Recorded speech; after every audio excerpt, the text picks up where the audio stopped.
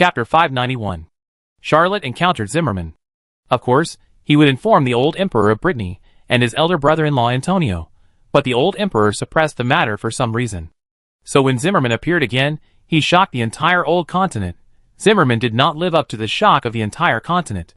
He swept through 6 countries within a month, reducing the number of countries in the old continent to 23. The Amazon kingdom became a huge country with all the territories of 10 small countries, and its area even directly ranked first in the old continent. Faced with such an imminent crisis, the 4 empires signed a contract in the shortest possible time and formed an alliance. Almost all other countries in the old continent joined the alliance without hesitation, except for a country called Saint Lumiere. This country believed in the Lord of Light, refused all alliances, and refused all wars. It declared permanent neutrality at the beginning of its establishment, and did not change its national policy even in the face of such a crisis. As the resistance front, the city of Shur and Moldova gathered the coalition forces of various countries in a very short time. Let's not talk about the city of Shur. After all, there is Count Constance in charge, which is enough to subdue the commanders of various countries. But Moldova is much worse. Arsène Lupin's prestige is not enough. Romeo's and Mochel are immigrants from the New World. Although they have enough military strength, they are naturally not trusted by the generals of various countries. Many conflicts broke out in just a few days. Charlotte had to give up cutting trees and led all her men to Moldova. Moldova is separated from Fars by a small country, bordering Braun. Before it became the Grand Duchess of Moldova, she was very resistant to Braun, and was always worried that Braun would annex it. The relationship between the two countries was not friendly. This is why Charlotte occupied Moldova, which was very easy. Braun readily recognized Anne's status as the Grand Duchess. Moldova is a relatively isolated landlocked country with no ports. Before it became the Grand Duchess of Moldova, the domestic economy was also very bad. It couldn't even support bandits like Arsène Lupin, and had to rely on Princess Axel for assistance. But after it became the Grand Duchess of Moldova, the relationship between Moldova and Byron quickly warmed up. Because several cities were turned into mazes, the caravans of the Duke of Mechlin would enter Byron through Moldova, making Moldova more than 10 times more prosperous than before. After Anne ascended the throne, the capital of Moldova was renamed Brittany Castle. The city has undergone a long period of reconstruction, and has expanded more than 3 times in size. The expanded city originally seemed a bit deserted, and the caravans coming and going were not enough to fill the expanded city. However, since the war, the refugees who fled here have made it a chaotic prosperity.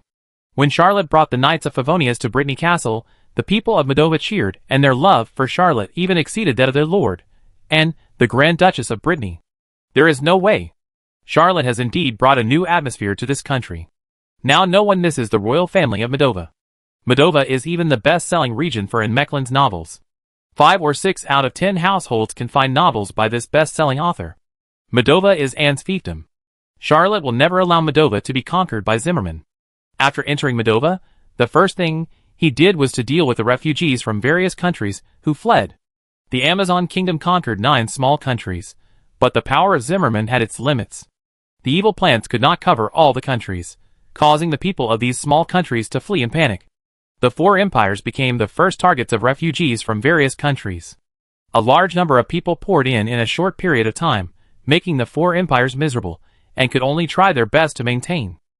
Because Moldova was strong, it also became a place where refugees poured in. Charlotte was different from other countries. He did not leave the refugees alone.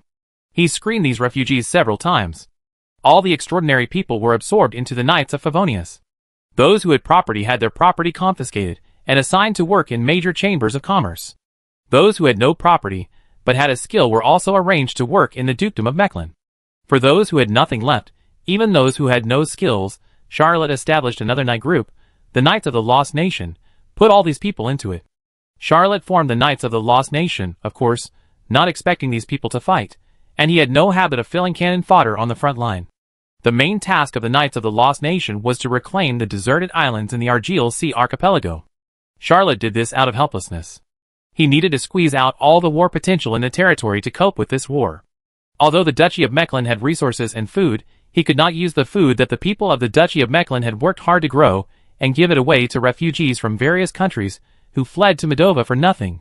He also couldn't let these refugees from various countries disrupt the order of Moldova, and he couldn't let them starve to the point of wanting to rebel. Considering that there weren't that many jobs in the medieval times of the Old World, only reclamation could absorb a large number of laborers. If this group of people could really reclaim the islands in the Argus Sea, at least the Dukedom of Moldova would not lack food during the long war, and could also replenish some supplies. The Knights of the Lost Country had no salary, and they had heavy work every day, but they were basically guaranteed to have enough food. Well, for those who are unwilling to accept discipline, Charlotte will confiscate all their property and drive them to Baron. Anyway, Moldova is the closest to Baron. However, what Charlotte could not have imagined was that Baron found that Moldova could handle the refugees well, and let the army drive the refugees away, and force them to flee to Moldova, which led to the increasing number of refugees in Moldova. Well, it also led to the continuous flow of the Knights of the Lost Country, who went to the Argel Sea Islands to reclaim the deserted islands. Charlotte protested to Baron, but received a handwritten letter from His Royal Highness the Crown Prince Brynhild Asa, in which he affectionately called him brother and enthusiastically praised the friendship between the two. Finally, as the Crown Prince of Baron, he begged Charlotte to take in these refugees and relieve the pressure of the war for Baron. At the same time, they promised to give Charlotte a batch of supplies as compensation for Moldova's hard work in supporting the refugees. Charlotte had no choice but to accept this friendship. There are many islands in the Argus Sea. Even if all the people from the 10 small countries occupied by Zimmerman were taken there would be enough land there. Moreover, this population can be completely digested after a long time, and will become the foundation of the Dukedom of Mechlin. Charlotte stayed in Moldova for less than a month before the first battle. Zimmerman did not choose Moldova, but only sent 20 tree gods. When Charlotte received the intelligence, he took his subordinates to the foot of the Ganges Mountains. Seeing the plant-based warriors crossing the mountains, and the tree gods floating in the sky, he couldn't help but complain. Zimmerman is really good at making things happen. He didn't know that Zimmerman had also complained about him with this sentence. Chapter 592. Charlotte commanded the army to form a battle formation, and the land battleships and centurions that had just been transported appeared at the forefront of the army.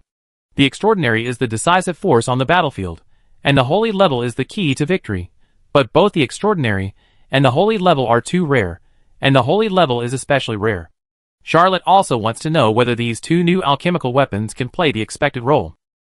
The best place to test new weapons is the battlefield. A tree god launched an attack first. It dived at a high speed, emitting 2 black fighting spirit balls, which exploded on a land battleship. The defensive magic array of this land battleship remained motionless, and steadily resisted the attack of the holy tree god. However, the centurion raised his rifle, and shot at the sky, which seemed a little weak. Ordinary rifle bullets could not penetrate the defense at all, and it was extremely difficult to hit the flying tree gods. A round of shooting did not achieve any results. The tree gods joined the battle one after another, but the defense magic array of the land warships was redesigned by dozens of ancient alchemists, and was incredibly stable. These tree gods, who used the power of the evil god to advance to the holy level, had a single means of attack, and did not have as many rich tricks and magic as the normal holy level. There was no better way except to bombard them with all their might. Charlotte did not let his holy orders join the battle. Looking at the fierce battle between the tree gods and the land battleships and centurions, he smiled and said, "A brand new war mode is about to start." Charlotte knew the disadvantages of the land battleship and centurion combination, and knew how to make up for their disadvantages, but deliberately did not make any changes. Land battleships have almost no weapons except for the defensive magic array, which is completely different from the tanks on Earth. Centurions are only equipped with ordinary rifles. Charlotte did not equip them with expensive magic-breaking armor-breaking bombs. This pair can be invincible in the battlefields of ordinary people, or even in battlefields where extraordinary people intervene, but they are helpless against the saints. In a short period of time, the saints can't do anything to the centurions protected by land battleships, but neither land battleships nor centurions can threaten the saints. As long as they can be equipped with large-caliber alchemical artillery, or invest in the research and development of new alchemical gunpowder, and develop bullets that are more powerful than the magic-breaking armor-breaking bombs, they can make up for this shortcoming. But Charlotte did not make similar instructions, because when such weapons cannot threaten the saints, their promotion will not be hindered. Once they can threaten even the saints, Charlotte's Duchy of Mechlin will become the target of public criticism, and all the saints in the old continent will be his enemies. However, just because Charlotte doesn't push for it doesn't mean other countries won't either. If Byron can get the centurion, he will definitely equip them with the ultra-long-range burst alchemical rifle, which will be equivalent to sharing the pressure for the Duchy of Mechlin. Once all the countries in the old world are involved in this arms race, Charlotte can use the first mover advantage to make the Duchy of Mechlin develop rapidly, and get the best of both worlds. As the saying goes, half a step ahead is a genius, one step ahead is a madman. There is also an old saying in Xia country, success does not have to be mine. Soon those plant-like warriors also rushed into the battlefield. The land battleships were not very fast, but after entering the battlefield, they emitted a layer of blood-colored light. The plant-like warriors who came into contact with this layer of blood-colored light withered immediately. However, the land battleships could only devour their vitality, but could do nothing about the strong evil power of these warriors. Facing these evil warriors, the Centurion finally showed his power. Under the protection of the land battleships, most of the evil warriors were weakened. They began to advance slowly, using rifles for long-range combat and knights' lances for close combat. Soon, more than 10 gullies were plowed in the middle of these plant-like warriors. As soon as the battle started, it was one-sided. However, those plant-like warriors had no human emotions and were fearless. The number of land battleships and centurions was small, so they quickly broke through this layer of defense at the cost of sacrificing 10% to 20% of the warriors, and rushed to the battle formation set up by the Knights of Favonius in the rear. Charlotte tested the combat power of the land battleships and centurions, and refused to stand by and watch. With a wave of her hand, the Knights of Favonius slowly moved, and dozens of saints took to the air together to fight with those tree gods. Charlotte Mechlin had commanded many battles, hundreds of them in total, but it was the first time that she had fought on such a large scale, with so many saints participating, even catching up with the Battle of Felenden. Soon, a tree god was killed, and its body fell down, but it did not fall straight to the ground, but turned strangely in midair and landed behind the formation of the Knights of Favonius. There was a huge warship there, and the only warship that could be seen on land was the Holy Light Kingdom. The tree god landed on the Holy Light Kingdom and disappeared without a trace. Only Charlotte could see that a young man jumped up and hugged the body of the tree god. Countless eyeballs appeared all over his body, and these eyeballs soon appeared on the body of the tree god. Charlotte took a look and didn't dare to look again. He had never taken action. As a commander, he should not participate in the battle, but should command the army and provide battle plans to his subordinates at any time so that they can choose the best tactics. Charlotte kept giving orders, and the saints in the sky quickly responded, using the tactics Charlotte had told them before. More than 10 people held off most of the tree gods, giving the 5 most powerful saints the opportunity to besiege a tree god. In just a few minutes, the unlucky tree god was smashed in the chest by Agon's hammer, and his body fell in the air, turned a corner, and landed on the Holy Light Kingdom. This time, Charlotte saw Depokaloduo, who was as elegant as an elf princess, hugging the tree god with his arms and grabbing it. The branches on its body began to grow wildly, but the branches that grew out were no longer under their control. Depokaloduo easily captured the tree god. Depokaloduo had just devoured the tree god, and the 5 saints in charge of the group fight knocked down another tree god. Because he was not a saint yet, Yashinluping could only watch the battle on the ground. He couldn't help but feel cold in his heart. The saint-level battles he had seen in his life were all one-on-one. Both sides looked for opponents according to their strength. After a fight, the death was very even. Where had he seen such a rogue, shameless, and ruthless killing? He was originally worried that more than 20 saint-level tree gods might not be able to withstand it even if they were the 4 empires. However, he never thought that Charlotte not only had a secret weapon, but also such a breakthrough tactics. Chapter 593. When the 7th tree god fell from the sky, the evil army began to retreat. Charlotte issued an order to give up the pursuit. The Ganges mountains were too steep. Ordinary soldiers and land warships could not cross them. Although the centurions could try to cross them, without the protection of land warships, the real combat power of the centurions was only equivalent to the low-level high-level extraordinary, and there was no crushing advantage. As for the saints under Charlotte, he was reluctant to use them to fight a pursuit battle. The ancient military strategy of the Eastern powers says, don't chase after a desperate enemy. Well, Charlotte just couldn't bear to lose the precious combat power of the saint rank. The operators of the land battleships, and the drivers of the centurions all crawled out of the iron cans. Even the old continent version of the tanks built by magic alchemy still couldn't solve the heat dissipation problem. The land battleships were very hot inside, and there was no air conditioning in this world, so the operators had to bear it. Charlotte thought about arranging a team member who was proficient in air system or ice magic for each land battleship, but the extraordinary people were rare, and it was almost impossible to specifically designate a certain type of extraordinary people. There were simply not enough people. The group of operators climbed out of the land battleship and desperately drank water. They were so hot that they even stuck out their tongues. The Centurion drivers were slightly better, but due to technical problems, they used their legs to operate the Centurion, and their thighs were worn out. Their legs were sore, and they were rubbing them hard. Some even took off their boots and moved their very wet feet. The long-term combat capabilities of the land battleship and the Centurion were still very poor, but based on the quality that could be tested at present, it was already very good. These two weapons need a long time to be improved before they can be gradually perfected. After the Knights of Favonius withdrew from the battlefield, a group of reserve warriors went to the battlefield, collected the remains of the killed plant soldiers, and transported them back to the Holy Light Kingdom. Although the evil power contained in these remains was far less than that of the tree god, they were still very delicious ingredients for the Holy Light Kingdom.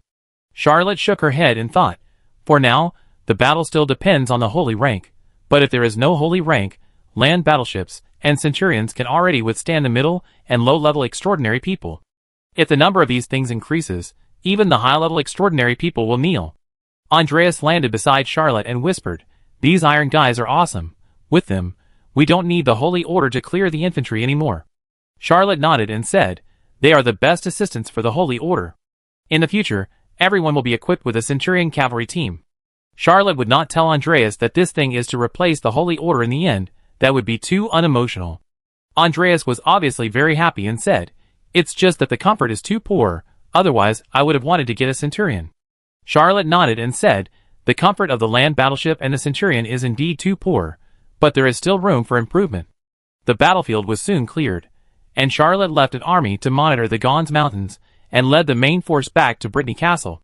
Charlotte did not use the troops assisted by various countries in this attack. When he returned to Brittany, the generals of Baron came to protest, believing that Charlotte had deprived them of the opportunity to make achievements. Charlotte had not expected that there would be such a belligerent soldier. She apologized immediately, and asked the general of Byron to lead his troops to the Gons Mountains. She also told him that the evil army of Zimmerman could cross the mountains at any time and invade again, so he must hold his position. Charlotte did not understand why the general of Byron, who had just been filled with righteous indignation and bravely challenged the enemy, suddenly turned pale, but she did not dare to make any rebuttal. She retreated in disgrace, and actually led her troops to leave Brittany Castle and go to the Gons Mountains. Charlotte didn't know what this guy was thinking, and she called the military commanders of various countries to the Duke of Brittany's palace, which was rebuilt based on the original Duke's palace, and held a small meeting to let everyone speak freely. "If you are willing to go to the Gons Mountains, you can lead your troops to the battlefield now. If you are not ready yet, please assist the Knights of Favonius and do some logistical work." These soldiers from various countries seemed to fail to understand Charlotte's meaning and expressed their willingness to stay in Brittany Castle. Charlotte quickly dismembered the troops sent by various countries, splitting up a large number of personnel and stuffing them into the Knights of Favonius. On the first day these people joined the Knights of Favonius, the chief officer personally asked if they needed a welfare house, and suggested that they could choose any region in the Duchy of Mechlin, or even go to Cappadocia and Angrima, St. Michael's Island, and the Agulhas Islands. Those who went to the Agulhas Islands could get a piece of land, and it was pointed out that the Holy Light Kingdom was also open to the lower-level Favonius Knights, but they could only go once a week and had to wait in line. Charlotte did not even specifically recruit these people. These policies were the internal policies of the Favonius Knights, and almost all soldiers enjoyed similar benefits. However, it was these ordinary internal policies that produced subtle effects. Soon, the generals of various countries found that they could no longer command and were, temporarily, soldiers of the Knights of Favonius were transferred in. Charlotte did not focus on these trivial matters. Zimmerman did not come to Moldova, so he naturally went to Shire City. He was very concerned about the situation in Shire City. The Baron side was very happy to share this kind of information. A few days later, Charlotte knew the situation in Shire City. Zimmerman really rushed to Shire City. He joined forces with another immigrant army to defeat the coalition of countries in the Old Continent. Zimmerman personally took action, but was taken over by Juno, who rushed over. The strongest man in Baron, Charlotte's teacher, showed the style of the peak former. He fought a fierce battle with Zimmerman and easily defeated this strong man, who was famous on the continent, and won this peak battle. When Charlotte heard the news, he was extremely shocked. He knew that his teacher Juno had hidden a lot of strength, but he didn't expect that he could actually defeat Zimmerman head-on. However, after Charlotte used the magic alchemy communication equipment to personally consult Juno about this battle, it was not so easy. Juno's answer was, "Zimmerman has not recovered his strength yet, he is only at level 21, and I defeated him just because of my level. If he breaks through again, such as being promoted to level 22 or even level 23, even if my level is still at an advantage, I may not be able to win. If Zimmerman recovers to the peak of the Saint level, I will definitely not be his opponent. Chapter 594. A few days later, Charlotte received a letter. When he opened the letter, it was blank, but suddenly he was in a battlefield. Charlotte had had countless experiences, and knew that this was Juno's fantasy dreamland, but he really didn't know that the teacher had reached the point where he could use a letter to transmit a fantasy dreamland to others through the air. In the battlefield of the fantasy dreamland, Zimmerman floated in the air, and Juno was well-mannered, wearing a traditional dress, looking very formal. Zimmerman lowered his head and smiled, saying, "Teacher Juno, you taught me shooting skills, and I still benefit a lot from it." Juno also smiled brightly and said, "You are one of the two most talented young people I have ever met. At that time, I really hoped that you could join the Blood Clan." Zimmerman laughed dumbly and asked, "The other one is Charlotte Mecklin?" Juno nodded and said, "Yes." Zimmerman shook his head, and after a long while, he said, "If the teacher was talking about someone else, I would definitely not accept it, but Charlotte. Just because he can take many away, I admit that he is my opponent. The most important opponent in my life." The muscles on Juno's face trembled, and he used several Arthur's secret methods to suppress the feeling of wanting to laugh. Although Juno Arthur was not afraid of Zimmerman, he also knew that if he laughed at this moment, Zimmerman would most likely go berserk. When Charlotte saw this scene, she was sweating on her face and back, both hot and cold sweat, and her mood was quite complicated. He really didn't snatch Senior Middleman away. Maybe Middleman felt a little more than a junior for him, but that had nothing to do with him. Well, this is not the words of a scumbag, this is the truth. It was only after seeing this that Charlotte realized that Juno had also taught Zimmerman Arthur's spearmanship. Juno was a teacher, and loved to teach young talents of the human race Arthur secrets. This habit was really unpopular. He was also a little embarrassed. Juno didn't say these words to Zimmerman alone, but said them openly in front of the coalition forces of various countries, almost like announcing to all the strong men in the old continent that he was optimistic about Charlotte Mecklin. The most incredible thing is that Zimmerman, who was listed together, was very proud. The whole old continent knew it, but he actually admitted that Charlotte Mecklin could be ranked with her, and said in person, "I admit that he is the most important opponent in my life." This is almost equivalent to announcing to the entire old continent that the former strongest man in the old continent and the current strongest man in Byron both believe that Charlotte Mecklin is their future peer. Charlotte's reputation has spread throughout the old continent, but it is mainly because of her talent. Then there is his romance. Recently, his political and military talents have been shown. After all, he was able to obtain the most abundant fruits in a war, and became the Duke of Mecklin, opening up a dukedom of Mecklin that is almost as good as the four empires. If such a person has no ability, no one in the old continent will be a talent. But this time, if the top few people in the old continent admit that Charlotte is still a cultivation genius, the future peak of the Saint level, becoming a top powerhouse is much more impressive than becoming a duke. Juno and Zimmerman in the Dreamland didn't talk too much and started fighting soon. Zimmerman was obviously much stronger than when he was besieged by Charlotte and his men. He used his glorious fighting spirit to perfection, and didn't even use any evil god power. Charlotte only looked at Zimmerman's various methods, and knew that he didn't deserve to lose last time. Except for those senior peak masters, such as his brother-in-law Antonio, and Romeo's, they were definitely not his opponents. Juno only used the blood demon spear. Under Juno's superb Arthur spearmanship, every bullet of this holy weapon was aimed at Zimmerman's flaws. Zimmerman's strong and brilliant fighting spirit was full of flaws under Juno's spearmanship. Even if there were no flaws, Juno could force them to be created. The two sides fought for half an hour, and Zimmerman was shot 3 times. These 3 blood energy bullets were obviously very strange. Even Zimmerman, who had already embarked on the road to becoming a god, could not bear it.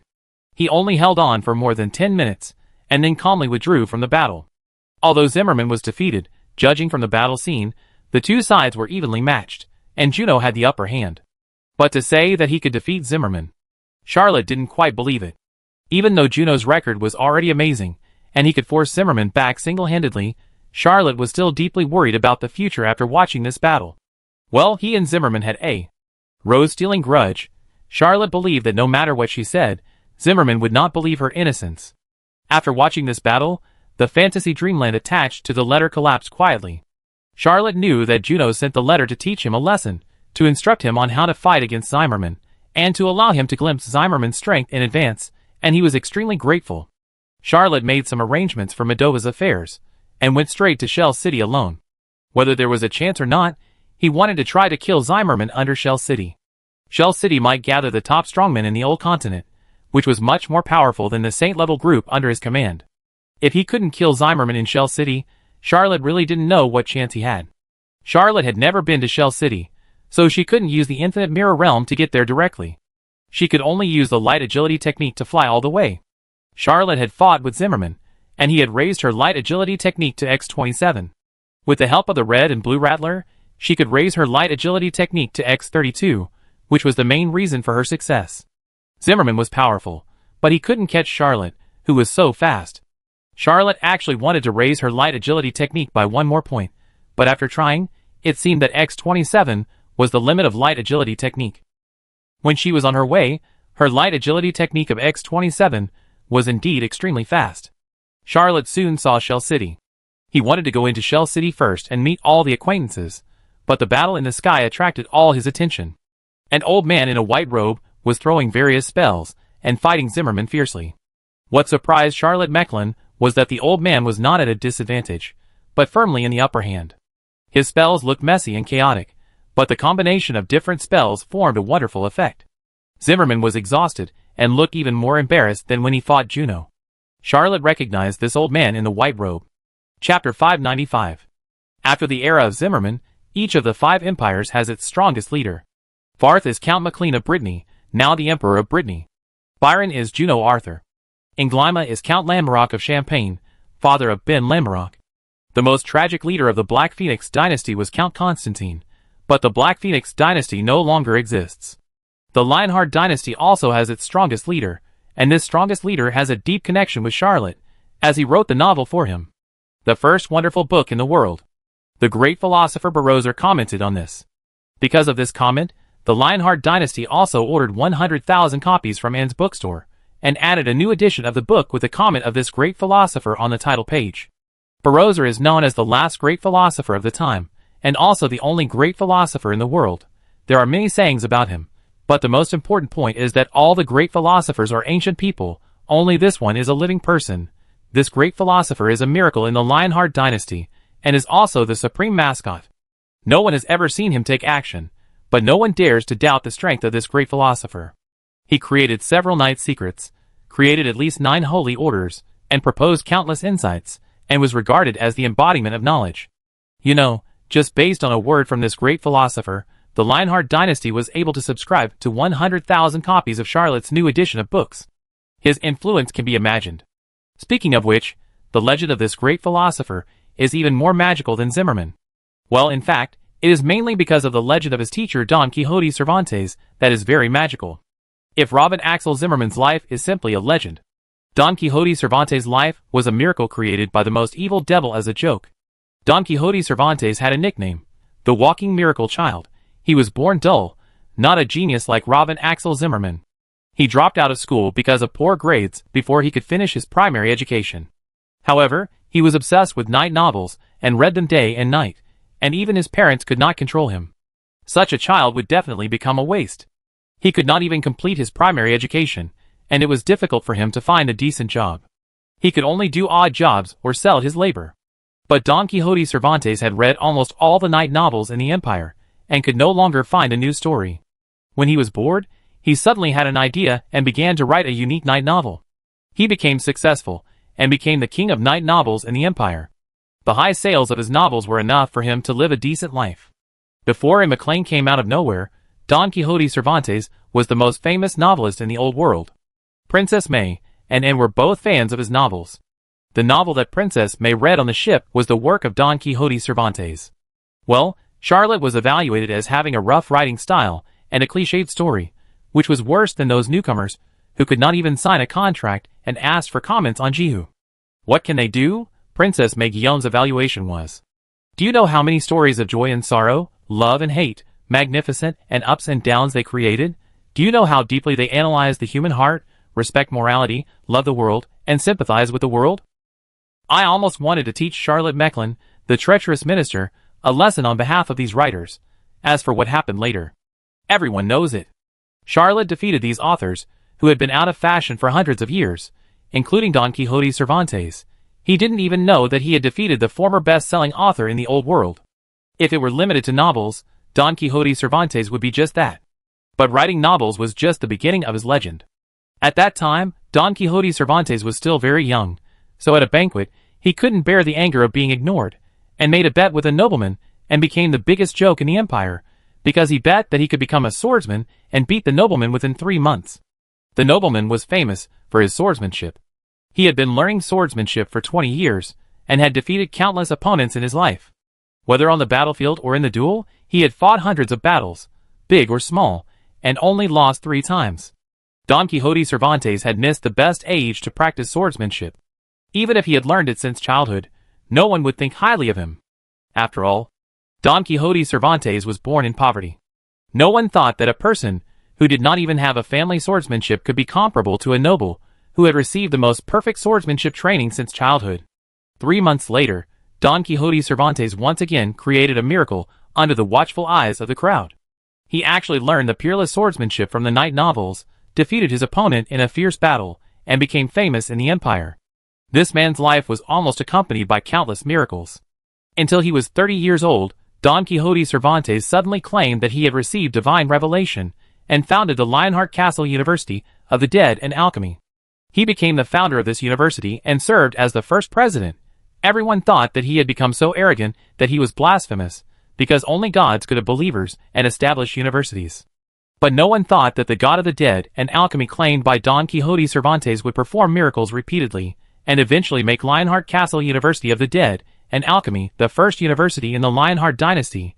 At this point in life, he had reached the pinnacle.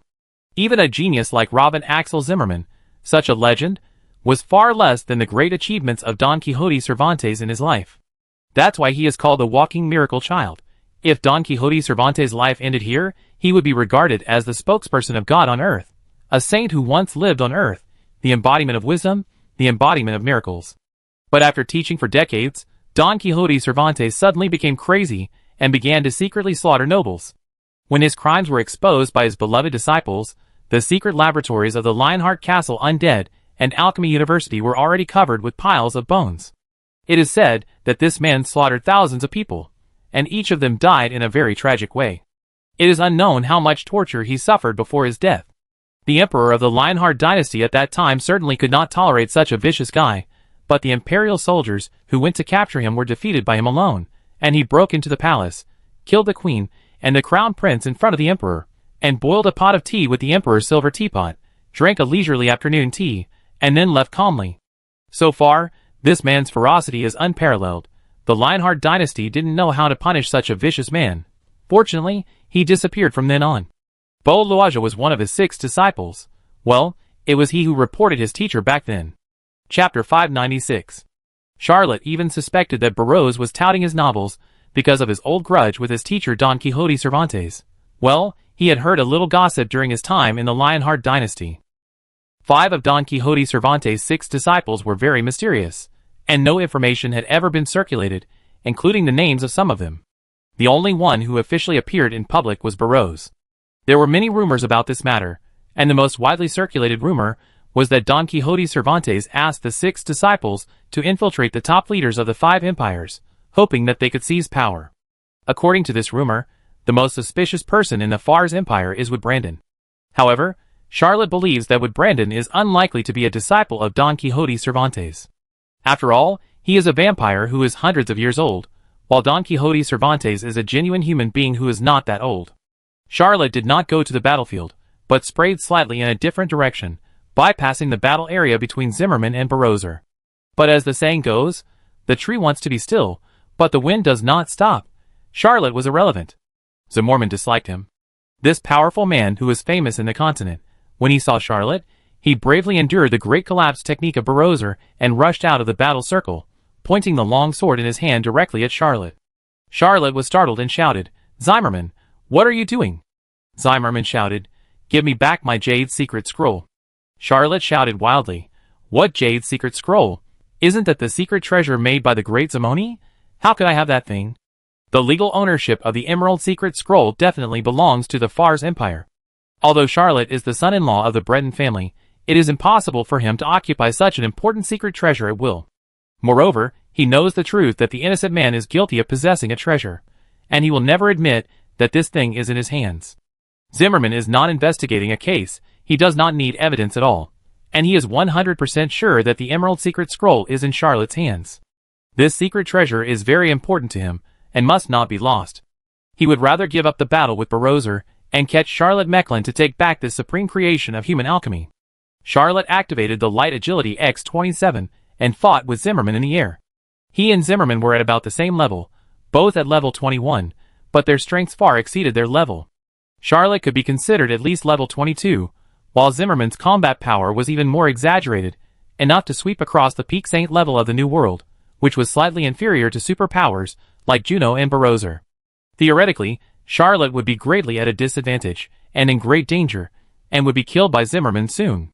In fact, Charlotte was flying around in the sky, as active as a spring carp. Zimmerman couldn't find a chance to fight him. The two could only shoot doji bullets from a distance. The shooting skills of both of them were taught by Juno. Although Charlotte was far inferior, he practiced the blazing fiery bullet to X-18, and the hand of flame to X-18. In this shooting scene, he had a lot of advantages. Obviously, Charlotte was flying around in the sky, and didn't dare to face the enemy head-on, but the scene looked like they were actually equally matched. Barozer did not continue to attack, but just floated in the sky and began to chant. Neither Zimmerman nor Charlotte dared to look down on the last great philosopher of mankind. Although Barozer could have his current status because he had a good teacher, how could a man who dared to betray the so-called living and walking miracle child not have some skills? Barozer's chanting upset Zimmerman, thinking, if I let this old man finish the chanting, it will definitely be a shocking blow. I must interrupt his spell casting. As soon as Zimmerman had this thought, he saw the light of the magic circle coming out of Barozer's body. He then realized that Barozer was not chanting offensive magic just now, but adding a defensive magic circle to himself. In a normal battle, where would he have the time to activate the magic circle so calmly? Charlotte had another kind of admiration in her heart. He had always wanted to use the magic circle alone to give himself perfect protection in battle, but whether it was the radiant magic circle or the original blood boundary, he had never been able to complete the independent formation. Barozer could use it easily by himself, which really made Charlotte envious and jealous. However, when she thought of the other party's identity as the only great human philosopher in the world, it seemed acceptable. Barozer released a defensive magic circle, and then began the second round of chanting. Zimmerman was shocked. Barozer had a defensive magic circle, and even he couldn't break it easily. If the old man immediately used a large-scale attack magic, he would definitely be in trouble. Zimmerman didn't care about continuing to entangle with Charlotte, and pulled away, about to withdraw from the battle. Charlotte felt that this was a once-in-a-lifetime opportunity, so she took out the red and blue rattlesnake and fired continuously, trying to delay Zimmerman and buy time for Barozer to launch an attack. Zimmerman launched several fierce counterattacks, but Charlotte used the light agility technique to avoid them. The two fought in the sky for 7 or 8 minutes before Zimmerman finally got rid of Charlotte's entanglement. But at this moment, the second layer of defensive magic circle lit up on Barozer's body. Charlotte didn't even look at it again, and withdrew from the battle at the same time, heading straight for the city of Shell. Zimmerman was so angry that he didn't know how to vent it.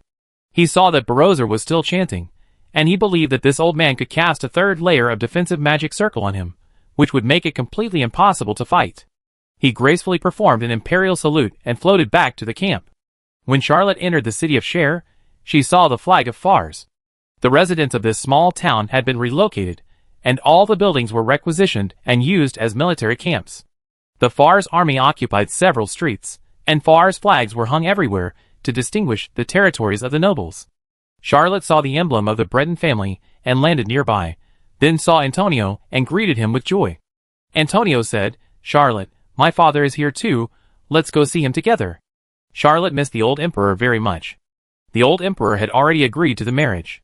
He wanted to get married as soon as possible to avoid the torture of Shura Field. As for after marriage, at least his brother-in-law did not stop him from having an illegitimate child after marriage. The old emperor of Brittany was very moved when he saw Charlotte. The last time he saw Charlotte was because of suppressing the rebellion. Charlotte said that the rebellion of the Axel family could be suppressed in a month, and it really was suppressed in a month. Charlotte also met Princess Axel. The princess had a complicated expression, and only greeted Charlotte lightly when she saw her. Charlotte could understand that the princess was not very excited when facing her son, who had returned from the dead. Zimmerman could be regarded as a top rebellious son. Chapter 597.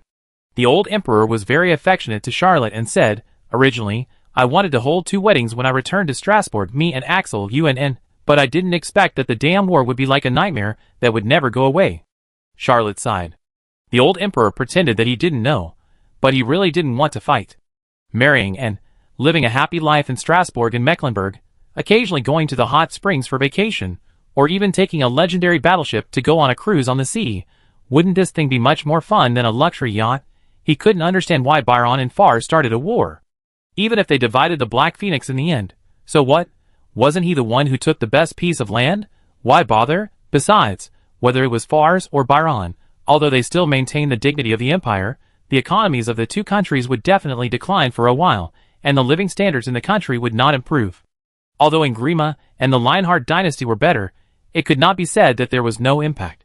This time, Charlotte was very sure that it was not the power of humans that pushed the war. It was them who pushed this war. The evil gods of the New World, the evil gods of the Old World, the 9 righteous gods, those who wanted to ascend to the god level. These people were the forces that pushed the war. Charlotte didn't know how long this war would last, but he knew deeply that the power behind the war did not need victory, but the war itself. So this war would not end soon, nor would it be decided soon.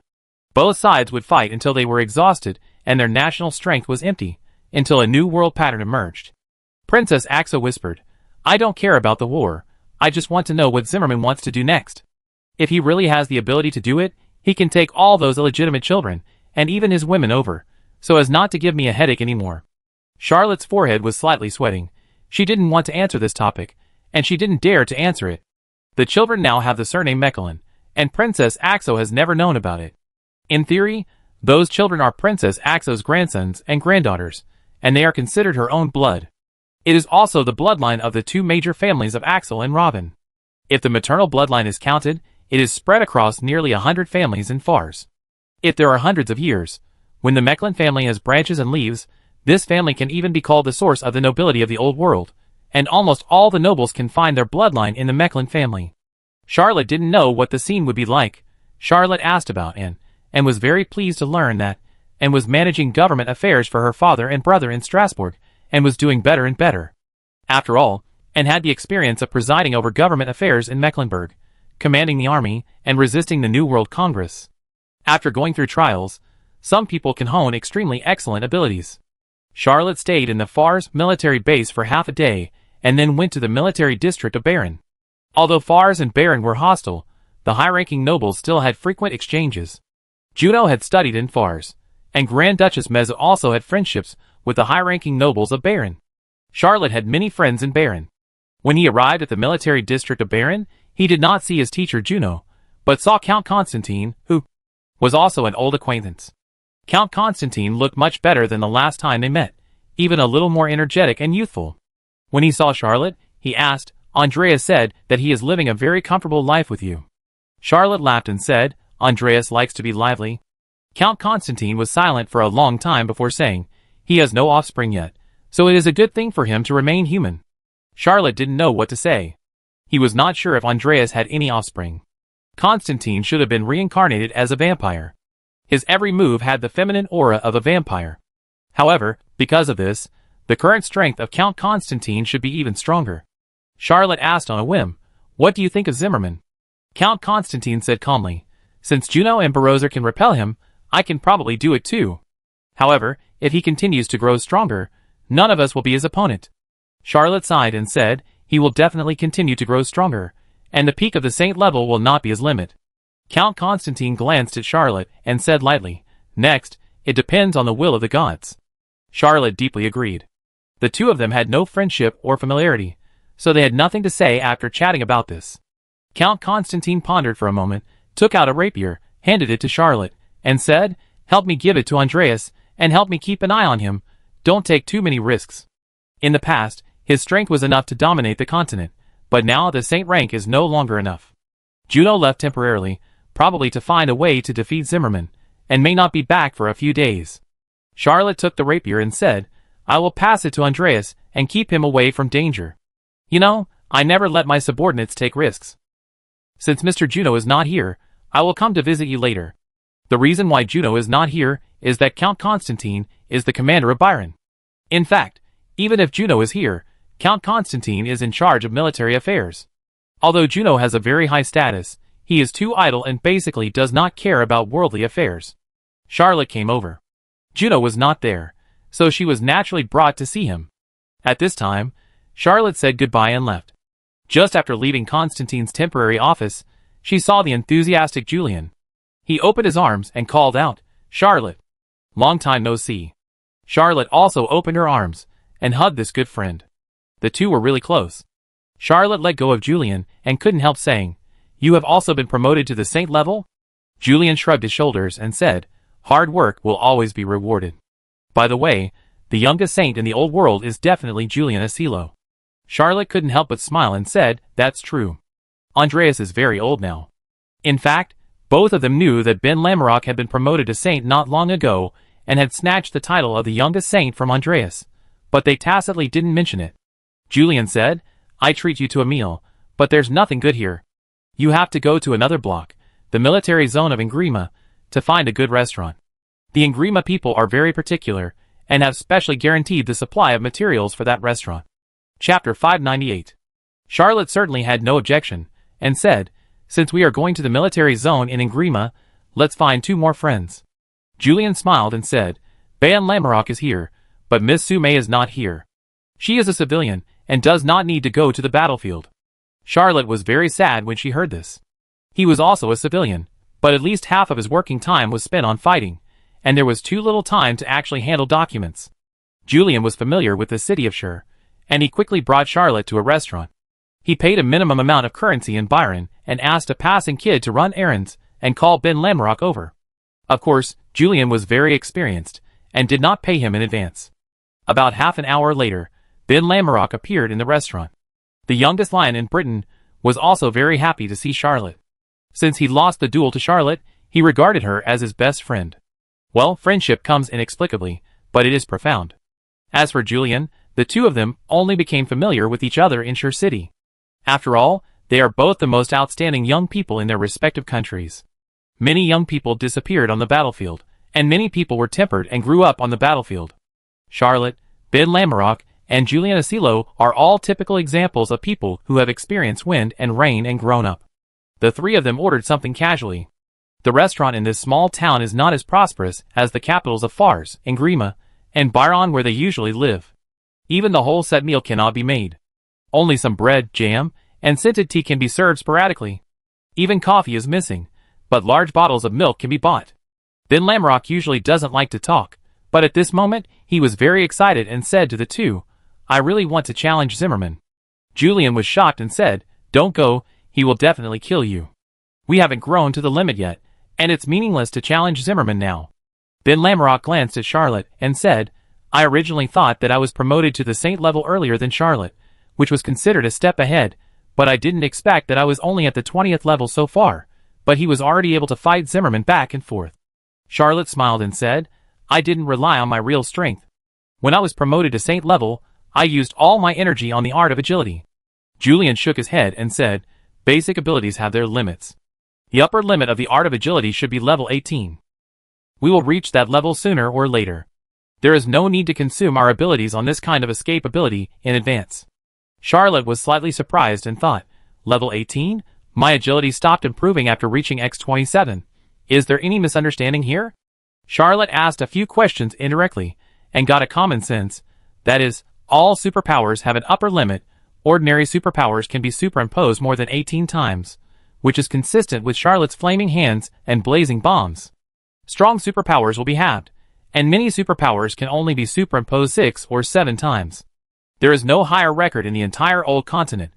Charlotte was not born in a high family, just the son of a merchant. He cultivated all the way up, relying on good luck and evil gods. He did not have sufficient educational resources like Julian and Ben Lamorak, and would not lack extraordinary knowledge, let alone extraordinary common sense. Although he was taught by Juno, Juno would not teach such a simple thing. Charlotte was still not giving up, and asked, What if a superpower is superimposed to more than 18 layers? What will be the result? Julian shrugged his shoulders, and was about to speak, but Ben Lamorak said, God level. Seeing Charlotte's confused face, he explained, only by advancing to the God level can we know what the result of superimposing more than 18 layers is. Charlotte thought of the insight that he had superimposed to X18, which transformed into omniscience, and suddenly had a slight understanding. But he still couldn't figure it out. If insight can transform, why can't light agility? If this kind of description of being caught between two sides appeared in the online novels he recited, there would definitely be a lot of readers shouting, the author is cheating. Of course, there will also be rude readers leaving comments to criticize. The author must have lost his mind. He must have stayed up all night playing Black Monkey last night. Well, the main point is to be extremely humiliating. Charlotte doesn't have many friends in Fars, and most of them are women. When she is with Julian and Ben Lamorak, she is relatively relaxed. The three of them casually chat about the recent war situation, Zimmerman, and the situation in various countries. To be honest, the current situation of several empires is not very good. The worst is Fars, followed by Byron. Ingrima is better than these two countries, but because they are island countries, they did not get much advantage when the Black Phoenix was divided, so the whole country is very angry. Charlotte had dinner with two friends and ordered a few cups of tea. Suddenly, she thought of her land battleship and Centurion, and thought to herself, if I use this thing myself, it won't break even. If I can sell it, I will make a profit. Aren't Julian and Ben Lamorak the best salesmen? He snapped his fingers, and a magic mirror opened. Charlotte smiled and said, recently in Mecklenburg, a man named William Triton invented two gadgets. The land battleship is too big for me to carry, but the Centurion can give you one each. The two Centurion alloy horses stepped out of the magic mirror with the clatter of their hooves. Their empty bellies, the strong shields erected in front, the shooting brackets hanging on both sides, and the rifles hanging behind the strong shields made Julian and Ben Lamorak know what these things were used for immediately. Although both of them were already saints, they were still happy to see such a battlefield weapon. Julian said, this thing can be used as a means of transportation. Julian was promoted to saint and could fly, but saints did not fly all the way for long distances. The energy consumption was too high, and it was easy to die when encountering enemies. Ben Lamorak also thought this thing was very interesting and thought, if it were not saint, there would be no storage objects. This thing could not only be used to travel, but also to transport some supplies. Well, it's good for fighting. It's much more useful than a warhorse that gets angry easily, and it can withstand more force. Both of them accepted the gift without hesitation, and Charlotte didn't say a word. The best sales promotion cannot reveal the vulgar smell of money. As soon as Charlotte sold the two Centurions, she heard a laugh and a voice said, Sir Charlotte Mecklin, you came to Shell City, why don't you come to see me first? His Royal Highness, the Crown Prince of the Lionheart Dynasty, Brunhild Asa, walked into the restaurant calmly. Chapter 599. Charlotte's good friends from various empires suddenly gathered together in this small restaurant. Although the Crown Prince of the Lionheart Dynasty, Brunhild Asa, was of noble status, neither Julian nor Ben Lamorak seemed embarrassed. After all, their status was the top in their respective countries. Antonio, who was similar to Ben Lamorak, was originally just the son of a count, but now he is the Crown Prince of Fars. Well, this is not common. Although Charlotte did not think that he had a very good relationship with the Crown Prince, the Lionheart Dynasty had always been the most friendly country to him, and even the Fars royal family before Brittany ascended the throne had a more friendly attitude, so he had to express his gratitude and stood up to give the Crown Prince a big hug. Brynhild smiled slightly and responded to Charlotte, saying, this war may last for a long time. Our four empires must cooperate sincerely to resist the attacks of the evil gods. Julian was slightly surprised and asked, are the other evil gods also ready to move? Brynhild nodded slightly and said, Lord Barrows has predicted with secret techniques that the evil gods of the New World will come out in full force this time. And several saints said by the Lionheart Dynasty saw more than a dozen huge monsters near the Agris Sea, floating in the sea, heading towards the Old World. This news was so shocking that Ben Lamorak's face immediately became solemn, and Charlotte couldn't help asking, Your Highness, Brunhild, aren't the evil gods of the New World fighting? How did they suddenly unite? Brynhild shrugged his shoulders and said, How would I know about this? Probably no one in the human world knows why the evil gods suddenly fought, and why they crossed the sea to come here. I do have a small guess. The evil gods may have gone too far, forcing the people of the New World to live in poverty, and move back to the Old World. The evil gods are unwilling to give up these humans. After all, Humans are the food in the eyes of the evil gods, so they followed these immigrants from the New World. Julian and Ben Lamorak nodded slightly. They both felt that what Brynhild said made sense. Charlotte pondered for a moment. She felt that the evil gods suddenly started fighting, and even the labyrinth evil god Agmaras was killed. There must be a powerful reason. It was incredible that these evil gods gave up fighting and crossed the sea. There must be a reason. Just hunting humans could not explain many things. However, Brynhild's guess was the most logical. Even if Charlotte did not think this might be the truth, she could not find a reason to refute it. With Brynhild, Charlotte suggested finding another place, and suggested going to his mirror world for a small gathering. The other three agreed immediately, and Charlotte brought the most important young people from the three empires, and stepped into his mirror world. His mirror world, at least fused tens of thousands of mirrors, can perfectly reproduce at least 12 cities. Even the top cities in the old continent like Strasbourg can reproduce at least a dozen streets. Charlotte brought the three back to number 58, Champs-Élysées, 58 Champs-Élysées in the mirror world. Julian and Brynhild both knew this place, because in Mechlin's novels, two addresses often appear. One is 58 Champs-Élysées, and the other is 221B Baker Street, Valdewas.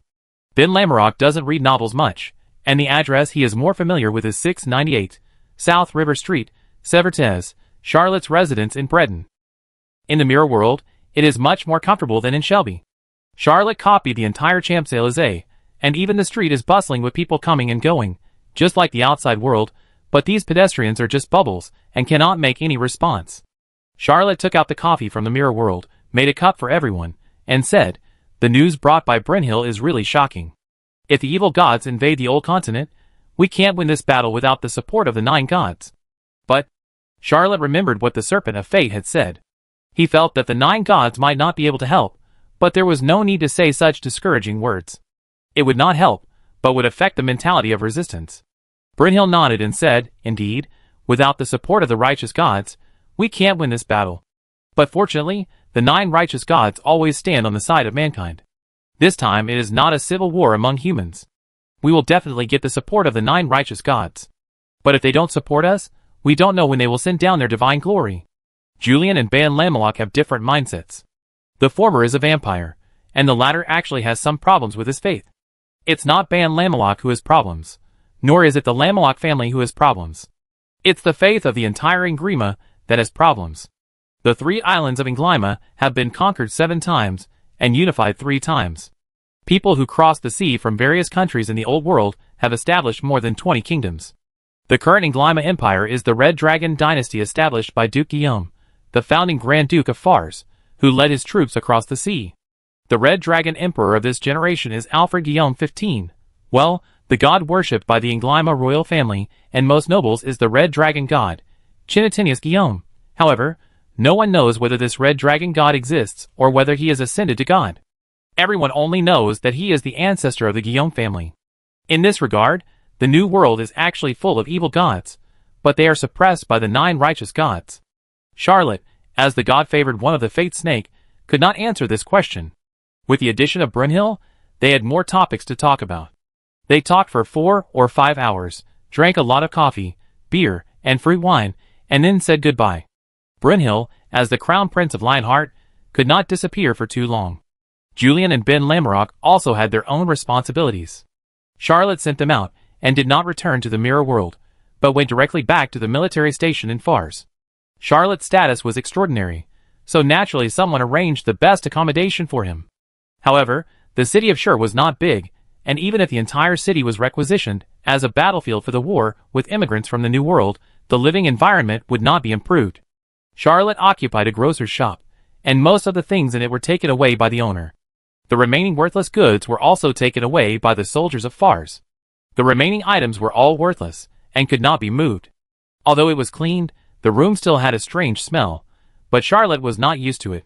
He had been on the expedition for many years, and had lived in many worse places. Early the next morning, an unexpected visitor appeared. Chapter 600. Charlotte was surprised to see the visitor and called out, "Hughes, why are you here?" Hughes looked grim and asked, "Aren't we old friends?" He emphasized the word old friend. Charlotte couldn't help laughing and said, "We are really old friends." The relationship between the two was complicated. Although they had a deep hatred, they also had a very strange friendship. Charlotte moved aside and invited Hughes into the room, saying, "It's a little messy, please don't mind. I have Farza's standard coffee here. Would you like a cup?" He didn't know what Hughes had come to him for, but he was not in a hurry to ask. Anyway, Hughes would definitely tell him. Hughes didn't care about the mess here. He had been fighting for years. What kind of environment had he not experienced? For Teacher Gu. He sat on a chair, raised his coffee, took a sip, closed his eyes, and savored it, and said, "The South Seraph Restoration Army is running out of people." Charlotte nodded and said, "I know. The South Seraph fought for Byron, and fought with Fars for many years. It was a small miracle that there were still people who survived. It was a literary work that a few veterans were left." Hughes could also ensure the establishment of this army and maintain a certain scale. He was indeed a first-class talent and an outstanding military commander. Hughes asked, "I heard that Mr. Vigo is doing well?" Charlotte shrugged and replied, "I never ask about the private lives of my subordinates. Maybe he feels that this kind of life is enjoyable. Maybe he feels that this kind of life is torture. Who can tell? He is now the commander of the Dalmabas. You know, most South Serra people are tired of war, and Vigo doesn't like fighting very much. The Dalmabas will hardly go to the battlefield. I hope that he will be like all the South Serra people who have been under my rule, forget hatred, and settle down anywhere. He will no longer have hatred because of his identity, and he will not have to go to war because they are South Serra people." Hughes sighed and was speechless for a long time. He knew that under Charlotte's rule, the South Serra women were fanatical and loyal, and were even willing to obey Charlotte's orders, leave their homes, and go to other places to avoid the war. Charlotte would also protect all the South Serra women as much as possible during the war, and would try to compensate every South Serra woman after the war, so that they would not only restore everything they had, but also live a better life. Hughes's men were all South Serra women, and they often contacted their compatriots under Charlotte's rule. Every time these South Seraph Restoration Army soldiers contacted old acquaintances, their fighting spirit would be low. Although the South Seraph region is gone now, it has been occupied by the New World Congress and turned into a free zone of the New World Congress, but no South Seraph woman is dissatisfied with it, because they are willing to live in the New World Congress area and can still maintain their original life. Even if they are wronged, they can complain to Mecklenburg, and Mecklenburg will really stand up for them. If they are willing to go to other places, every area of Mecklenburg welcomes them. Hughes also knows that almost every South Seraph woman will proudly say, when talking about her life, "We are much better than those bastards in Behemoth." Although Charlotte managed Behemoth for a while, the old Emperor of Brittany did not confer Behemoth on him in the end. He just turned the duchy into a region and placed it under the direct jurisdiction of Strasbourg. This led to the fact that the standard of living in Behemoth was, as usual, similar to that of the rest of Fars, and was much inferior to the dukedom of Mechlin, where the economy was developing rapidly and life was changing with each passing day. This was the biggest reason for Lady Southseala's pride. Her former enemy was no longer as good as herself. Charlotte did not speak either. He knew who Hughes was. He was determined and could not be shaken by words. Hughes was silent for a long time and said, "I have decided to become a vampire, but most of my South Seraph Restoration Army want to go back home. I have no way back, but the South Seraph warriors should not continue to die for the war in Byron." Charlotte said, "Do you want me to take them in?" Hughes nodded. Charlotte replied, "Okay." Hughes stood up, bowed slightly, performed an imperial salute, and then left Charlotte's residence without saying a word. Charlotte shook her head and said nothing. For a proud man like Hughes to put aside his hatred and beg him to take in these South Seraph Restoration Army members, the situation must be very bad. He accepted these people, which was actually a win-win situation. First, there would be no more South Seraph Restoration Army in the old continent. Second, he would gain the favor of all South Seraph women.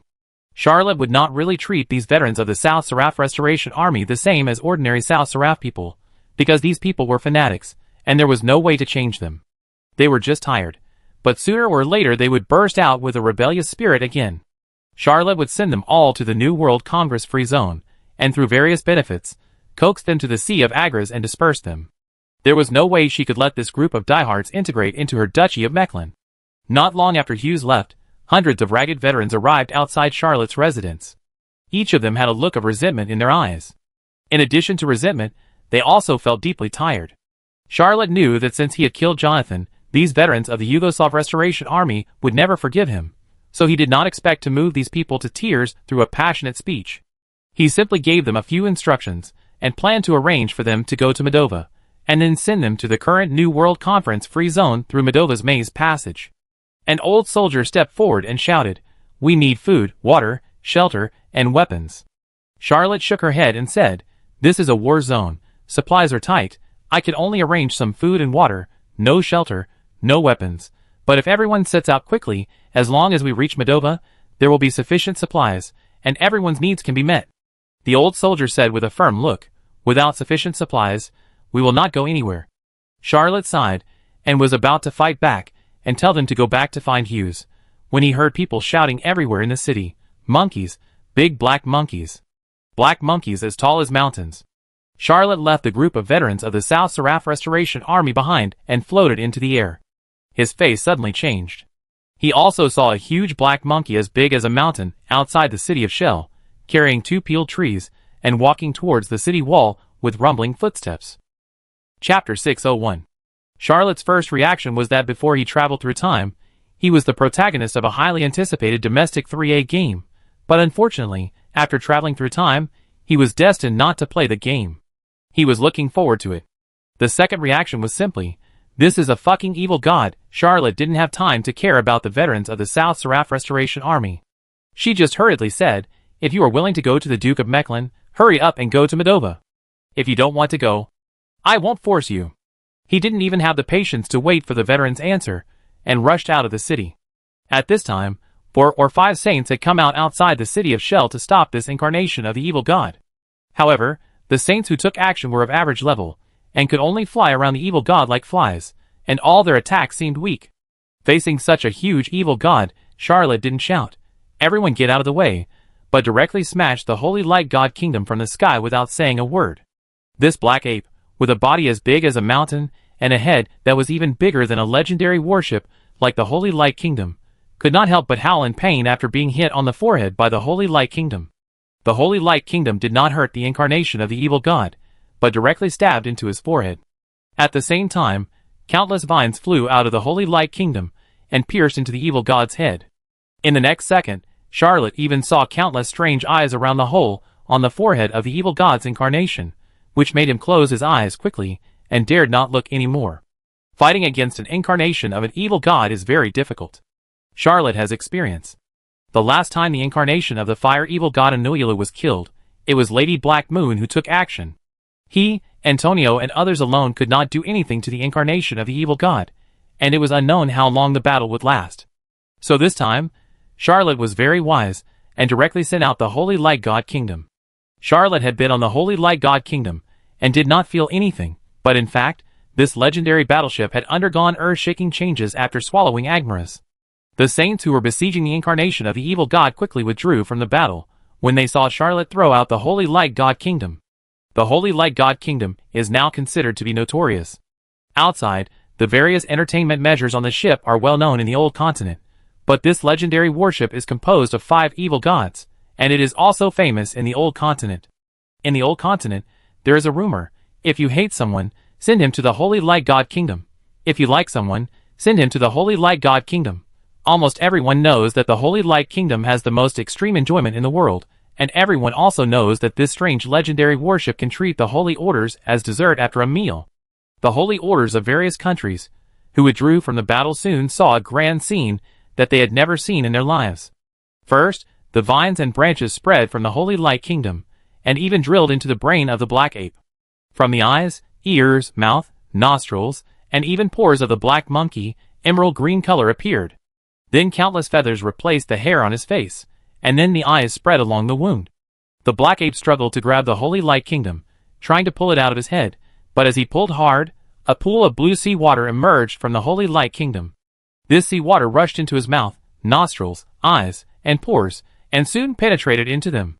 After a while, countless blue bubbles emerged from the body of the black ape, and in each bubble there was a giant whale, or a hideous sea snake.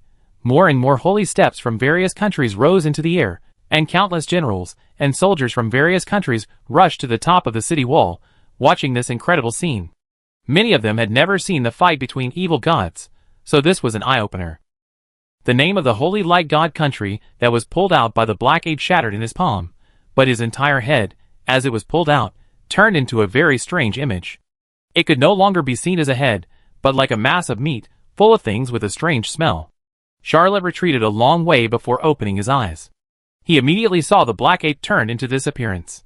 He couldn't help but secretly wondered, is the name of the holy light god so evil? I always thought it was very evil, but I didn't expect it to be even more evil among the evil gods. Which evil god is this black ape? His incarnation must be explained here. Charlotte took a deep breath and suddenly flew towards the black ape at full speed. He rushed into the hundreds of meters of the evil god's incarnation, and his body disappeared like a bubble, which made all the saints of various countries who were watching the battle amazed. They didn't know whether Charlotte was dead or alive, and why he was so unwise. Charlotte had experience, and he was certainly not unwise, but wanted to join the battle and grab the fruits of victory. After rushing into the black giant ape within a few hundred meters, he felt the darkness suddenly appear in front of him, and he stepped into the magnificent palace again. Omibella, Depokoluiduo, Yvonne, Basuji and Amon were looking at the huge black evil god outside the palace. This huge black ape is a general wearing black armor in this world. His body is even bigger than in the outside world, and he holds a strange double-edged broadsword in his hand. This double-edged broadsword, with a long handle, was swung slightly, and the blade flashed like lightning, slashing at the sky above the Holy Light Kingdom.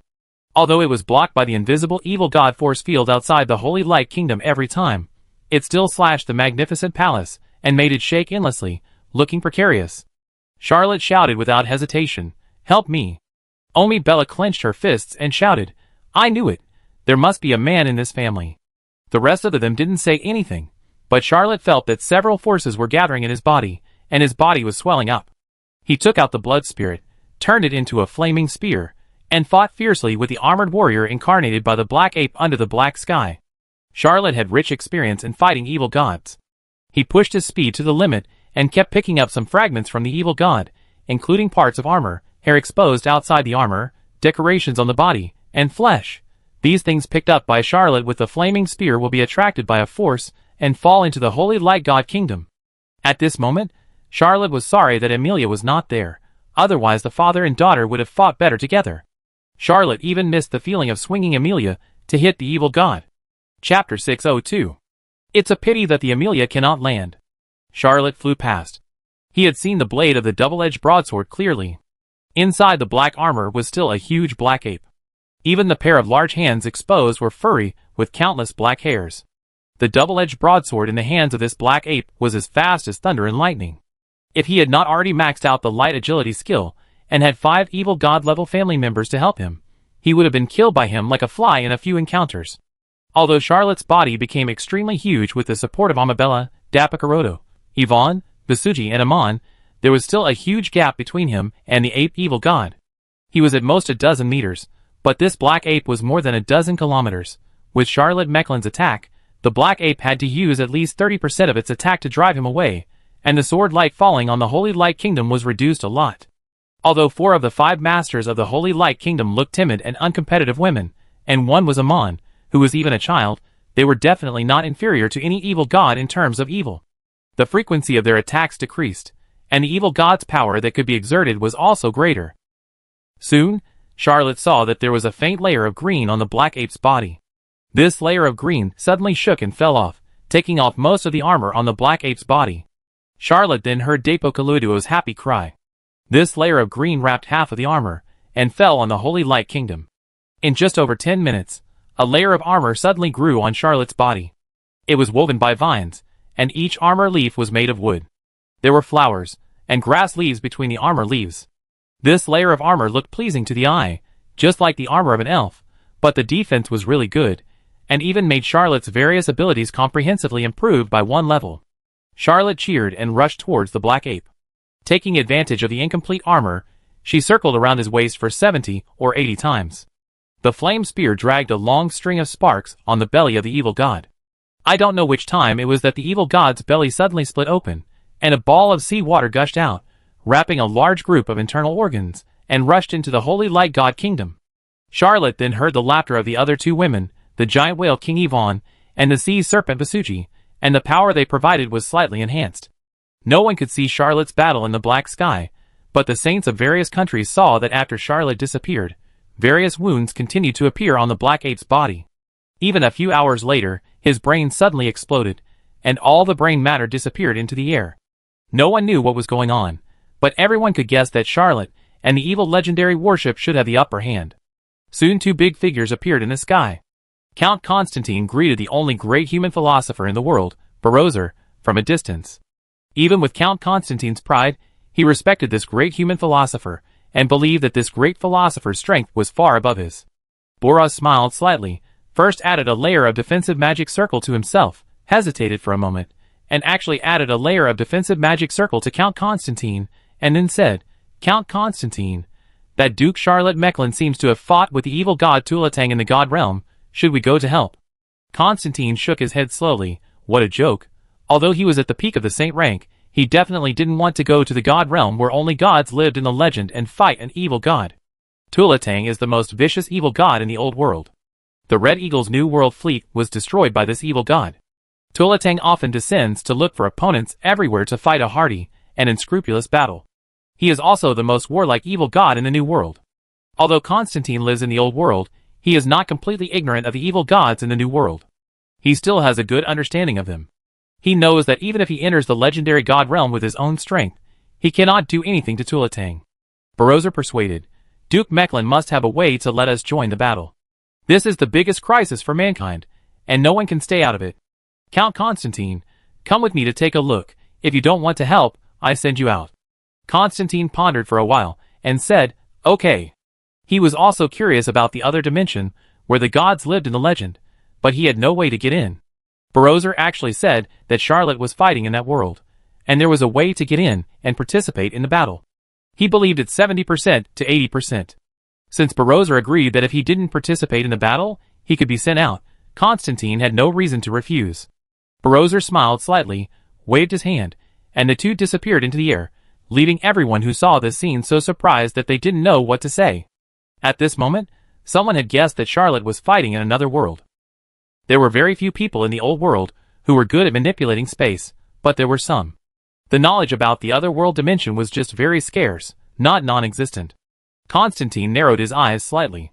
He saw the huge Holy Light Kingdom. This legendary battleship turned into a palace.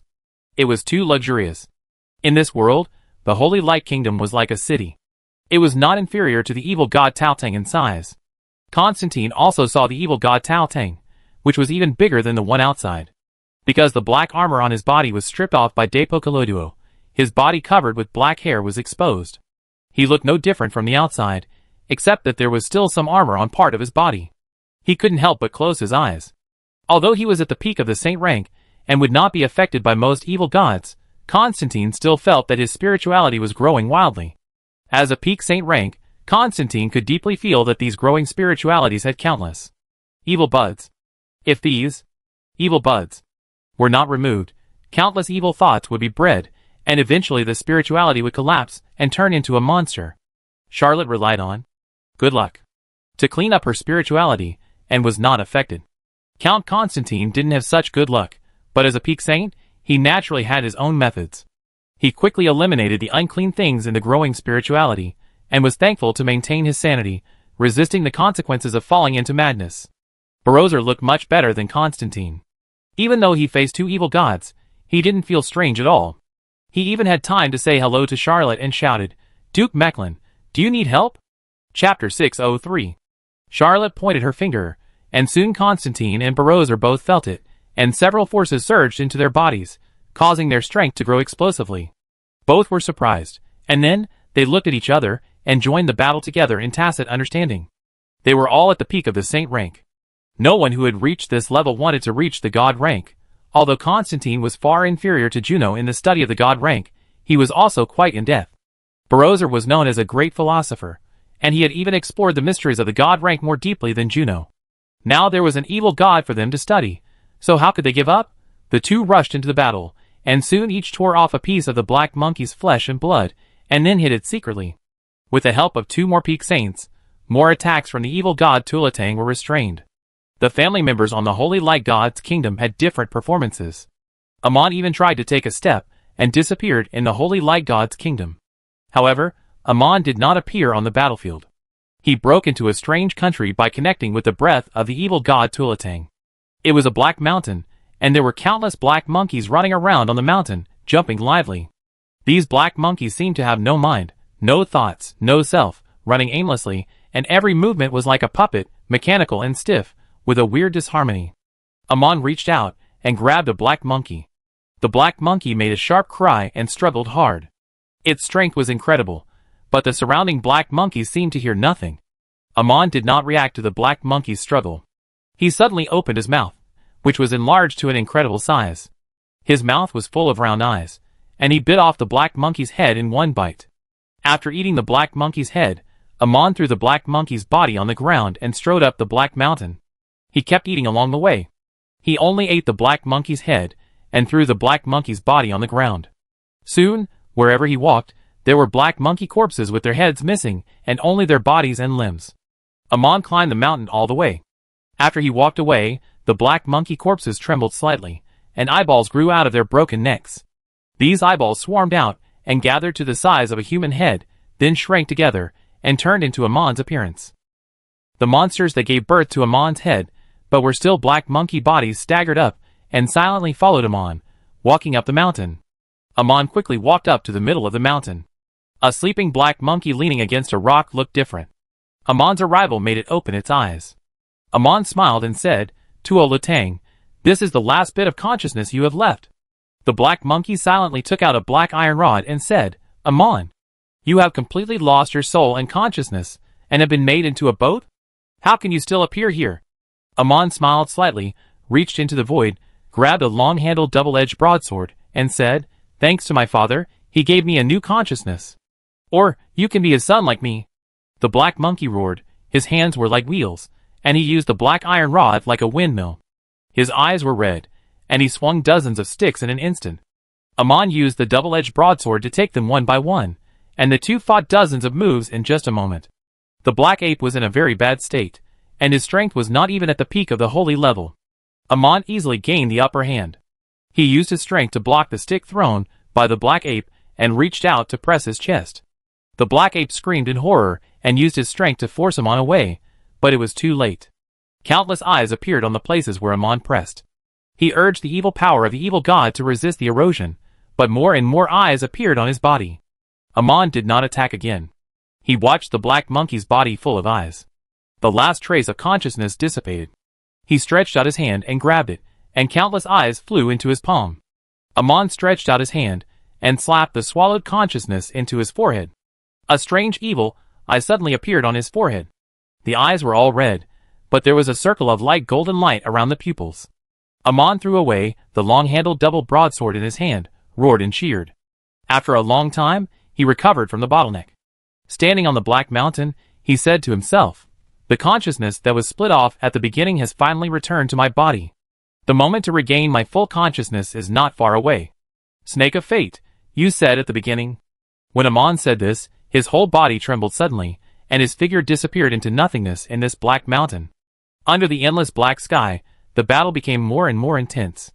Charlotte suddenly realized that something was wrong and hurriedly withdrew from the battle, but saw the black ape, whose huge body was as big as a mountain, suddenly collapse without any signs. The collapsed body turned into countless branches and vines, turbulent sea water, flying feathers, and countless eyeballs. Charlotte was confused and thought, "How did we win? Why did the body of this evil god suddenly collapse?" Constantine and Barozer did not dare to stay. They did not know why the evil god Tuolatang suddenly collapsed, but the evil power of this world became stronger and stronger. Although they had a way to remove the pollution, they could not stay in such a place for a long time. What's more, the incarnation of the evil god Tuolatang collapsed, and the several evil powers of their physical strength were withdrawn one after another. The two looked at each other, and Barozer immediately used his magic power to take Count Constantine away from this alien dimension. The two returned to reality. Constantine was still in shock and asked, "Is this the war between evil gods?" Baroz whispered, "The several divine creatures on the Holy Light Kingdom are not in their complete state. The evil god Tuolatang is just an incarnation, not the original body, nor the divine body. This is not a real war between evil gods. The evil god Tuolatang has lost an incarnation, and he will definitely come back." Count Constantine took a deep breath and stopped talking. They all saw that Charlotte also appeared. Charlotte looked much worse than they looked. His clothes had all been torn, leaving only a pair of shorts. His entire spirituality was in a state of collapse at any time, and his breath was even weaker. Constantine flew over, grabbed Charlotte, and asked, "How are you?" Charlotte had just fought hard, and had consumed a lot of physical strength. The 5 divine creatures withdrew their evil power, and he needed to calm his spirit and restore his energy. He whispered, "I need a quiet place to rest for a while." Burroughs said, "Go to my place. It's quiet there, and no one will disturb me." Chapter 604. Charlotte woke up from meditation. In the Blood Feast meditation, he tore 2 blood ancestors apart again, one of which was Karnstein. With the help of this meditation, he expelled all negative influences and restored the purity of his spirit. Although Charlotte revised a version of Bloody Glory, it was for the purpose of cultivating loyal subordinates in the future. He still practiced the original version. Protagoras' breathing method and Blood Feast meditation were the result of thousands of trials and tribulations. Charlotte was not a genius in creating new methods. He just supplemented the secret methods of Arthur and Van Gogh without making any fundamental changes. He could sense that his spirituality had been purified and still improved to a certain extent, and he was not far from being promoted again. After being promoted to the saint level, Charlotte's strength improved by leaps and bounds. He now understood why there were many saints of the 19th level in the old continent, but the elites of all countries and races were stuck at the 22nd level, because there was only one difficulty from the 19th to the 22nd level, and that was spirituality. If one's spirituality was not enough, such as Vigo and Mother Karen, they would be stuck at the 19th level, and would not make any progress for decades. Those with sufficient spirituality will always be promoted slowly, such as Andreas, who is now at the 20th level. If one has sufficient spirituality and practices diligently, it only takes time to be promoted to the 22nd level. Above the 23rd level, one must be a peerless genius. Almost all the orcs who joined Charlotte were at the 22nd level, but as time went on, only the Elephant Man Adon was promoted to the 23rd level.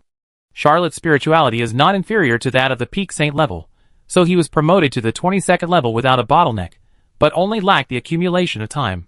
Charlotte calmed down and walked out of the meditation room. She saw Burroughs and Count Constantine drinking coffee. Seeing him come out, Burroughs, the last great philosopher of mankind, put down his coffee cup and said with a smile, "Thank you, Mr. Mecklin, for allowing us to witness the war between evil gods and obtain some of the flesh and blood of evil gods. This will be of immeasurable benefit to our comprehension of the divine level." Charlotte pondered for a while and said, "If you find it useful, I can invite you to visit the Holy Light Kingdom." Juno had studied the Holy Light God country. Charlotte believed that if these 2 saint-level peaks had the opportunity to contact the Holy Light God country, they would also gain a lot. Constantine couldn't help but say, "Count Mecklin is really generous. If you need any help in the future, you can always let Andreas come to me." Charlotte smiled slightly and thought, "When I meet Teacher Juno, I will definitely let him go to the Emerald Library first. If the teacher thinks that some knowledge can be made public, I can also make it public to them." The top saints of the old world, Juno and Brittany, have a close relationship with Charlotte, so he doesn't mind sharing knowledge. However, he is a little distant from Burroughs, Constantine, and Count Lamorak, who he has not yet met. If it weren't for the pressure from Zimmerman and the evil god of the New World, Charlotte would never share the Emerald Library with them. But in the current crisis, it is unnecessary to cherish it. At this moment, we must unite all the forces that can be united and improve the strength of friendly forces as much as possible. Burroughs pondered for a while and said, "Duke Mecklin, to thank you for your generosity, I can lend you the notes of my teacher Don Quixote Cervantes. But this is important, please return it to me." Although Charlotte already had the Jade Book and Juno's notes, she was still overjoyed by Burroughs' kindness. Don Quixote Cervantes' fame in those days really shocked the continent. After all, he must have countless wonderful ideas, which can be used as a reference for ascending to the gods. He agreed immediately and said, "The Holy Light God Kingdom is too large, and there is no place to put it in Shire City. Why don't we go out of the city and find an open space? I will put the Holy Light God Kingdom out and invite you two to visit it." Burroughs and Count Constantine were overjoyed and accompanied Charlotte to leave the city of Shell. They found an open space in a dense forest in the north. Charlotte unsealed the Holy Light Kingdom and brought 2 peak saints on board. Burroughs had no interest in the Greatling Mall on the ship. He handed a notebook to Charlotte Mecklin and went to explore the ship. Count Constantine did experience the various entertainment facilities on the ship first, but Charlotte did not bring any subordinates with her, so many entertainment venues were not open, and his experience was not complete. After experiencing the Holy Light Kingdom, the former Black Phoenix's strongest man also went to explore this legendary warship alone. Charlotte was alone and had no more scruples. He stepped into the Emerald Library, took out Don Quixote Cervantes' notebook, and uploaded the contents of the notebook to the library's storage. In just a few minutes, dozens of ancient alchemists surrounded him. Since Hermes took control of the power and became the god of gambling and games, Charlotte has become much more lovable in the eyes of these ancient alchemists, and everyone is much more enthusiastic. Soon, each of these ancient alchemists had a roll of notes in his hands. A bald alchemist exclaimed, "It's actually Don Quixote Cervantes' notes. How did you get this thing? It's too precious." These alchemists didn't care that Charlotte was still there, and started discussing. Charlotte listened for a while, and then left the Emerald Library. Although he had been instilled with countless knowledge, and was already a master in alchemy, he still didn't understand it very well. First, he hadn't digested all the knowledge. Second, there was a gap between cramming knowledge and understanding this knowledge. He still needed to learn and understand before he could fully master this knowledge. Charlotte didn't want to start studying hard for the time being.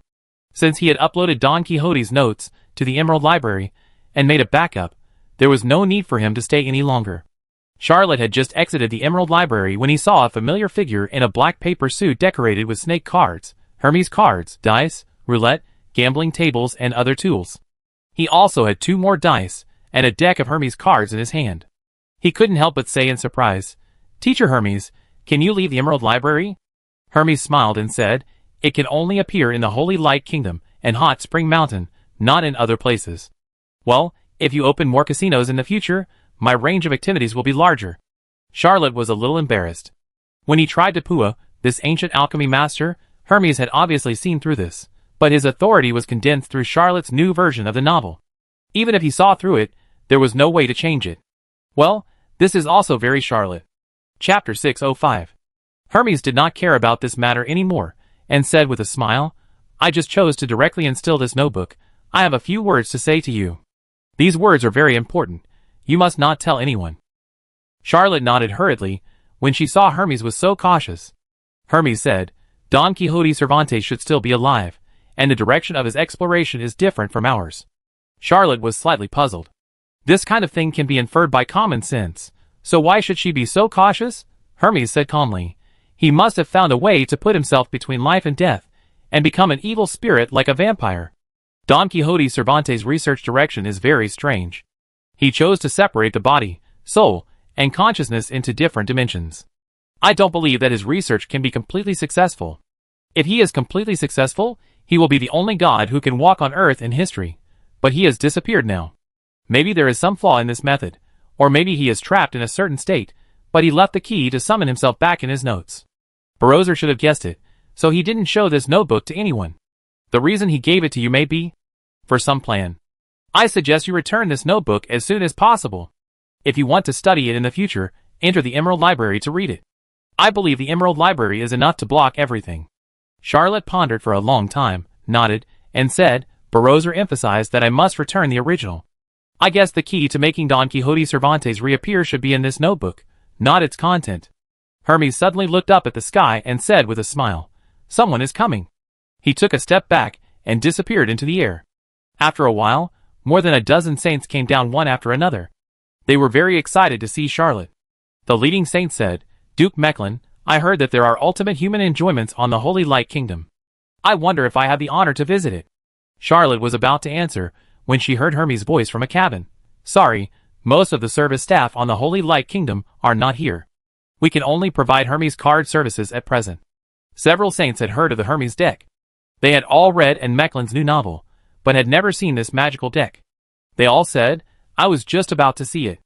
Is the Hermes deck as fun as the snake deck?" Charlotte shrugged and did not stop them. Soon, more than a dozen great Lingmo appeared and led the saints into a cabin. It was originally a casino, but now most of the service staff were not there, and there were no Charlotte Mechlin subordinates, so it seemed much quieter. The dozen or so saints sat at the card table, and were soon attracted by the complicated gameplay of Hermes cards. Half an hour later, generals from other countries came to see Charlotte. They were all put on board, and soon people came one after another, making the Holy Light God Kingdom more and more lively. The great Ling demons, who had been nowhere to be seen, appeared again. They had perfect body proportions that humans could not believe, exquisite and picturesque faces without any flaws, and lively and pleasant, calm and indifferent, royal sister and cold, gentle and charming, gentle and caring personalities. Immediately, the saints and generals of these countries felt like they were in heaven, and they all felt that the Holy Light God Kingdom was indeed worthy of its reputation. Charlotte stood at the bow for a while, and saw Barroso and Count Constantine reappear. She smiled and said, "How do you feel?" Barroso smiled and said, "I have gained a lot." Charlotte handed the notebook of Don Quixote Cervantes to the great philosopher and said, "I have finished reading the notebook. Thank you, Mr. Barroso, for lending such precious knowledge." Barroso carefully put the notebook away and said, "If this notebook did not contain some danger, I would not be stingy to give it to you, but it is actually a bit dangerous." Charlotte nodded. With Hermes' reminder, he believed that Barroso was not lying. Count Constantine took a look at the bustling Holy Light Kingdom and said with a smile, "Now I know why Andreas is unwilling to come back." Charlotte couldn't say anything, so she could only say nothing. Seeing that the two Peak Saints had no intention of leaving, he invited them to take a bath in the hot spring pool on the ship. Charlotte made some changes to the Holy Light Kingdom according to modern luxury cruise ships. This kind of hot spring pool is a very common facility. The two Peak Saints readily agreed, and the three of them went to the highest deck. Soon, dozens of the highest quality great demons came and brought all kinds of fruits, smoothies, barbecues, fruit wine, champagne, beer, and even various drinks that Charlotte accidentally invented. When the three of them took off their clothes and soaked in the hot spring pool, these great demons danced one after another beside the hot spring pool. The dances performed by these great demons were all the most popular ones that Charlotte had seen on Bilibili, Douyin and Kuaishou before she crossed over. There were also great demons singing gracefully next to them, or playing instruments to accompany the background music. Even though the two Peak Saints claimed to have seen everything in their lives, they still felt a sense of joy at this moment, as if a tyrant emperor would never attend court again. Barroso raised a glass of fruit juice with ice, and took a sip. Although the old man was not young, he was still strong. Moreover, the great philosophers in this world had no moral constraints, and seemed unusually happy. He said to Charlotte, "I heard that there is a hot spring mountain in the Dukedom of Mechlin, which is comparable to the Holy Light God Kingdom." Charlotte said, "After all, the Holy Light God Kingdom is a legendary battleship, and it is often needed on the battlefield, so it can only provide some entertainment for the officers on the battlefield. I think ordinary people also need a similar life, so I replicated all the entertainment facilities here in Hot Spring Mountain, but Hot Spring Mountain is many times larger than the Holy Light Kingdom. After all, it is a mountain." Barroso smiled and asked, "When the war is over, I would like to stay in Hot Spring Mountain for a while." Charlotte was overjoyed and said, "I will arrange a villa with the best view for Daz, and also arrange the freshest and most delicious delingmo for Daz. If Daz has any special taste, it can also be satisfied." Barroso wanted to go to the Dukedom of Mechlin. This was a great opportunity. How could Charlotte refuse? Charlotte had never thought that she could attract such a top saint-level person by relying on the Hot Spring Mountain. Barroso did not mention this matter again. Instead, Count Constantine did not hesitate to talk about his insights on the god level. Charlotte occasionally mentioned Juno's notes, or the knowledge in the Emerald Book, which also made the two top saint-level people feel that they had gained a lot. Chapter 606. The name of the Holy Light God released by Charlotte was like opening a door to evil. Generals, nobles, and even people of some status from various countries came to visit one after another. Fortunately, when Charlotte designed the entertainment facilities, she used mathematics to calculate. It seems that everything is free, but in fact, every project has hidden charges. There are endless small traps to lure consumers. There are many kinds of card games. Players have wins and losses, and the casino will never lose, so there will be no expenditure deficit due to entertainment problems. Every big demon is polite and gentle, with a tea-like aura that keeps people away from him. But as long as you give them a few gold coins, they will immediately call you brother tenderly. Well, these are all tricks commonly used by online anchors in the world that Charlotte traveled to. The men in the old continent seem to like this trick, whether it is the officers under Charlotte, the generals of various countries, or even the two Peak Saints who enjoy it. Well, from that day on, Count Constantine and Barroso never left the Holy Light God Kingdom. On the 5th day, after Charlotte arrived in Cher, Juno Arthur finally came back. He heard that Charlotte was here, and went directly to the Holy Light Kingdom. Juno had lived on the Holy Light Kingdom for a long time, and was familiar with it. He even had a familiar greatling maw. He, Constantine and Barroso held a hot spring meeting for a few days, before inviting the Emperor of Brittany and Antonio. Except for Lamorak, the victorious Count of Champagne, who was still in Breton and did not come to share, the top saints of the old continent gathered together for the first time. Charlotte was much more respectful to the Emperor of Brittany. After all, he was still the Duke of Fars, and the Emperor of Brittany was her father-in-law. However, everyone who could participate in this meeting had a distinguished status, and MacLean Breton had just become the Emperor, and he was originally just the Earl of Brittany, so no one showed restraint. Juno took the responsibility of hosting the meeting, and he said, in the entire Old Continent, there are only more than 10 people who are qualified to ascend to the god level. Originally, we were all very proud of our research and were reluctant to share our research results with others. But now the situation is very different. Zimmerman has started a war of gods. Behind him are countless evil gods from the New World. As mortals, we will never be much stronger than ordinary people in such a war. We need to unite as one. I will make my notes public. Boraz also raised his hand and said, my research on the god level is not very in-depth, but I will share my teacher's notes. Although Constantine and Brittany are also at the peak of the saint level, they are obviously behind in the research of the god level. Antonio has only been promoted to the 24th level not long ago. The three of them can only express their agreement, even though Brittany is the Emperor of Fars.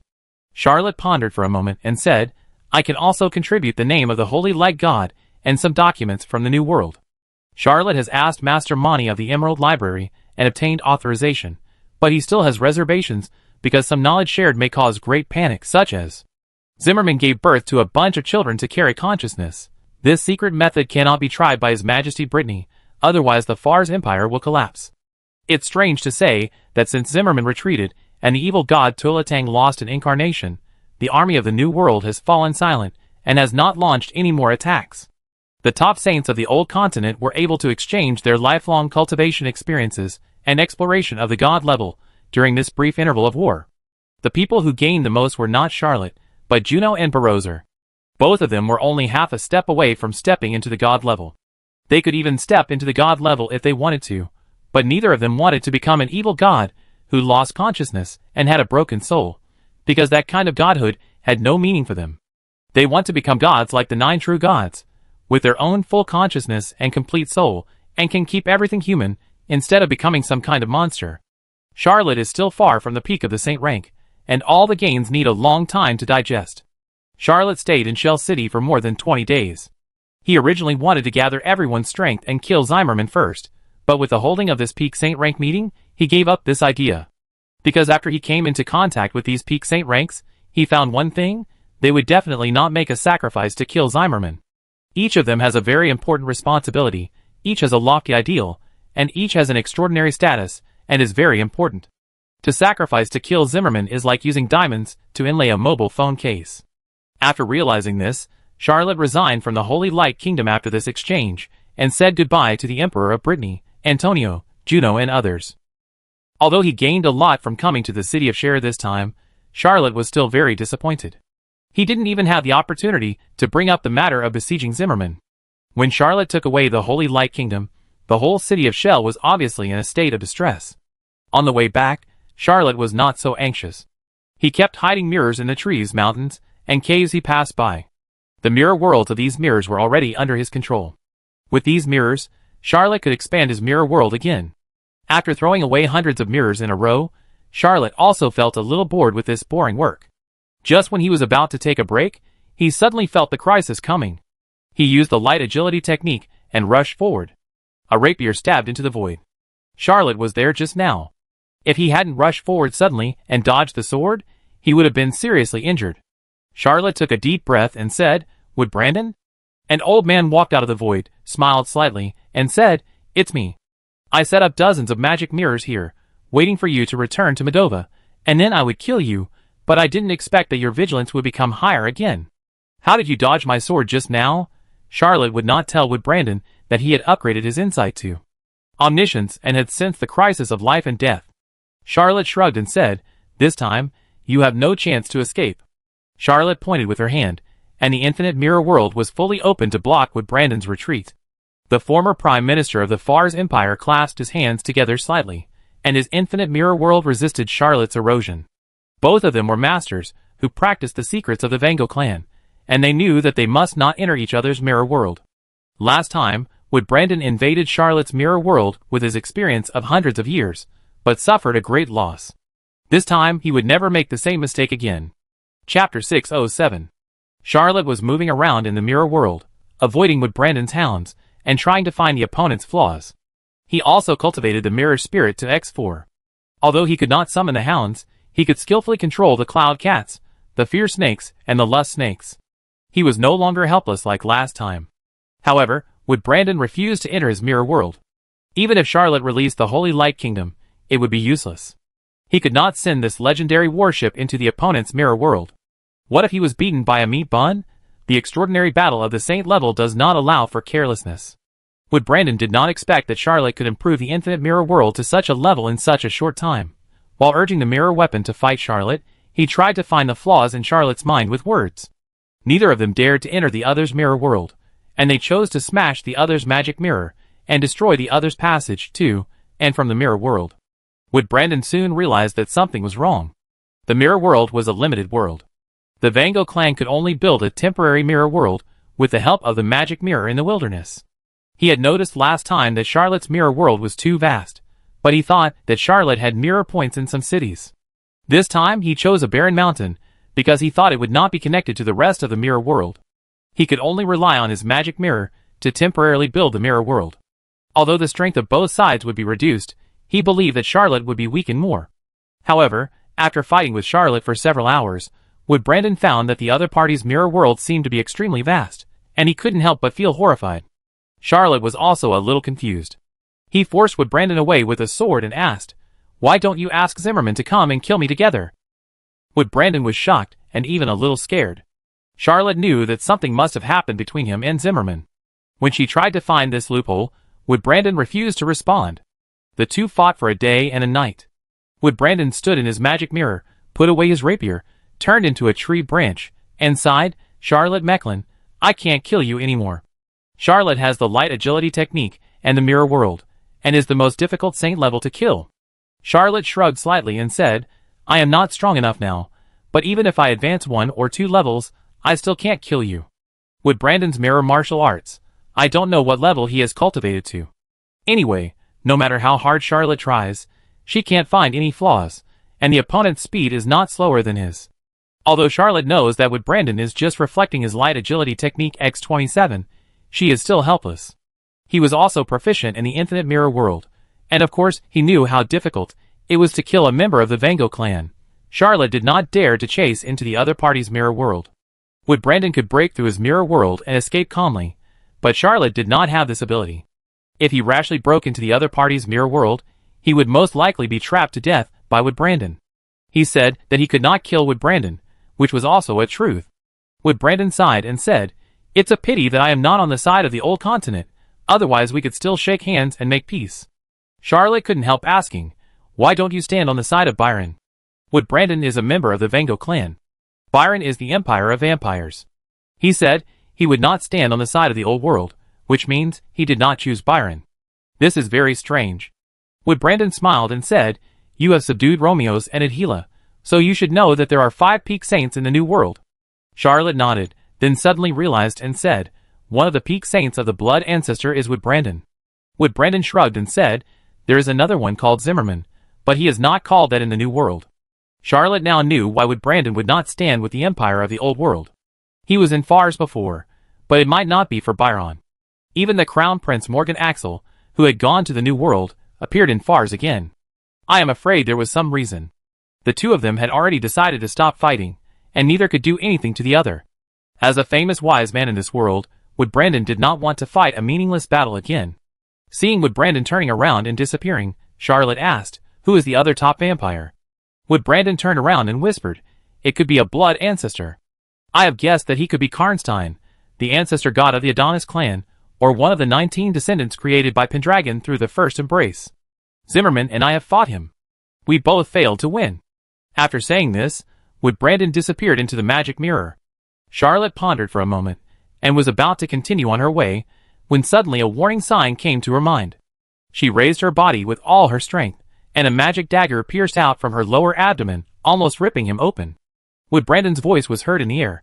"Sorry, I couldn't help but try it when I saw the angle was right. Please don't mind, Duke Mecklin." Charlotte used 7 or 8 big moves, but couldn't find Wood Brandon's trace. She couldn't help but secretly shouted, "Wait until I upgrade the mirror spirit again and summon the spirit hound." I guarantee that this old thing will have nowhere to escape. When he set off again, this time, Wood Brandon had no signs of life. Rush back to Moldova, Charlotte happened to encounter a war. More than 10 tree gods commanded the plant army and crossed the mountains again, trying to invade Moldova. Charlotte released the Holy Light Kingdom to ensure the stability of the front line, and appeared in the sky amid the cheers of the crowd. He was about to kill a few tree gods to add food to the Holy Light Kingdom, when he saw the body of a tree god suddenly split open and a heroic boy walk out. Charlotte could sense that the evil god's power was faintly on this boy, and he was definitely not an ordinary saint. He couldn't help but ask, "Who are you?" The young man stretched out his hand, and a double-edged broadsword appeared in his hand. He said in a voice that sounded like a friction, "Toltang." It was the first time that Charlotte had seen such a humane evil god. Just as he was about to ridicule this evil god, he heard Amon's voice in his ear, "Dad, run, enter the Holy Light God Kingdom." Charlotte did not hesitate, and immediately went to the landing area. He saw a black mountain suddenly appear in the sky. Chapter 608. This mountain is suspended in the sky, but it gives a heavy pressure to everyone on the ground. Charlotte landed on the Holy Light God Kingdom, and gave orders loudly, asking all his subordinates to withdraw from the battlefield. This battle exceeded the upper limit of what humans can achieve. Fortunately, Charlotte had already made preparations, and turned the military camp into a maze. As long as ordinary soldiers retreated into the military camp, they would be teleported away. More than 10 saints rushed to the Holy Light God Kingdom, and an invisible evil god force field burst out, forming a dome-like shield. When the Black Mountain smashed down fiercely, the whole world seemed to shake. Charlotte couldn't stand and fell to the deck. He tried to enter that world and fight Toltang with the power of the Holy Light Kingdom, but found that he couldn't get in. He hurriedly shouted, "Amon! What's going on?" Amon was standing under the endless black sky, looking at the huge monkey carrying the Black Mountain on his shoulders, and couldn't help muttering, "Damn Zimmerman, he actually made Toltang his son." If Charlotte was here and heard this, she would definitely be surprised and her jaw dropped, but Charlotte was not here at this moment, so of course she couldn't hear this sentence. Amon now returned to the appearance of an ordinary human child, without any extra organs on his body. He casually pulled out a knight's lance from the void and rushed into the sky. Amabella, Dapakaroto, Yvonne, and Vasuki, the 4 women, seemed to be unable to see Amon and continued to fight hard. Amon disappeared into the Black Mountain carried by the black giant monkey. Charlotte suddenly found that he could enter that world again. He stepped into this world, but did not see Amon. He could not help but ask, "Where is Amon?" Amabila, Dapokaloduo, Yvonne, and Vasuji asked in unison, "Who is Amon?" A chill came from behind Charlotte, and he dared not ask any more questions. He looked at the blood-spiritual rhinoceros. The groove inlaid with Amon's power had undergone a different change. It used to have countless eyes, but now there was only one pale golden eye. He could not help but release this power.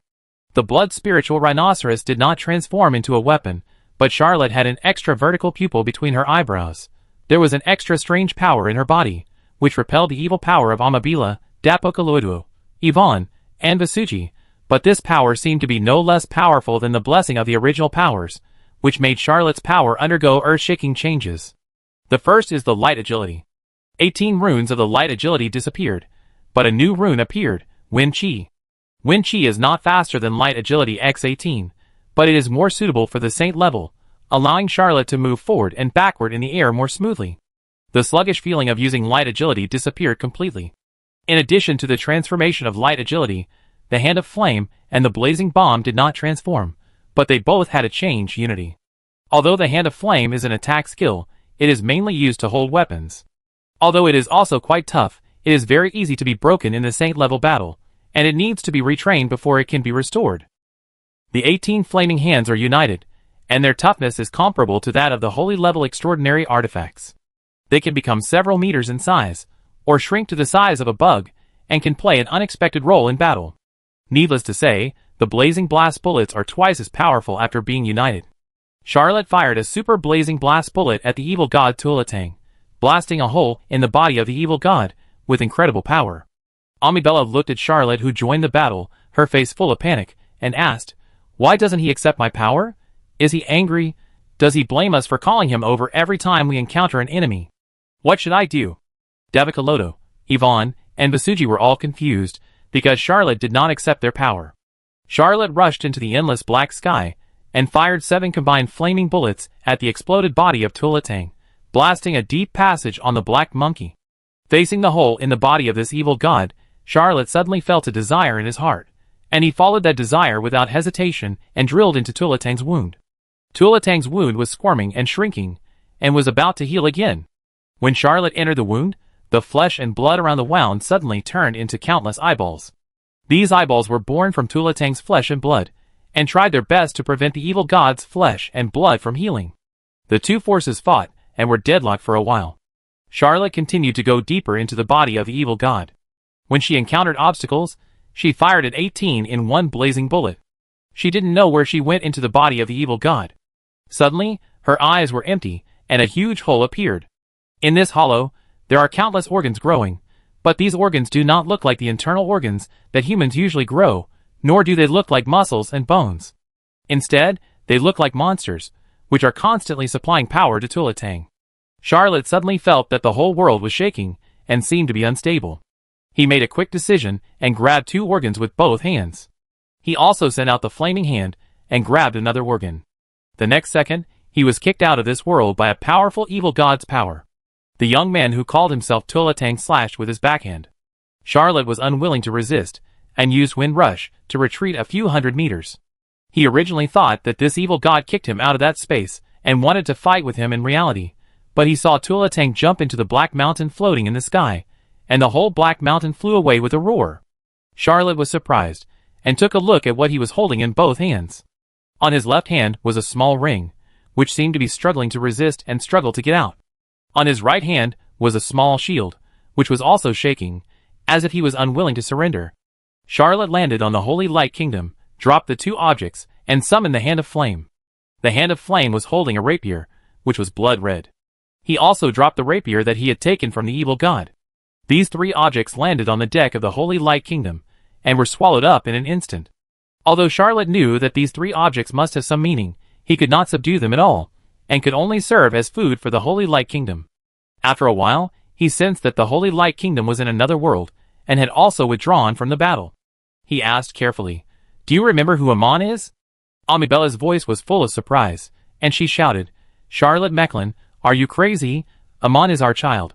Why don't you remember it?" Charlotte was speechless. This world is broken. Chapter 609.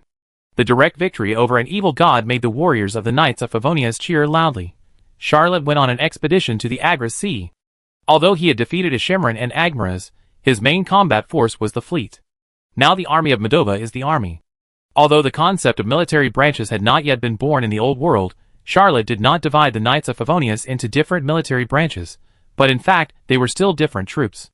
Most of the lower-level soldiers of this expeditionary army to Moldova had never seen such a big scene. Charlotte unlocked the blood spirit, and his strength dropped sharply. But what surprised him was that the 2 abilities, Wind Chi and Unity, did not change at all. The Wind Chi rune was still Wind Chi, and did not dissolve into 18 light speed arts. He could still combine the 18 runes of the Hand of Flame into a Super Hand of Flame, and the same was true for the rune of the Blazing Bomb.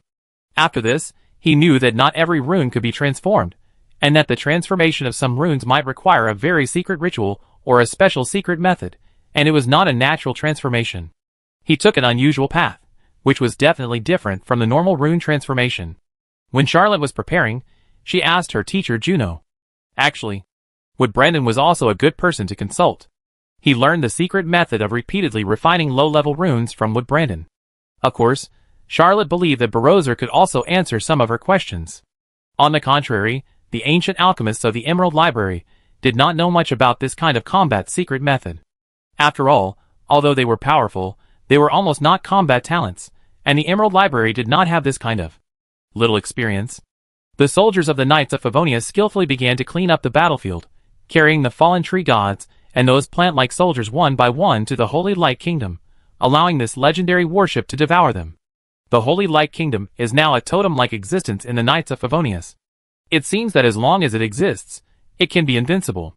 Moreover, this legendary warship can also provide the most extreme enjoyment in the world.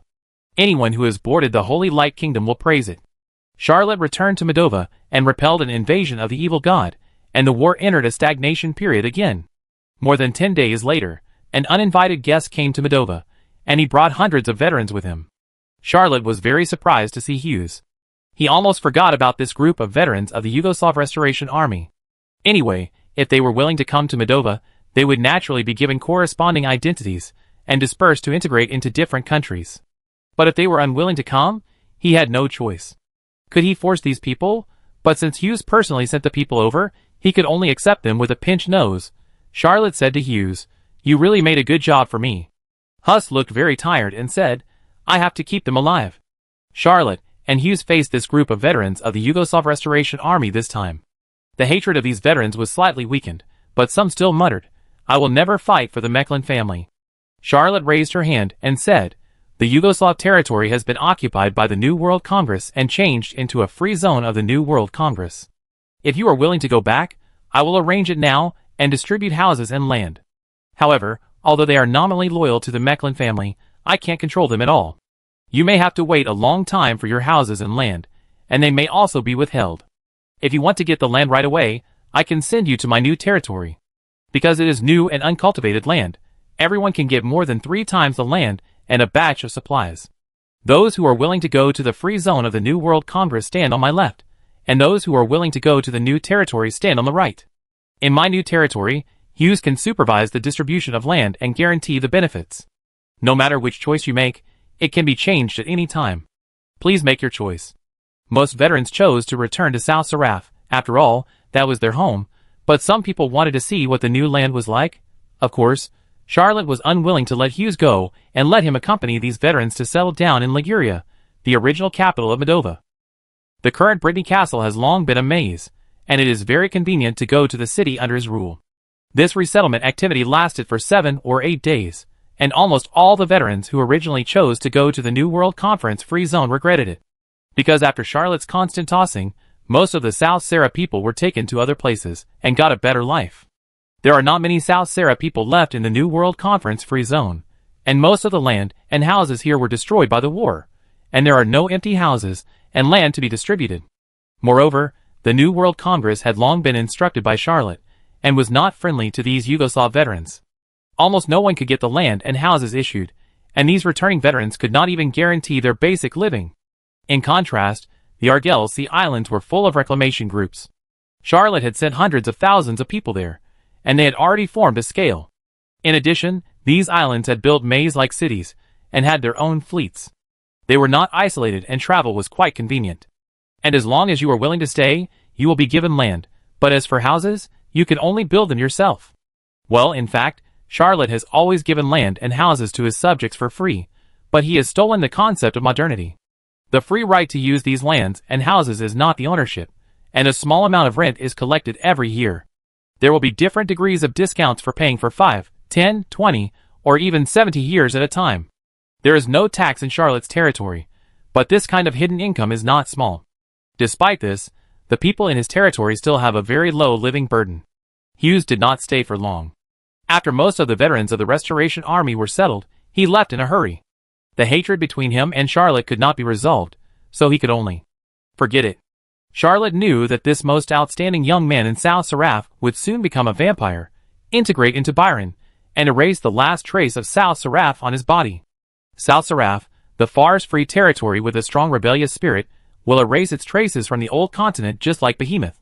The people of South Saraf will never fall into war again, just like the Behemoth people, who will soon forget that their former ruler was the Grand Duke, and they are used to being a direct jurisdiction of the empire, and they are used to not having to pay taxes to the Duke, but only having to face the officials sent by the empire. This war has greatly changed the old continent, but every country and every citizen in the old continent has not had time to reflect on it. They are all longing for peace. No one knows when the day without war will come. Will it come? Chapter 6:10. Schwarz emerged from the blood pool little by little. He had condensed his blood core and became a member of the Aberlahan clan, one of the 6 royal families of vampires. Being reincarnated as a blood clan allowed Zeus to make a breakthrough in strength and successfully advance to the 20th level. The blood and flesh furnace and golden requiem he practiced were originally the secrets of the Aberlahan clan. After reincarnating as a blood clan, he became a core member of the Aberlahan clan and was no longer an outsider. An elder of the Aberlahan clan smiled and said, "Congratulations, Hughes, you will become a member of the Aberlahan clan in the future." The elders are reviewing your qualifications. Later this year, you will definitely become a member of the elders of the Abulahan clan. However, choosing the secret track is still too dangerous. In fact, the first embrace is safer. Hughes said lightly, I like the secret track. As we all know, vampires have no reproductive ability, and can only be transformed into new vampires through secret rituals or first embraces. If Zeus chooses the first embrace, he will have a blood relative who can control everything about him, from birth to death, and even his daily life. Although the secret ritual is dangerous, almost all strong people will choose it when they join the blood clan, including Count Constantine and Grand Duchess Mezu. Almost all blood clans covet such a strong person. If they can become the blood relative of such a strong person, not only will their status in the clan be improved, but also because they control a newly born vampire strongman, their power will become stronger. The elder of the Abulahan clan sighed slightly. He was also one of the people who coveted Shiosi. If he could become Shiosi's blood relative, he would get endless benefits. Shiosi's strength was obvious to all. Almost everyone believed that he had the opportunity to become a great figure in the saint stage. Shiosi walked out of the blood pool step by step. The thick blood plasma on his body naturally slid to the ground. There was no trace left on his body. This was the power of the flesh and blood furnace. He could almost completely control the muscles of his whole body and bounce off the blood on his body. It was just a small test. In terms of pure physical combat, there was no extraordinary way that could be comparable to the secret method of the Abulahan clan. He grabbed the air, and a white robe fell down, covering his beautiful and flawless body. Just as Hughes grabbed his knight's spear, the elder of the Ibrahim clan suddenly made a panicked voice and shouted, "Why are you here?" Hughes looked up and saw Juno Arthur, who was considered the most important figure in the blood clan. The strongest man in the blood clan came with a smile and said, "Welcome to join." Hughes said lightly, "Are you here for Charlotte?" Juno Arthur smiled and said, "Of course, I hope this student can become a blood clan, but now, he is not a blood clan, and you are already a member of the Ibrahim clan, so I will not favor Charlotte." "I heard that you still want to challenge Charlotte." Hughes said calmly, "Jonathan is my teacher, my adoptive father, and my only elder. I am where I am today because of his guidance. I can give up the Yugoslav Restoration Army, but I will never give up this hatred." Juno Arthur nodded and said, "You may not be able to learn Arthur's secret method, but you should have no problem with Arthur's gun skills. I once taught Zimmerman and Charlotte Mecklin Arthur's gun fighting skills, and they all benefited a lot from it and grew up. I hope you can learn Arthur's gun fighting skills from me in the coming days. I even prepared a small gift for you." Juno clapped his hands, and a beautiful blood slave brought a tray with a holy level pistol on it. But it was much longer than an ordinary pistol, with a thick barrel and a thick handle. It was silver and had hammered patterns, which made it look rough and powerful. Juno said, "This thunderbolt is a relic of an old friend. I asked someone to make improvements to it. It can fire magic armor-breaking bombs in succession, blood energy bullets, and provide X6 light agility and X7 spirit spider skills." Shiosi was silent for a long time, knelt on one knee, and said, "Teacher Juno, I will definitely go all out to learn the gun fighting technique." Juno smiled slightly and said, "You young people should be the future of the blood race." The two of them left gracefully, leaving only the elders of the Abulahan clan with a look of loss. Charlotte later learned about this from Juno's letter. He could understand Juno, because Juno was a blood race after all, and it was his unshirkable task to cultivate new blood for the blood race. Otherwise, Juno would not have created Arthur's gun fighting technique, a secret method that any blood race, even any extraordinary person, can practice. He was not afraid of Hughes. Even though Hughes had learned gun fighting and obtained a holy level supernatural gun, it was nothing to Charlotte. Charlotte was about to break through the 22nd level. With his spirituality, talent, and secret method of cultivation, once he broke through to the 22nd level, he could compete with Zimmerman, so he was naturally not afraid of Hughes. A few days after Charlotte received the letter, another batch of land battleships and centurions were sent from Mecklenburg. He had not fought in Moldova for a long time, and he didn't know how Zimmerman would want to fight this war next. But Charlotte knew that the outcome of this war would be decided by the battle between the 9 righteous gods and the evil gods. The war in the human world was only the aftermath of the war between the gods. The battle between Moldova and Shur City was relatively calm now, which was not a good thing. It meant that the evil gods were nurturing a new force. So after taking over a new batch of land battleships and centurions, Charlotte planned to launch a counterattack, crossing the Ganges Mountains and attacking Parmas on the other side of the mountain. After a brief mobilization, He led his holy ranks and crossed the Ganges Mountains. The Ganges Mountains were already full of plant-like evil warriors. Although Charlotte wanted to clean up these evil warriors, it was also a very troublesome job for him, and the efficiency was not proportional.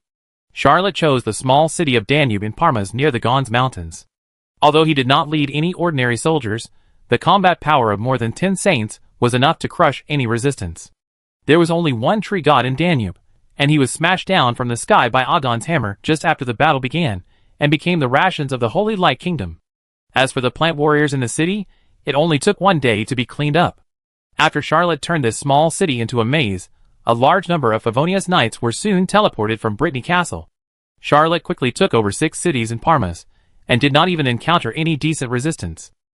Chapter 6:11. When the Knights of Favonius attacked the 7th city of Parmas, they encountered a problem.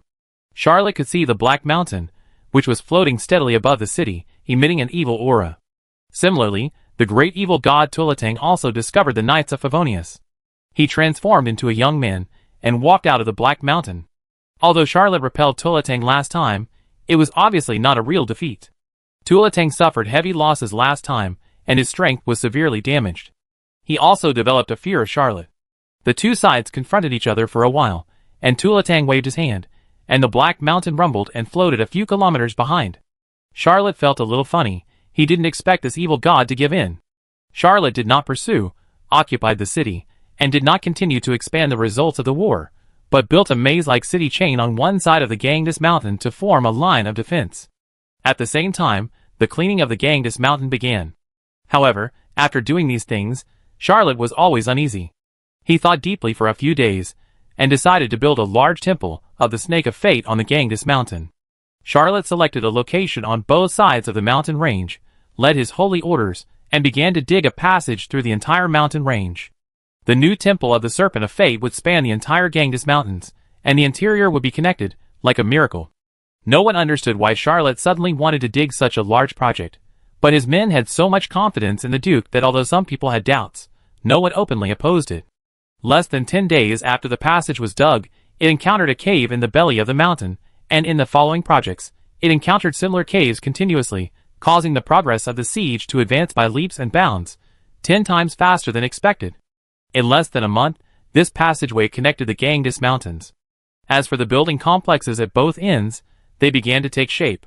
Charlotte also built various holiday villas, mountain villas, casinos, hot springs, commercial blocks, shopping centers around the Temple of the Serpent of Fate according to the model of the Holy Light Kingdom and Hot Spring Mountain. Well, there are also the great Lingmos born in Dapikaloto. Although the Holy Light Kingdom is a huge legendary warship, the number of people it can accommodate is still limited, resulting in many low-level soldiers of the Knights of Favonius not having the opportunity to board and see it. But the Temple of the Serpent of Fate in Mount Ganges is huge, more than 100 times larger than the Holy Light Kingdom. Although the facilities are not yet perfect, it can accommodate more people to consume and play. On the day when this huge Temple of the Serpent of Fate was completed, Charlotte brought all the holy orders, and climbed up to the altar on the top of the mountain. A brilliant light fell from the sky, and everyone received a different share of the joy of fate. Even 3 holy orders were upgraded on the spot. The former Grand Master of the Fars Royal Knights, one of the 3 heroes, and 5 strong men of Fars, nicknamed Cresto of the Holy Mountain of Light, directly promoted to the 24th level. The second person to be promoted was Agon, the first genius of the orcs. He had already broken through the 23rd level, and was promoted again, becoming another peak saint level under Charlotte. Well, it's a pity that Agon, even if he was promoted to the peak saint level, he was not the only one under Charlotte. He is always half a step behind. The third person to be promoted was Andreas, who was promoted to the 21st level, which made the former youngest saint level of the former Black Phoenix excited.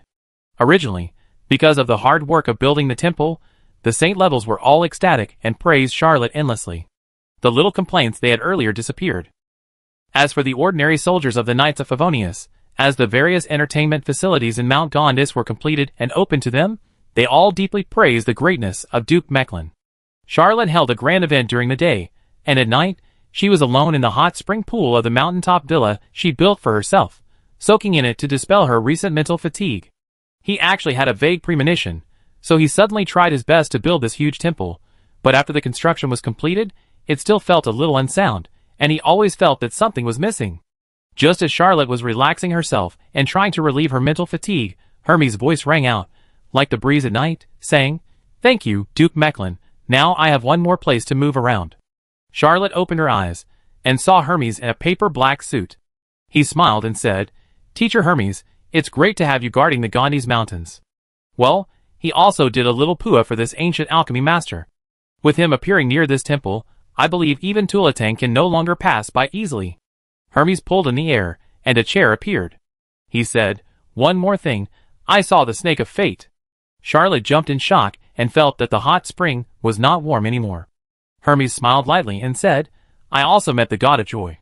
Thank you for helping me design a colleague." Charlotte said a little embarrassedly, "What did the snake of fate say?" A young man's voice came over with joy, saying, "Sir Mechlin, you can actually think of using this method to enhance my strength, which is really commendable. I am willing to lend 50 copies of the Joy of Destiny. You can use them with confidence." Charlotte was shocked and was about to say, "Why is the debt getting bigger?" Then she heard the Serpent of Destiny say, "I need a servant god, but the minimum standard must be the peak holy level. Get all the ancient alchemists in the Emerald Library under my command. The battle on my side is getting more and more intense." Charlotte had no time to complain. He knew that he and the Serpent of Fate were deeply bound together. Once this righteous god fell, he would be eaten up by the evil gods. He did not hesitate at all and said, "I will discuss with the teachers of the Emerald Library and try to get them to voluntarily become your subordinates." A silver snake tail passed through the void, slapped Charlotte's body twice, and then retracted, and there was no movement anymore. Hermes smiled and said, "I will follow my lord to the battlefield, but I will still appear frequently in all casinos and entertainment venues. Duke Mechlin, thank you for everything you have done." Hermes also disappeared into the air. After a long time, Charlotte suddenly remembered something and thought to herself, "If I give all the ancient alchemists to the Serpent of Fate as subordinates, doesn't it mean? Has this world finally changed from the 9 gods to a pantheon? How can each individual god defeat a pantheon of pantheons? Did I give birth to something terrible?" Chapter 612. Master Mani, are you willing to become the god of knowledge and wisdom? "I am." Master Kabbalah, "I am." "Well, I haven't said it yet." "It doesn't matter, I am willing."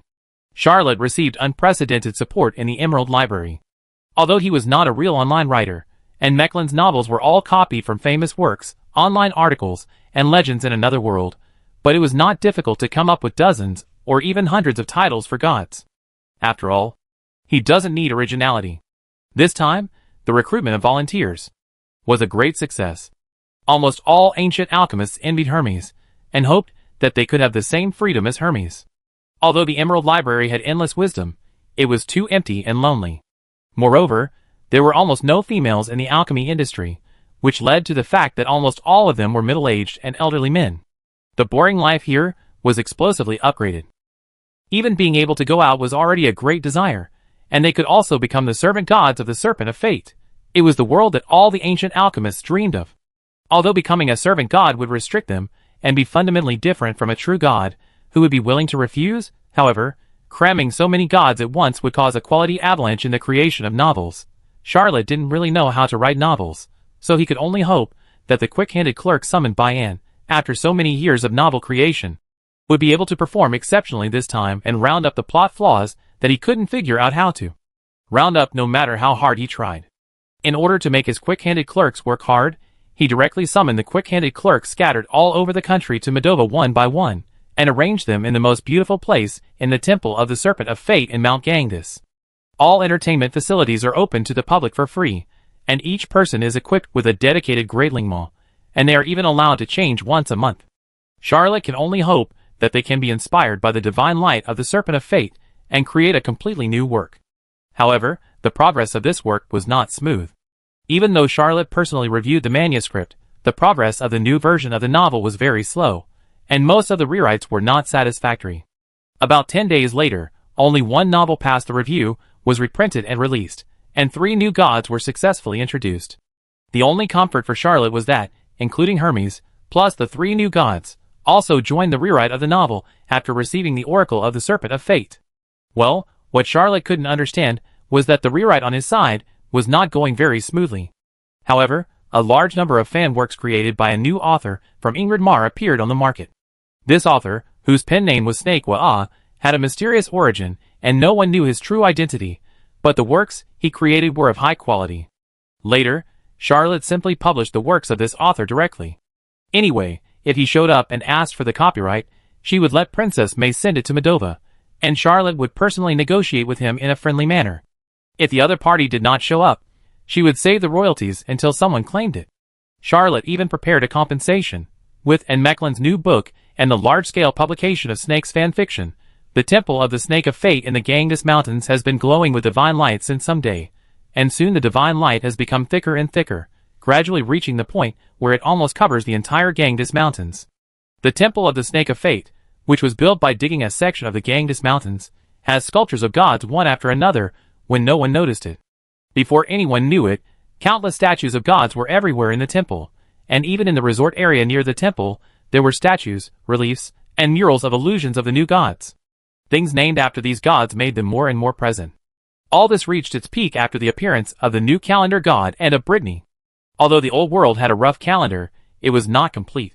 Although Charlotte was not good at the calendar, he was a math teacher after all, and the essence of the calendar was astronomy and mathematics. Ancient alchemists were very good at astronomy.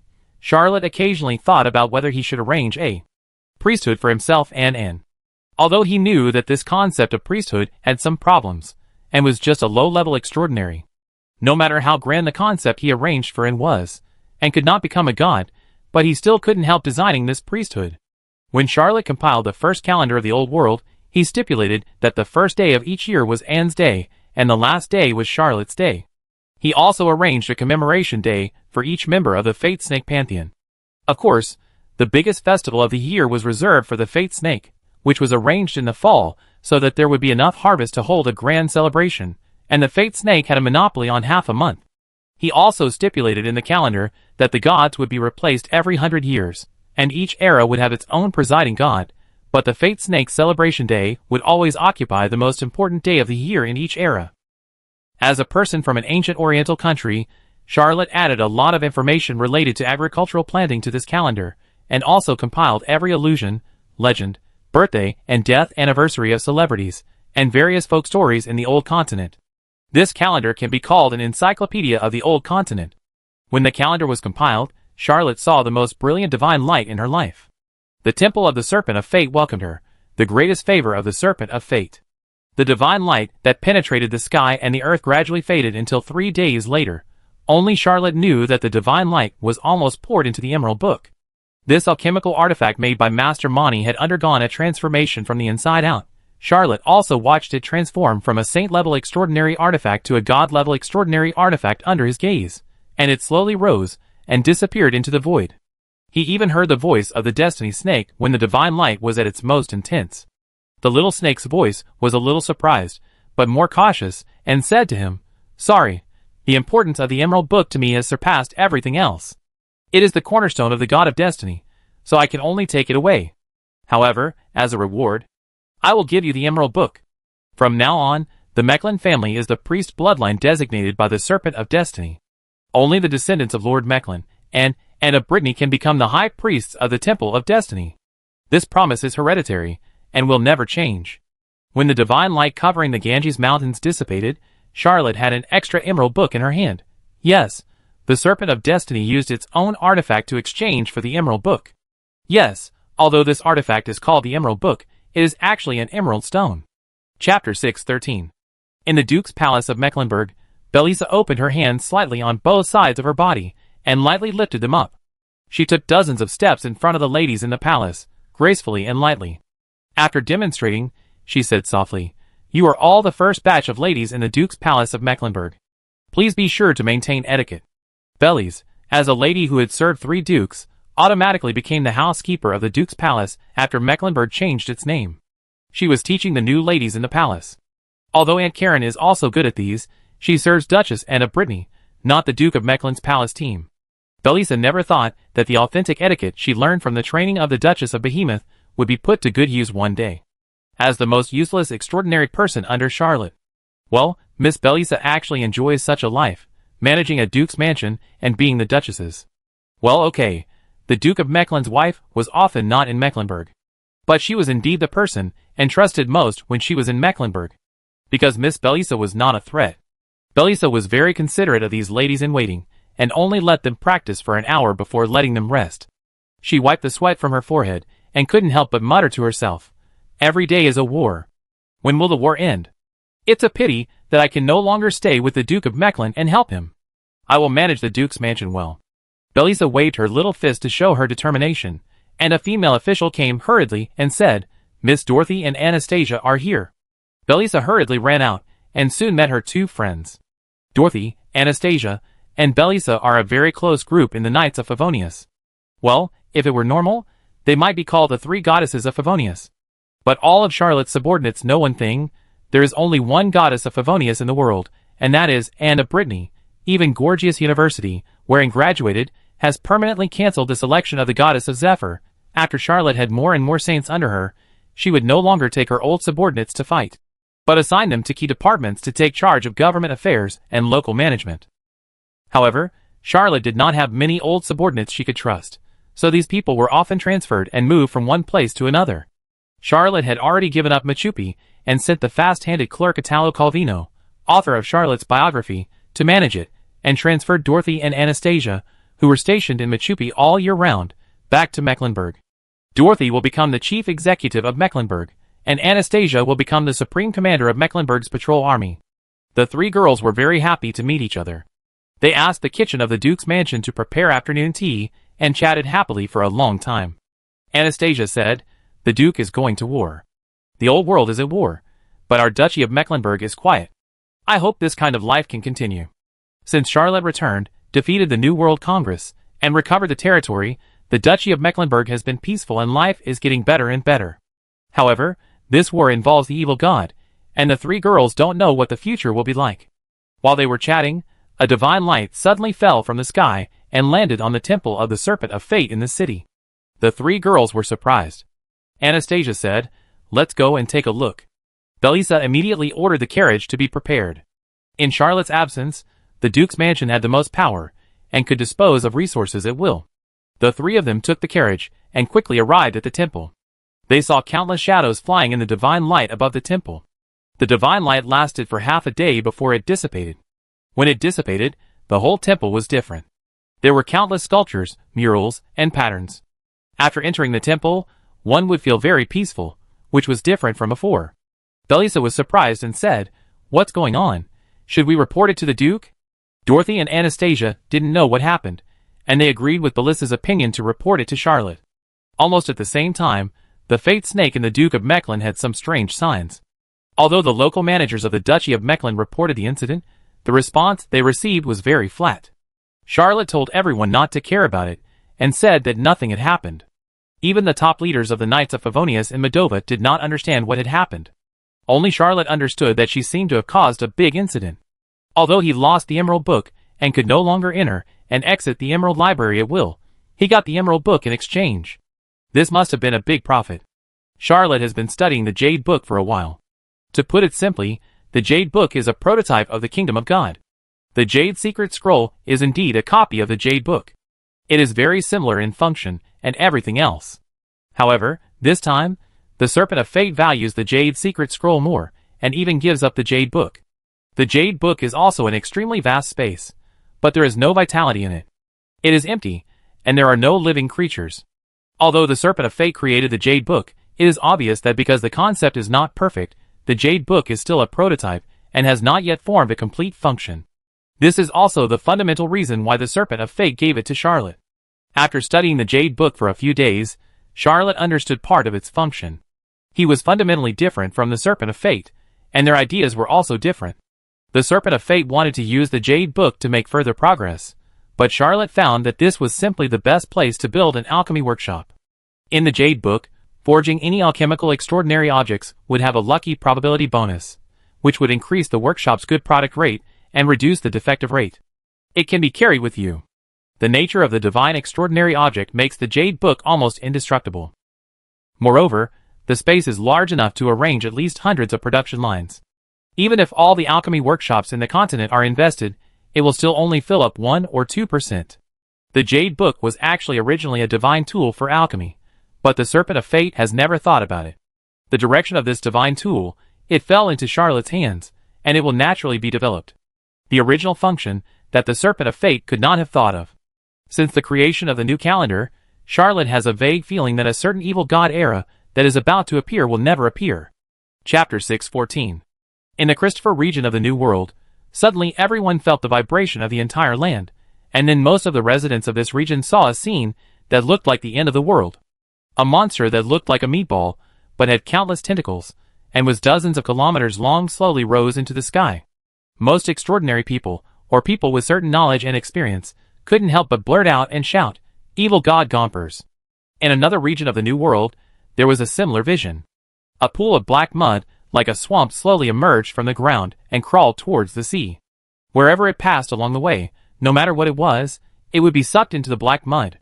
When it finally sank into the sea, it eroded a long river channel on the ground, causing seawater to flow back and form a saltwater river. There were 8 strange signs in the entire New World. Countless wild beasts and livestock gathered in one place, constantly rotting, forming a foul-smelling mass of bones, mud, flesh, decay, and indescribable things. There was also floating gray fog, in which countless human figures swayed. Without exception, they all rushed into the sea and never looked back, heading straight for the old world. The residents of the New World had no idea what was happening, nor did they know whether these evil gods would return.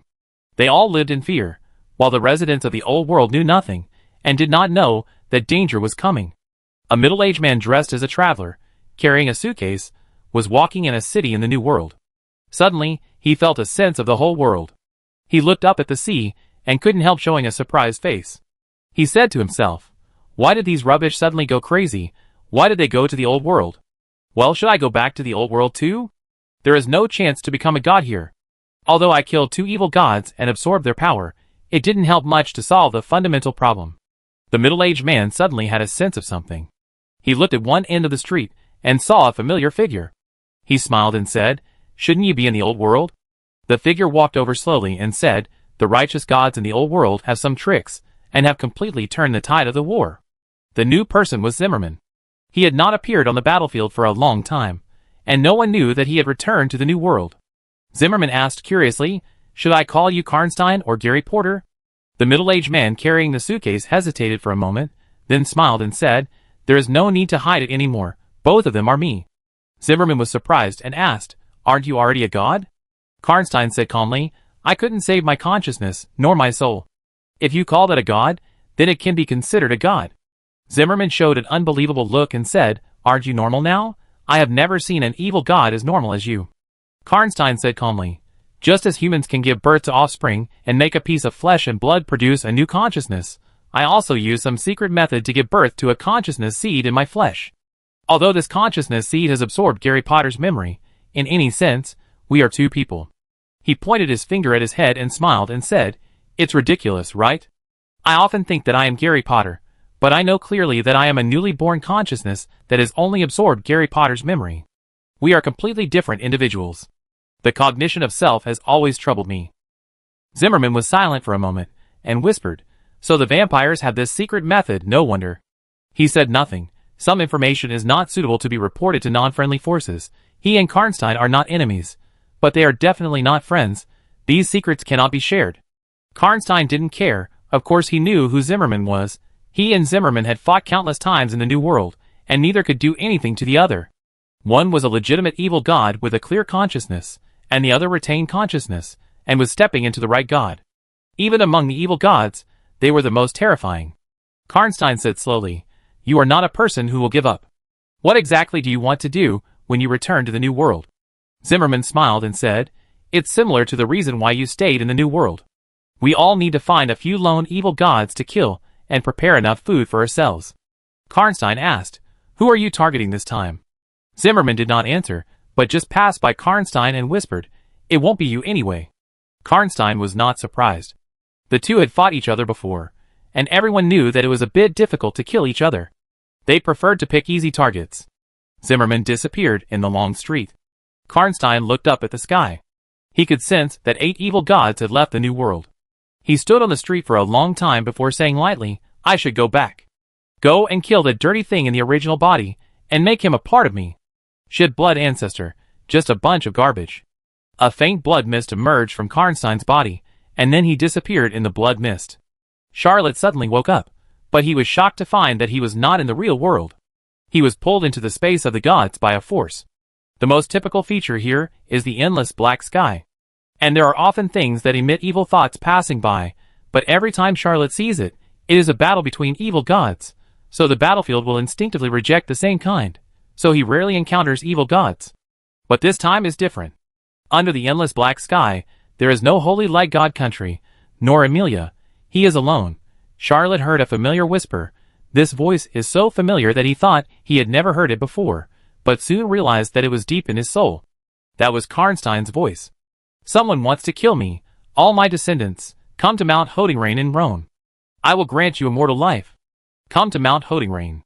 Charlotte had summoned Karnstein before, and because of Agmaraz's oil painting, she had a second meeting with this evil god.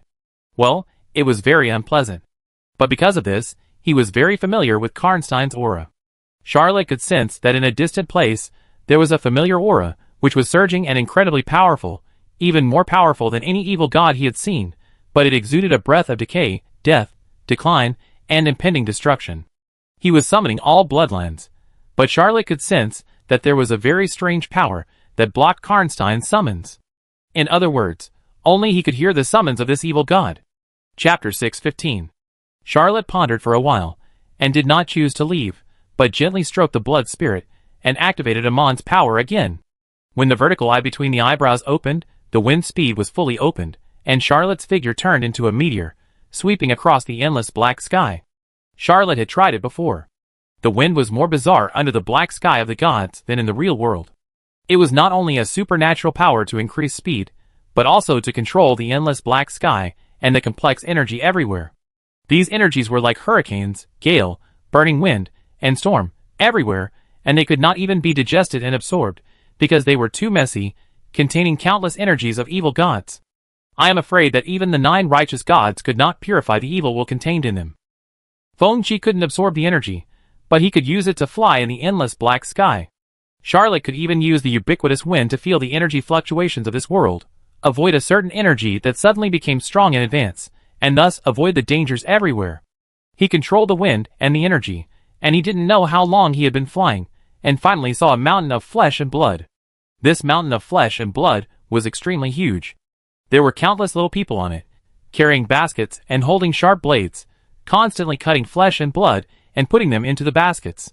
Whenever someone's basket was filled with flesh and blood, the little people carrying it would scream and disappear on this mountain of flesh and blood. But every time a little man disappears, a little man with an empty basket will appear, making this mountain of flesh and blood always have little men working hard and cutting flesh without sleep. Charlotte didn't know where these little men came from, but she had a clear understanding that this was Mount Holdingrain. Karnstein's body was deep in Mount Holdingrain. Charlotte took off the golden ring on her hand without any hesitation, threw the entire Holy Light Kingdom down, and then no longer cared about this legendary battleship composed of 5 divine creatures, flew over this mountain of flesh and blood, and flew deep into the mountain. Soon Charlotte saw a giant sealed in the mountain. He was entangled by blood ropes made of countless flesh and blood, with his eyes closed and motionless. But just by looking at the giant's chest rising and falling, the flesh squirming, and the blood ropes that were occasionally counterattacked by a certain force and turned into withered ones, you can know that he has been resisting the Holdingrain mountain that suppressed him. Charlotte took out the blood rose with her backhand, controlled the sword, and stabbed the giant's forehead fiercely. The blood rose is just an ordinary extraordinary weapon.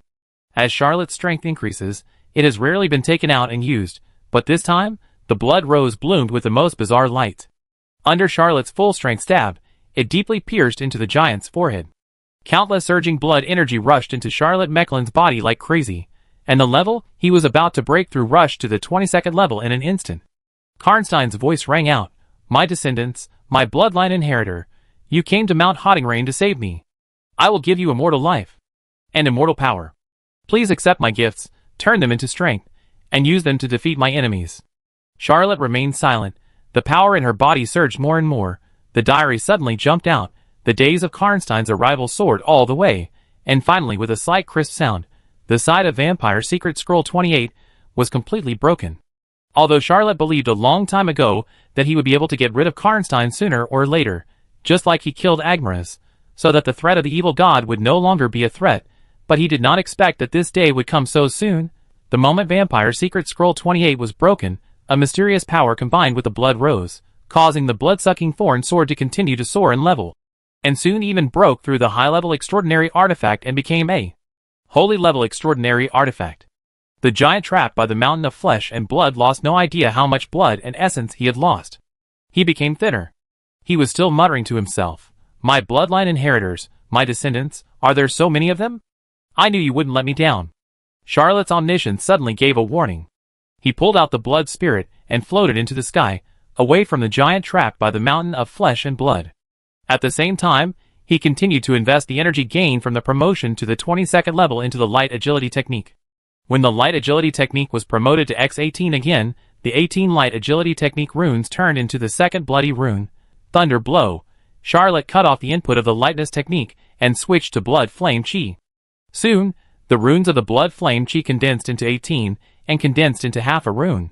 Charlotte had never encountered such a thing before, but he was not panicked at all and invested the remaining energy into the Blood Flame Transfiguration technique.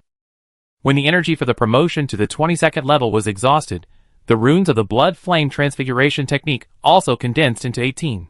These 18 runes, and the half rune condensed by the Blood Flame Chi merged into a brand new bloody rune transformation. It also has a prefix, Ultimate Transfiguration. Charlotte didn't know why two bloody runes would condense into a rune that seemed to have nothing to do with the blood race. The giant below suddenly spurted out countless black blood. This black blood should have flowed into Charlotte's body through the channel where Charlotte drew power. But now, this black blood could only spray into the sky. When they fell, they corroded the mountain of flesh and blood, and even destroyed a small part of the blood rope that trapped the giant. But the mountain of flesh and blood was so huge that it easily eliminated the loss of black blood, and flew out more blood ropes to continue to trap the giant. The giant suddenly fell silent. Although he was trapped here and all his perceptions were sealed, he still had a vague feeling that the blood and blood energy he had paid was indeed absorbed by others. But the vicious means he had set up did not work at all. He could not understand at all why his descendants of flesh and blood, his descendants, could actually avoid his calculations. Obviously, he can completely suppress these descendants with his bloodline, and obviously, his means are the power of the evil god, which is absolutely not something that mortals can resist. But it seems that something is wrong. The giant is puzzled. Charlotte's omniscience suddenly jumped a few times, and he activated the ultimate transfiguration without hesitation, turning into a blood rope, and carrying the giant's body. Even the mountain of flesh and blood did not react to him. Obviously, the ultimate transfiguration has infinite mysteries, and even Charlotte has not yet understood all of them. A middle-aged traveler carrying a suitcase, Dusty, walked up the mountain of flesh and blood step by step. When he saw the trapped giant, he showed a gentle smile. Chapter 616.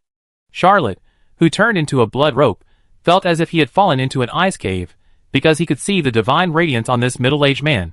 Charlotte already knew many secrets of this world, especially after gaining omniscience and upgrading it to X4, gaining all the knowledge of the Emerald Book, receiving Juno's teachings, and obtaining the notes of Don Quixote Cervantes, and discussing the path to godhood with several of the top saints in the old world, and even learning some of Zimmerman's secrets. So he quickly came to a conclusion, and was very sure that there was nothing wrong with his view. The middle-aged traveler carrying a suitcase was Karnstein. A thought quickly popped up in his mind. He is Karnstein, what is he? Charlotte looked at the trapped giant.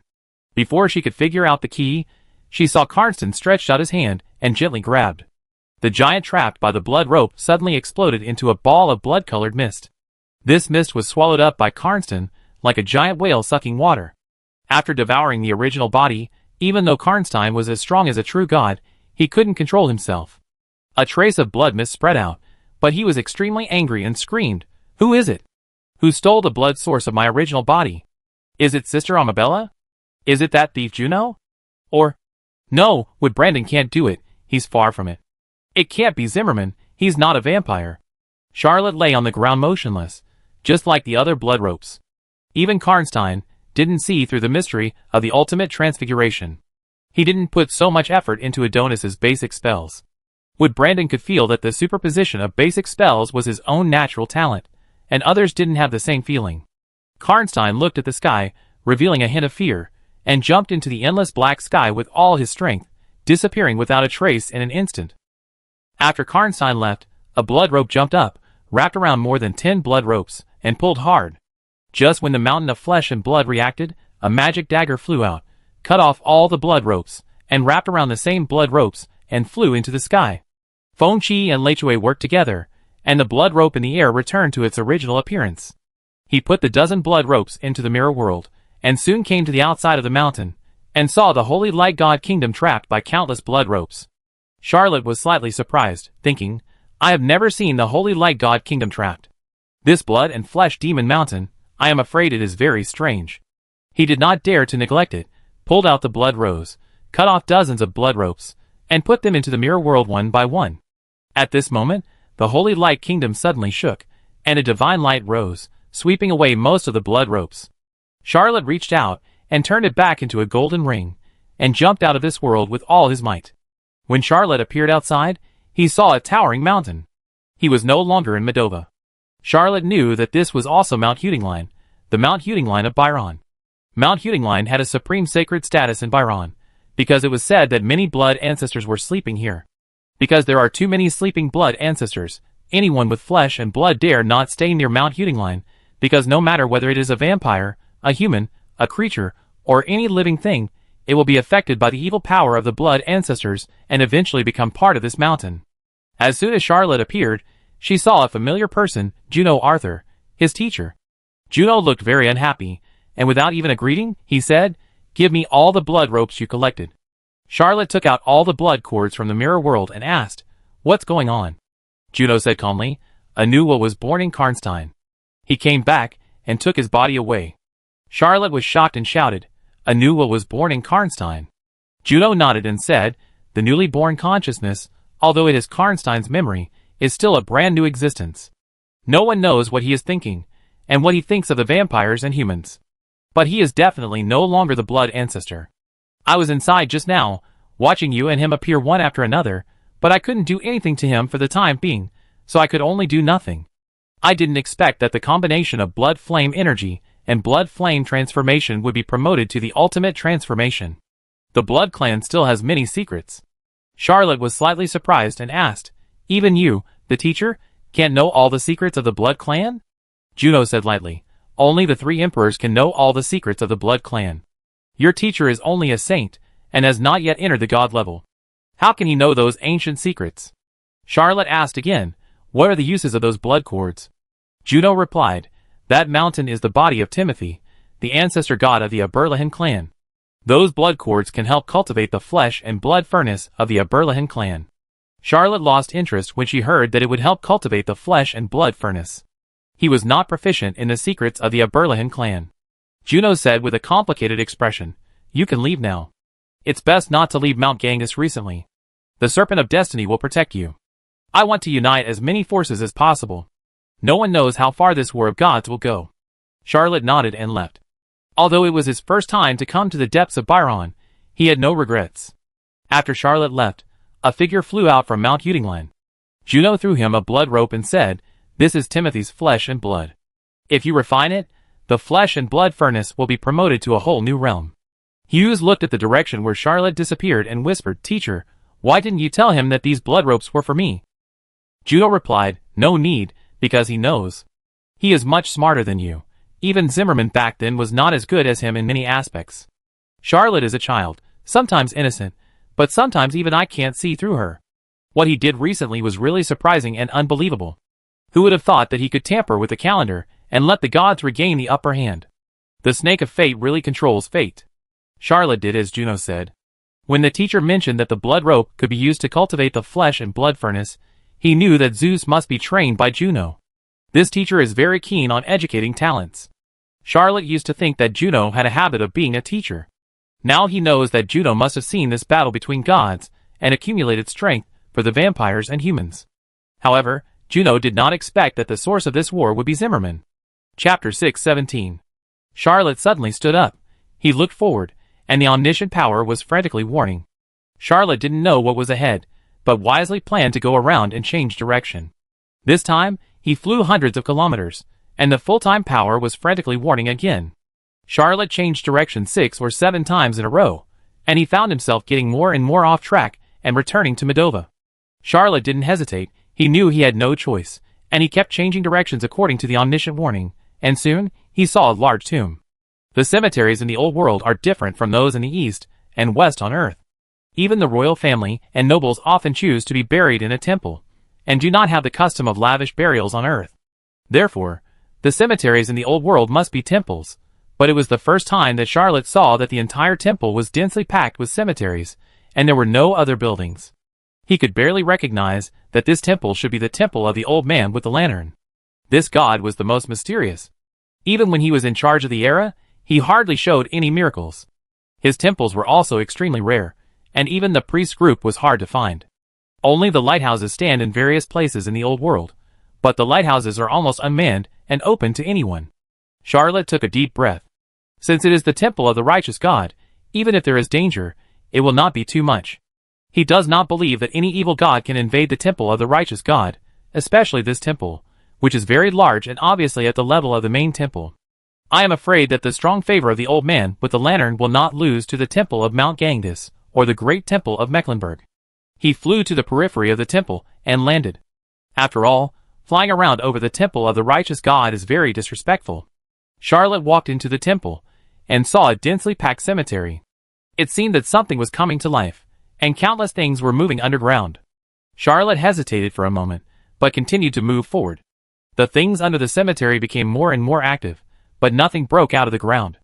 When he walked to the center of the temple, he saw a huge lighthouse. At the top of the lighthouse, a roll of sheepskin was enshrined. Charlotte was shocked and could not believe his eyes. He quickly walked to the top of the lighthouse, saw the sheepskin, and reached out to grab it. As soon as Charlotte got this thing, she knew that it must be the Dead Sea parchment scroll that is as famous as the Jade Book of the Serpent of Destiny and the Golden Book of the Son of the Lord of Glory. The Jade Book in Charlotte's collection resonated with her at the first time. Although these three books are praised as the source of human civilization, Charlotte did not believe it before. After getting the Jade Book, she knew that it was not true. There should be many heroic spirits living in the Jade Book, and there are many traces of heroic spirits' activities in the Jade Book. The Serpent of Destiny should have collected many souls of the most outstanding people in history. However, when he gave the Jade Book, he took away those heroes, leaving only an empty shell. The knowledge, civilization, art, and secrets of God recorded in the Jade Book are all in the memories of those heroes, so it is called the source of human civilization. But inside the Dead Sea parchment, there is a surge of evil, and countless tyrannical and evil thoughts seem to break through the artifact of the old man with the lantern, rush into the world, and wreak havoc on the living beings. Charlotte only held it for a moment, and he could sense that there were at least thousands of quasi-evil gods imprisoned in the Dead Sea parchment. He also understood why the Serpent of Fate took away the heroes in the Jade Book, but the old man with the lantern gave him the complete Dead Sea parchment. Because he really didn't need these quasi-evil gods. They only had thoughts, memories, and souls. All the valuable bodies, strength, and energy were not in them. It can be guessed that the old man with the lantern took those things away, leaving only these useless residues. Well, the quasi-evil gods imprisoned in the Dead Sea parchment scrolls can also be called evil god residues. They were deprived of almost all valuable things and only had garbage left. Charlotte didn't know and didn't understand why the old man with the lantern gave the Dead Sea parchment scrolls. He had no relationship with this righteous God and never believed in it. Although the Four Seas parchment scrolls only imprisoned the souls of a group of evil gods, it was a divine artifact after all, and its value was inestimable. Before Charlotte could think of anything, everything in front of him suddenly disappeared, including the lighthouse, the huge ancient tomb, and the temple. Only he was left floating in the air, and the Dead Sea parchment in his hand. Charlotte was stunned for a long time before he put the Dead Sea parchment away. He thought to himself, the old man holding the lantern is trying to pass on the blame. What trap did he set for me? Although the Dead Sea parchment is a divine weapon, it cannot be used to increase strength, but can only be used to make weapons. Build weapons? Charlotte suddenly felt like a door had been opened, and thought of countless possibilities. He turned around without hesitation and headed straight for Mecklenburg. He needed to verify one thing. This time, there was no sign of danger in front of Charlotte. He returned to Mecklenburg safely, and returned to the great temple of the Serpent of Fate. Charlotte summoned Sean Connor and William Tritton, and asked them without greeting them, if I can provide a very dangerous, but almost inexhaustible energy source, what kind of weapons can you make? Sean Connor had never thought about this question, and immediately fell into deep thought. However, William Tritton's eyes lit up and he shouted, I can create a 1,000-man captain, or even a 10,000-man captain. Create high-priced, even holy-level alchemical weapons. Charlotte nodded and said, I want you to lead a project to develop new weapons. I have also found a group of alchemists to help you. Neither of them knew where Charlotte could find a group of alchemists. Alchemists are an extremely expensive profession, and there are not many in the whole continent. Most of the poor alchemists have very poor standards, because they have no money to do experiments. Although William Triton has a whimsical design, the actual level is also average. Those with high enough skills usually have opened alchemy workshops, and are very rich, so it is impossible to recruit them. Charlotte did not tell them the details, but just gave them a few instructions, and asked them to prepare. When there was only one person left, Charlotte placed the Jade Book on the roof of the Great Temple of Destiny. This thing was not afraid of being stolen at all, because it was always a divine artifact made by the Serpent of Destiny. When the Jade Book was embedded in the roof of the Great Temple of Destiny, the divine light covering Mecklenburg became at least 5 times stronger. Charlotte prayed silently, all the ancient alchemy gods, please help me design a weapon that is powered by the soul of the evil god and has unparalleled power. Humanity needs this batch of weapons, and the Serpent of Destiny also needs this batch of weapons. Chapter 6:18. Charlotte's prayer was soon answered. He saw the ancient alchemists, led by Mani, descending into the Jade Book one by one. He threw the Dead Sea parchment into the Jade Book, and soon Mani appeared in the great temple of the Serpent of Fate. This group of ancient alchemists had been firmly bound to the Serpent of Fate, and became its servant gods. They were not complete gods, and lacked many key steps to becoming gods, but with the favor of the Serpent of Fate, the concepts condensed in Charlotte's novel could last forever. Therefore, they are the ones who hope that the Serpent of Fate can win this war, and Charlotte's novel will be passed down forever. As long as the Serpent of Fate is there, and Charlotte's novel is passed down forever, they can be like real gods.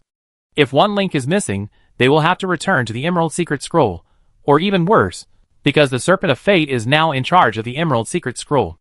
Mani said to Charlotte, I have guided Sean Connor and William Triton in my dream. Although William Triton's idea is rough, it is very wonderful, and can be used as the foundation for making weapons. But his alchemy foundation is too poor, so all designs must be redone. We need a large amount of supplies. Please deliver them all to the Great Temple. Charlotte agreed immediately. At this time, there was no need to worry about the investment. Even the old man with the lantern had sent out the Dead Sea parchment scrolls, which showed that the war between the gods was not easy. Charlotte did not exchange pleasantries with Master Mani, but went directly back to the city lord's mansion, and ordered all his men to fully support Sean Connor and William Triton, and to build new weapons at all costs. Charlotte had been in Mecklenburg for only a few days when news came out that 8 evil gods had appeared in the Sea of Giant Whales, and invaded Ojibwe, the largest of the 3 islands of Inglyma. Now Brednia has fallen into panic, and the Red Dragon Emperor Alfred Guillaume has requested assistance from the countries of the Old Continent. Among the 3 islands of Inglyma, Brednia is the smallest, but it is the essence of Inglyma, and the place where most of the population lives. Goling Island ranks second, but there are too many mountains.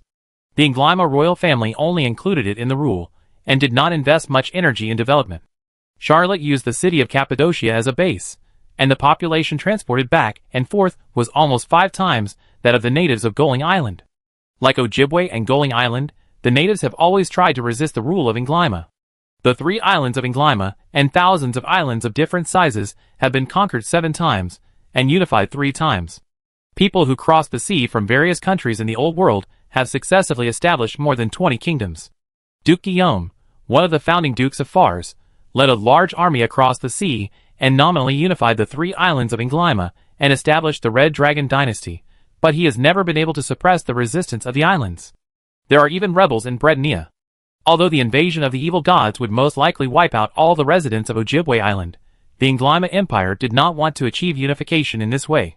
Moreover, once the 8 evil gods crossed the sea and invaded Brednia, the Inglyma Empire might be destroyed at any time. They had to rescue Ojibwe and make sure that the battlefield stayed on this island, and that the evil gods could not invade Brednia. As a guest of the Red Dragon Emperor, Charlotte was also sent a formal request for help. Emperor Alfred Guillaume even generously promised to grant him the entire Goling Island and the extraordinary status of a duke. If Charlotte could really defeat the 8 evil gods and get the reward from Emperor Alfred Guillaume, he would not only be the Duke of Mechlin of Fars, but also the Duke of Mechlin of Ingramar. His territory would be an aristocratic territory spanning 2 empires, a wealthy and powerful family that had never existed in the history of the Old Continent. If Anne's 2 territories were added, It could be said that in the old continent, apart from the royal families of the four empires, there was no other aristocrat comparable to them, not even the kings of those small countries. Charlotte immediately responded, agreed to the request for help from the current Red Dragon Emperor, and promised to personally lead all the fleets and dozens of saints to Ojibwe. Charlotte was not worried about her own nest. The Duchy of Mechlin was full of temples of the Serpent of Fate. Originally, the Serpent of Fate had no time to care about the human world, but since he obtained a large number of servant gods, the entire snake has become active, repeatedly showing miracles, and spreading divine glory everywhere. Moreover, ancient alchemists can appear in any temple of the Serpent of Fate, and some can even appear in various entertainment venues. Even if Charlotte Mechlin mobilized all her subordinates, the Duchy of Mechlin would still be as stable as a mountain. Not to mention the direction of Moldova, after the Temple of Mount Ganges was completed, it was equivalent to establishing a solid defense line. Only 1 or 2 saints were needed to guard it. Unless Zimmerman attacked, nothing would happen. Emperor Alfred Guillaume sat quietly in his Red Dragon Palace. After a while, several officials came in a hurry. Every time they reported a piece of news, the atmosphere in the Red Dragon Palace became more depressing, because almost all the requests for help from the Englima Empire were rejected. Although everyone in the Engrima Empire knew that the coalition forces of various countries were resisting the New World Coalition led by Zimmerman and Baron, and it was difficult to withdraw manpower, this news was still frustrating. Count Sume suddenly came in a hurry, and said with a look of surprise, "Your Majesty, Duke Mechlin has a reply." Emperor Alfred Guillaume raised his head slightly and said, "Did Lord Mechlin reject me too?" Count Sume said, "Duke Mechlin personally led his fleet and all the saints to Ojibwe. I thought the Empire would fight to the death." Count Sume was of course a little exaggerated, but the troops Charlotte had dispatched were almost as strong as if they had done their best, so his words were not too exaggerated. Emperor Alfred Guillaume was slightly excited and said, "Did Lord Mechlin really agree to help?" Count Sume whispered, "Duke Mechlin sent 3 letters in succession, and the location of each letter was 50 kilometers closer to Engrima. His fleet has indeed set off, and is sailing at full speed towards Engrima." The young Red Dragon Emperor smiled slightly and said, "Lord Mechlin, you are truly an important minister of Engrima. Issue an edict in my name to confer the title of Duke of Engrima to Charlotte Mechlin, and her territory is Goling Island." If it were any other time, this document from the royal family would have been opposed by everyone in Engrima. How could a Farsian be made Duke of Engrima, and the entire Goling Island be conferred as a territory? But at this time, after this document was issued, the nobles of Engrima all accepted it silently. Chapter 619. Charlotte received the magic alchemy communication on the Holy Light Kingdom. He did not expect that Emperor Alfred Guillaume would keep his promise so well. He had not even fought for Engrima before he officially issued the title of Duke. Charlotte became the dual Duke of the 2 empires. This matter was not very important to him, but it greatly boosted morale and made the entire Knights of Favonius excited. The cohesion of the Knights of Favonius was originally strong. After being canonized by the Red Dragon Emperor of Engrima, the cohesion was further improved to a higher level. Especially the old members, they all know that part of their lord's strength lies in Cappadocia City, and Cappadocia is even a lifeline for the Knights of Favonius. All discordant voices will be sent to Cappadocia, and all kinds of materials must be transported through Cappadocia. This small city is the trade center of the old world, the 3 islands of Engrima, and overseas. But Goling Island is the territory of Engrima, and Charlotte's rule in Cappadocia is not solid in name. But now it is different. His Majesty Alfred Guillaume has conferred the island of Goling on Charlotte Mechlin. From now on, this will be the stable base of Duke Mechlin. The area of Goling Island is even slightly larger than the Dukedom of Mechlin in Fars. Although it is all mountainous, for those who have been under Charlotte for a long time, they all think that the terrain is not an obstacle to economic development. Charlotte has also developed Moldova very well. In addition to cheering, Andreas proposed to celebrate. Charlotte did not spoil everyone's fun. Soon, the generals of the Knights of Favonius gathered on the Holy Light Kingdom, and brought the entertainment attributes of this legendary warship to the extreme, and soon held a grand celebration. Still at war, but only the Knights of Favonius could hold a celebration. Charlotte brought his fleet and arrived in Cappadocia a few days later. He only met with senior sister Menelman briefly, then led his men, bypassed Goling Island, and headed straight for Ojibwe Island. Almost all of Engrima's fleets gathered on Ojibwe Island. When Charlotte's Knights of Favonius fleet arrived on Ojibwe Island, they received a grand welcome. Engrima's Royal Navy originally thought that there would be no reinforcements, but Charlotte's appearance made them extremely excited, because Charlotte's men had 3 legendary warships, 7 magic alchemy warships, 11 ancient magic ghost warships, dozens of saints, and more than 20 undead saints. This strength is even enough to rival any of the 4 empires. Even if the 4 empires fully support it, it may not be stronger than the Knights of Favonius at this moment. As the Duke of the 2 empires, Charlotte quickly became the leader of the fleet of Ingrima and Duke Mechlin. In particular, 7 or 8 days later, the fleets of Middleman and Sophia Galinold also arrived at the battlefield one after another, which made the morale of the Royal Navy of Ingrima even more excited. However, no matter how high the morale was, facing the 8-headed evil god, Charlotte still did not dare to neglect it. He sent several saints with fast enough flying speed to scout Ojibwe Island, and soon found a gratifying intelligence. The 8 evil gods each occupied a territory, and were working hard to develop. They had not joined forces, nor had they left their occupied territory to attack Brednia. Although Charlotte had conquered the evil gods and won the battle, seizing part of the power of Ishmaran and Agmaraz, the power of these 2 evil gods was incomplete. Ishmaran had even fallen a long time ago, and Agmaraz was also being besieged by the 3 evil gods. Without his body, Charlotte was only facing the body of this evil god, so he still put all his energy into this battle. Charlotte first used thousands of mirrors transported from Mecklenburg to deploy the Infinite Mirror Realm on Ojibwe Island. He needed to cover the island with the Infinite Mirror Realm first, and then try to turn some of the land that had not yet been occupied by the evil gods into a maze to gain the greatest home advantage before fighting against the evil gods. This time, Charlotte not only had himself, but also the Ingrima Royal Navy, his own Mecklenburg fleet, and Middleman's Imperial Rose fleet and Sophia Galinold's East Wind fleet to help. Such a huge strength was enough to support him in doing many things. Thanks to Charlotte's efforts, the entire Ojibwe Island was soon covered by the Infinite Mirror Realm. Charlotte could even sense 8 huge evil auras within dozens of kilometers near the waters of Ojibwe Island, constantly rolling and encroaching on the land on the island. Once these lands are included in the evil power range of the evil gods, they will have various characteristics, making it very convenient for them to exert their evil power. At that point, it is almost impossible to expel these evil gods. After Charlotte expanded the Infinite Mirror Realm, she began to try to turn the land on Ojibwe Island that had not yet been controlled by the 8 evil gods into a maze, but this time it was quite unsuccessful. Charlotte was only a saint after all. Although he was already at the 22nd level, and had the authority of the Labyrinth evil god, he still had no way to fight against any evil god. The labyrinth he set up was often invaded by nearby evil gods. Although the evil gods who destroyed the labyrinth did not have enough power to directly invade this land, they often retreated after the destruction and quietly cultivated their own strength, which still caused Charlotte a lot of confusion. Charlotte quickly took out trump card and began to try to build temples of the Serpent of Destiny in various places on Ojibwe Island. When the first temple of the Serpent of Fate was built on Ojibwe Island, Charlotte, and even ordinary saints could feel the favor from the Serpent of Fate. Even ordinary warriors could feel more courage, and their strength was slightly improved.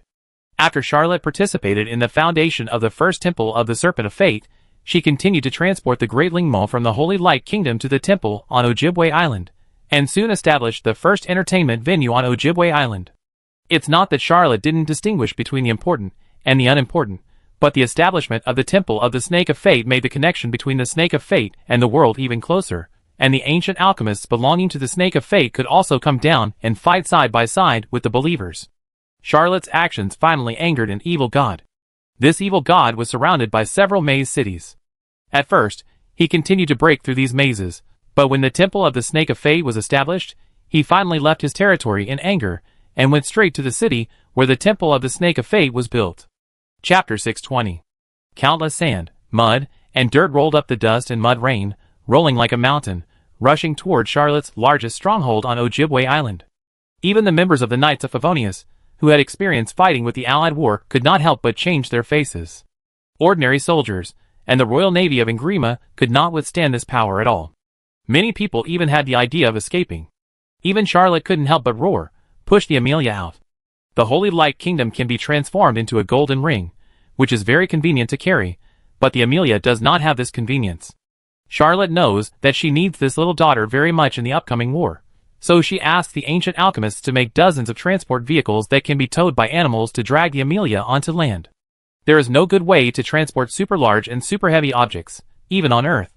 The solutions of the ancient alchemists also have many limitations, and many places cannot be transported at all, but it can finally solve some problems. It's better to have something than nothing. Charlotte herself rose into the air and rushed to the front line, and threw the Holy Light God Kingdom down in the face of the evil god's force field that rolled like a mud storm. The Holy Light God Kingdom turned into a legendary warship and landed on the ground with a loud rumble, and the impact of the evil god was immediately stopped. As the Amelia was pushed out of the city and into the battlefield by more than a dozen saints, the situation suddenly improved a lot. Dozens of saints boarded the Holy Light God Kingdom. Like Charlotte, they entered another world in an instant. With the blessing of 5 divine creatures, they fought with the mud monsters that fell from the sky. Charlotte also boarded the Holy Light God's Kingdom and activated the Blood Spirit, borrowing Amon's power. He was also very surprised to see the mud monsters all over the sky. He had never seen this kind of evil god before. This evil god seemed to have no body, or rather, his body was endless mud, soil, dust, and mud monsters. When they were killed, they would turn into spots of mud, real mud, which made the Holy Light God's Kingdom gray and dirty, very ugly. Even Dapokoloduo shouted, "These damn monsters are simply inedible." Faced with this situation, Charlotte plunged into the mud. With the help of Omniscience X4, he could vaguely sense that there was a control center in the mud. As long as this center could be broken, the evil god could be killed or at least repelled. If they could not break the center, they would have to roll in the mud, and the battle would continue and could never stop. Charlotte did not fight against the endless mud monsters, but bravely rushed into the depths of the mud. Charlotte did not know how long he had been flying. He even felt that he could not fly anymore. His whole body was covered with mud, and he could not even shake it off, because no matter how much he shook off, there would always be more mud stuck on him. He was originally trekking in the mud. If it were not for Amon's power and Omniscience X4, Charlotte would have lost his way long ago and been swallowed by the endless mud like a mountain or a sea. Charlotte sneaked the bloody glory and broke the thick mud on her body. Although there would be more mud later, she felt a little relieved for the time being. He was about to find the direction, and the whisper of destiny, which had been silent for a long time, suddenly made a soft sound and guided him in the direction. At the beginning, he got 3 golden rings, one of which was given to Princess May, which was the key to controlling the Queen Bee, and the other one was transformed into Whisper of Destiny after devouring the body of a divine creature. It can often guide Charlotte and point him in the right direction. But after gaining omniscience, Charlotte rarely heard the whisper of fate. This time, the reminder of the whisper of fate suddenly lifted his spirits. He urged the bloody glory to fly wildly for a while. Suddenly, the pressure around him was relieved and there was no mud. Charlotte saw an extremely clean, pure white space. In this space, a feather was sleeping. This feather had no mixed colors and was like jade, like a work of art that was ingenious. Charlotte urged the transformation technique and changed twice in a row to get rid of all the mud on her body, making her whole body clean and refreshed. Then she flew to the side of the feather and reached out to grab it. The feather did not resist at all, but when Charlotte touched him, the feather turned into nothingness. Charlotte immediately felt that a new power had merged into her soul. This power has nothing to do with mud, nor with feathers. It is called dirt. It can manipulate all the dirt in time, including tangible dirt, intangible dirt, dirt in will, and even spiritual dirt. It can be dispelled or blessed. The mud all over the sky is just one of its manifestations. The body of this evil god is this endless mud. His soul and consciousness have long collapsed, and what remains are only instincts and the chaotic consciousness formed after becoming an evil god. Only the authority is intact. Charlotte got the authority, and saw the Dead Sea parchment scroll unfolding in the void, collecting the collapsed, chaotic, and polluted soul and consciousness of this evil god. This time he went to war without the Jade Book, but he brought the Dead Sea parchment scroll, the guidance from the Snake of Fate, and the artifact from the old man with the lantern. Let Charlotte defeat this very weak evil god. It was only after Charlotte seized the power of the dirt that she discovered that although this evil god was powerful and difficult to deal with, he was actually weaker than Agmaras. He must have been injured in the evil god melee in the New World not long ago. Generally speaking, after becoming an evil god, even if the original will and soul are broken, a new, evil, powerful, chaotic, but definitely intelligent will be born. However, his consciousness is extremely weak, and he can't even react to Charlotte's invasion. He just hid the most precious authority in the deepest part of his body by instinct. Theoretically, no one could find the feather in the huge mud storm, like a mountain or a sea. But Charlotte got the guidance of the Snake of Fate, and found the authority belonging to the evil god by whispering fate, which meant that the balance of victory was tilted by half. When the Dead Sea parchment appeared, there was only one result left for this battle. Charlotte pointed her finger at the sky. Without the manipulation of the evil god, all the mud began to gather in one place, and soon gathered into a mountain. Chapter 621. As the body of an evil god, this mountain is a living thing. Charlotte didn't know how to deal with it. Even the Holy Light God Kingdom and Amelia couldn't swallow this evil god. He could only leave it here temporarily. Maybe there would be a way in the future? With the appearance of this mountain, the rolling mud disappeared. The generals and soldiers of the Knights of Favonius looked at the sudden appearance of the mud mountain, and the Duke of Mechlin floating in the sky, and cheered loudly. Amon looked at Charlotte in the sky and murmured to himself, "Father, you are very close to becoming a god. I hope, after becoming a god, my father will still remember our family." He disappeared into the void. In this world, no one knew that Amon was becoming more and more human, and no one knew what would happen to a divine creature after it regained its humanity. Charlotte activated the power of dirt, and a faint light rolled over her body.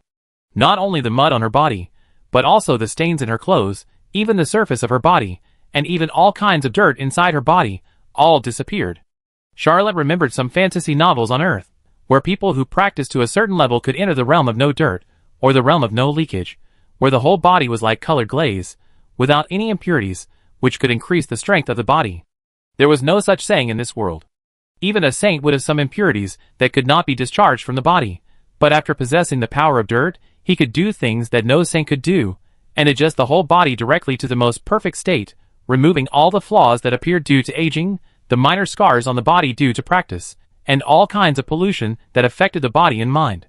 Charlotte could even feel that her body had reached a higher level, becoming more manipulable, and the operation of bloody glory was smoother. Even the slight effects of facing the evil gods and the righteous gods were eliminated.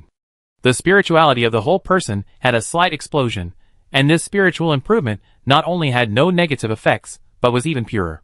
Originally, he didn't know what the dirty authority could be used for, but at this moment, he was very happy, and in an instant, he thought of 7 or 8 ways to use the dirty authority. Compared to the authority of the labyrinth, the authority of dirt is not temporary, but is truly obtained by him. Charlotte knew that this was an alternative reward given to him by the Serpent of Fate and the old man with the lantern.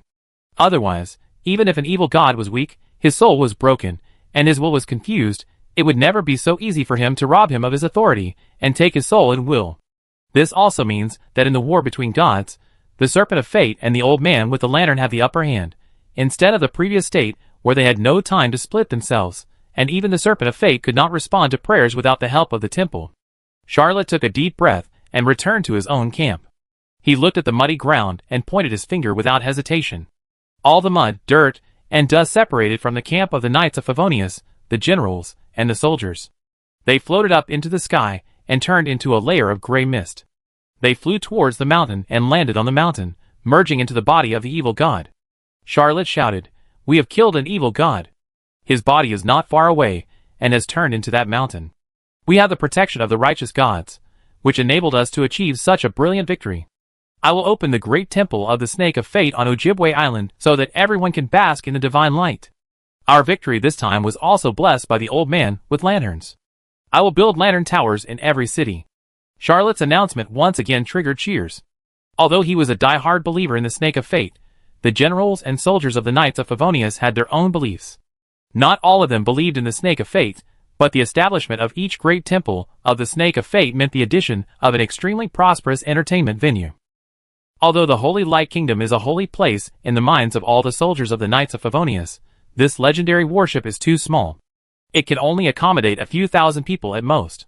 Many lower-level soldiers cannot get a place. However, whether it is Hot Spring Mountain or the Great Temple of Mount Gondis, they have the ability to receive tens of thousands of people at the same time, which is enough to benefit more people. These two great temples are really too fascinating. The Great Temple of Ojibwe Island has just been built, and many entertainment facilities have not yet started to be built, but the first batch of migrating demons have already started professional training and rehearsals of songs and dances, and everyone is looking forward to it. Especially the Royal Navy officers from Inglyma. They had heard that the 2 entertainment sanctuaries in the Duchy of Mechlin were paradise on earth, with the ultimate enjoyment, but as Inglyma people, they had no chance to go to Hot Spring Mountain and Mount Gondis. Now Charlotte has become the Duke of Inglyma, and built a great temple on Ojibwe Island, which means that all Inglyma people can come here to play and have fun. Although these Royal Navy officers knew that the Red Dragon Emperor Alfred Guillaume had a special preference for Charlotte. Some of them still expressed dissatisfaction with Charlotte. After all, Charlotte had not done anything and had no merit, but she was rewarded as the Duke of the Empire and became the commander of the coalition forces. But when Charlotte defeated an evil god and allowed the opening of the Great Temple on Ojibwe Island, these Royal Navy officers of Nglyma secretly felt that Emperor Alfred Guillaume was wise and powerful. After defeating an evil god, Charlotte's situation on Ojibwe Island improved slightly. He quickly occupied the original territory of the evil god, who held the power of filth. However, the other 7 evil gods seemed to have a tacit understanding and would never leave their territory again. Charlotte could only advance silently, and then endure the counterattacks of the evil gods. These evil gods would have a great advantage if they did not leave their territory. Even if the 2 righteous gods were biased, he could not break through the territory of any evil god. However, there was good news. At least he had stabilized Ojibwe Island and resolved the crisis in Britannia on the surface. The evil god showed no signs of attacking Britannia, the root of Nglyma. The news that Charlotte had killed an evil god and resisted the other 7 evil gods was passed back to Breton.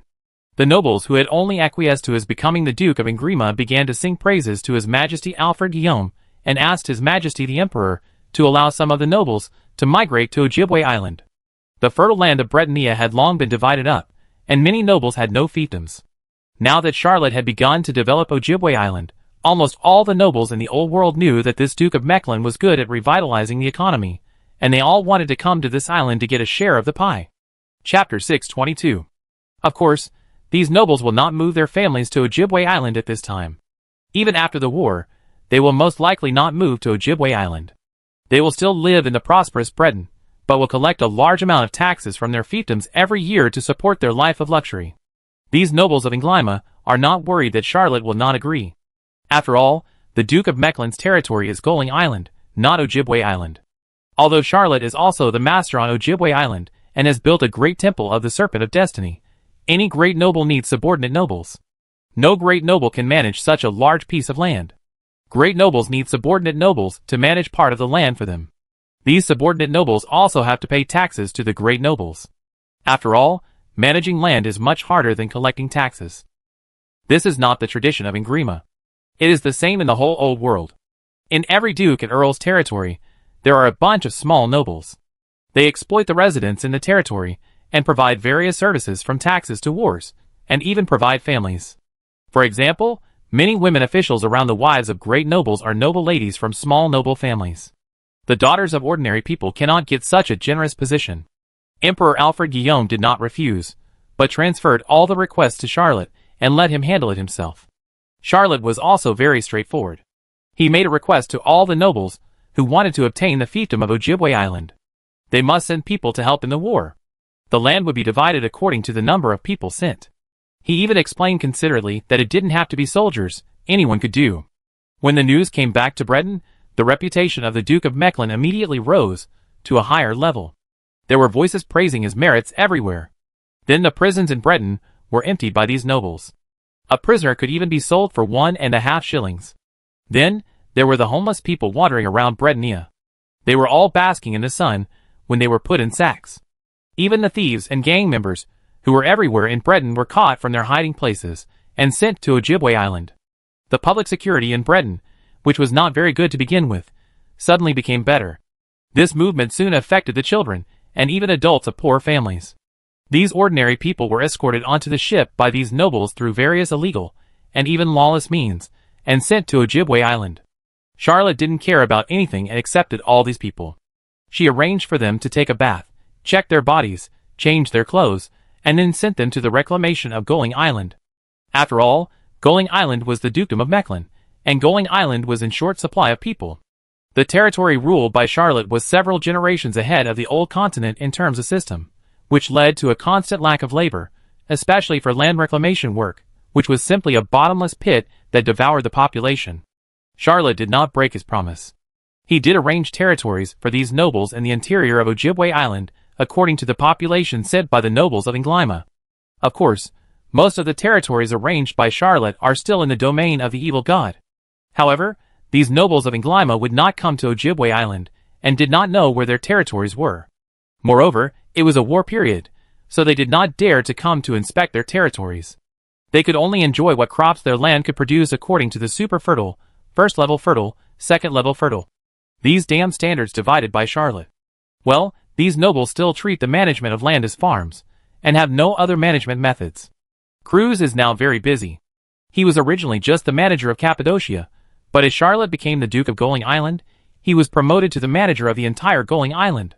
Charlotte has not yet issued him a new position, but his authority has expanded countless times.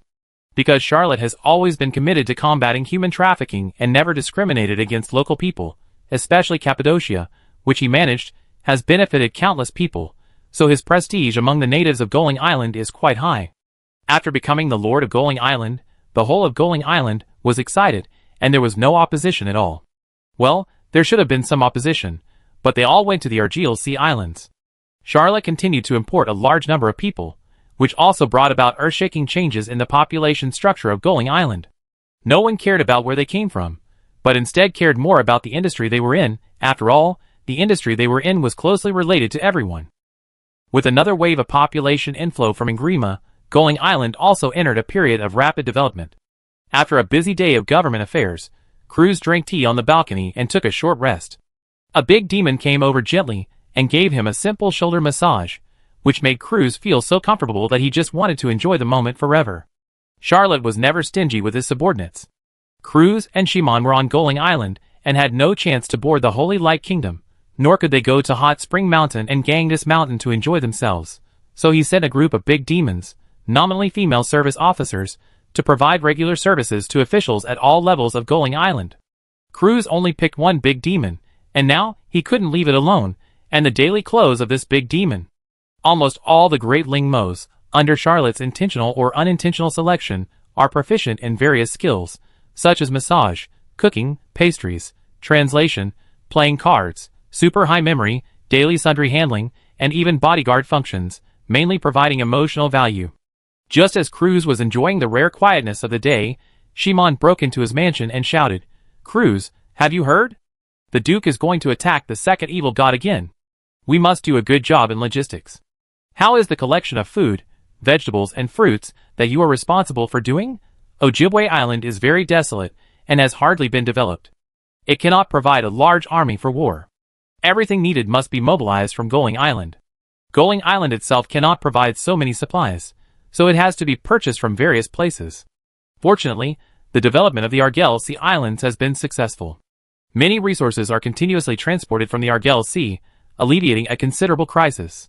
Cress smiled and said, "I have already arranged it. A new batch of supplies will be shipped to Ojibwe Island soon." At this moment, Charlotte was indeed preparing to force the second evil god out of the territory.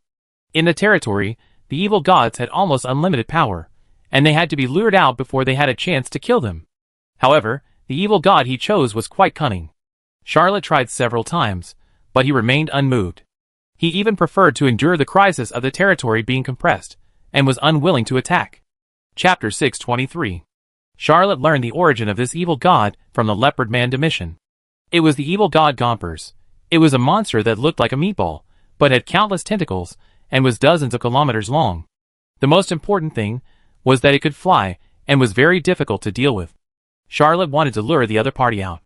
As long as he left the territory, it would be easy to deal with, but this evil god seemed to be rooted in the field and did not move. Charlotte tried several times, and had to give up and switch to another evil god. This time, before the war even started, new weapons were sent from Mecklenburg. With the Dead Sea parchment scrolls given by the old man with lanterns, the protection of the Serpent of Fate, the wisdom of the ancient alchemists, who had a whole emerald book, and Charlotte's full support, the newly created weapons can be called a miracle born from the power of the two righteous gods. It is a bit like a centurion, but the lower body is not an alchemical mechanical horse, but an alchemical spider. The upper body is still a shield in front, and there is a cabin in the back.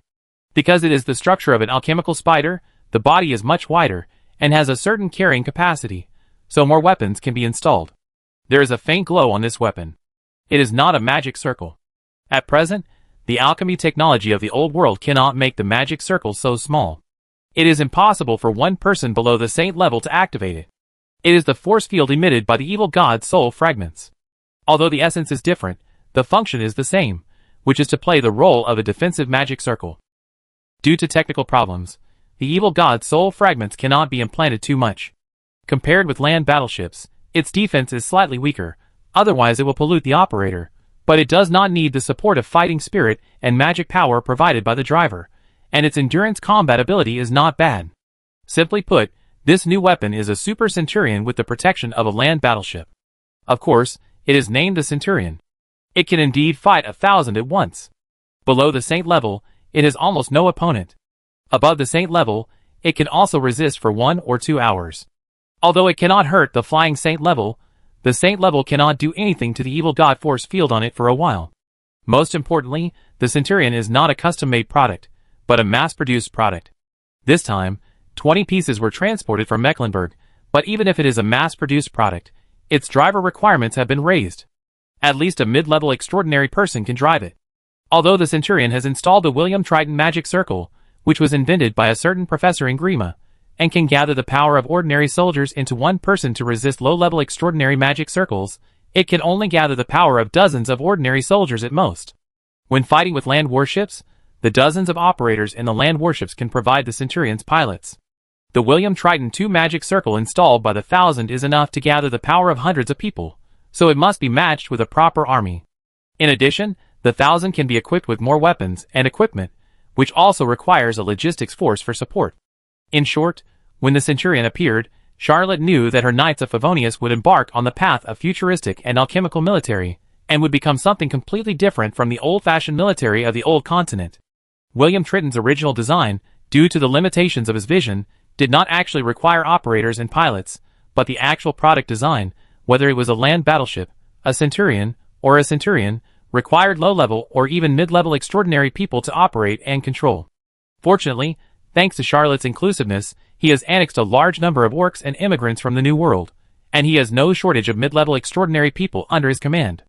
Charlotte selected a group of mid-level extraordinary people, and trained them for more than 10 days. These 1,000 captains and their drivers are ready to fight. Charlotte slightly delayed the war because of the arrival of the 1,000 captains, but as soon as the selection and training of the 1,000 captains' drivers were completed, the war against the evil god Lord of Corruption was put on the agenda again. The Lord of Corruption is the notorious evil god in the New World. Well, infamous in the literal sense. His body is countless humans, beasts, birds, poultry and livestock gathered together, constantly rotting, forming a ball of extremely foul smell, bones, mud and flesh, rotten and decayed, indescribable things. Because it crossed the vast ocean from the New World to the Old World, this evil god also devoured countless marine creatures, various fish, shrimps, seaweed, and sea beasts, mixed together, and it can make people sick even if they are 100 kilometers away. If Charlotte had a choice, he would definitely not want to fight this evil god, but he had no choice for the time being. The only consolation was that the first evil god he killed gave him the authority of dirt, allowing Charlotte to give his soldiers a layer of protection. It could not resist physical attacks, but it could resist all kinds of foul smells and toxins floating in the air, allowing them to move freely on the battlefield and exert normal combat effectiveness. This is very important. Andreas once went to scout this evil god. After returning, he took 18 baths and ran to the beach to take deep breaths for 2 hours before he could speak normally.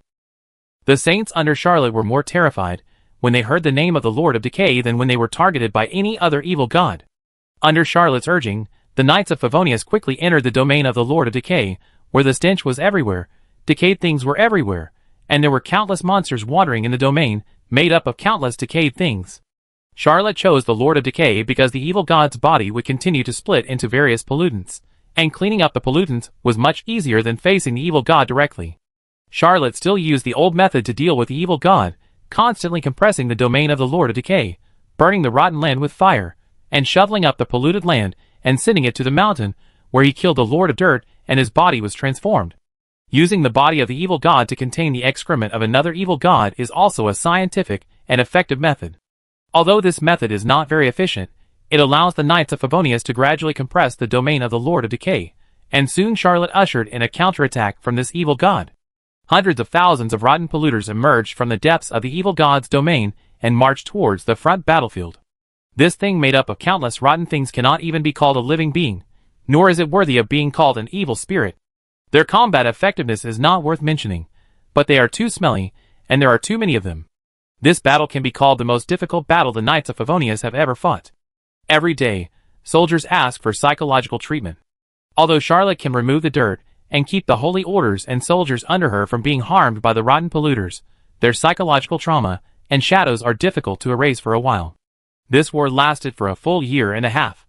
During this year and a half, the pattern of the old continent has also changed dramatically. Chapter 624.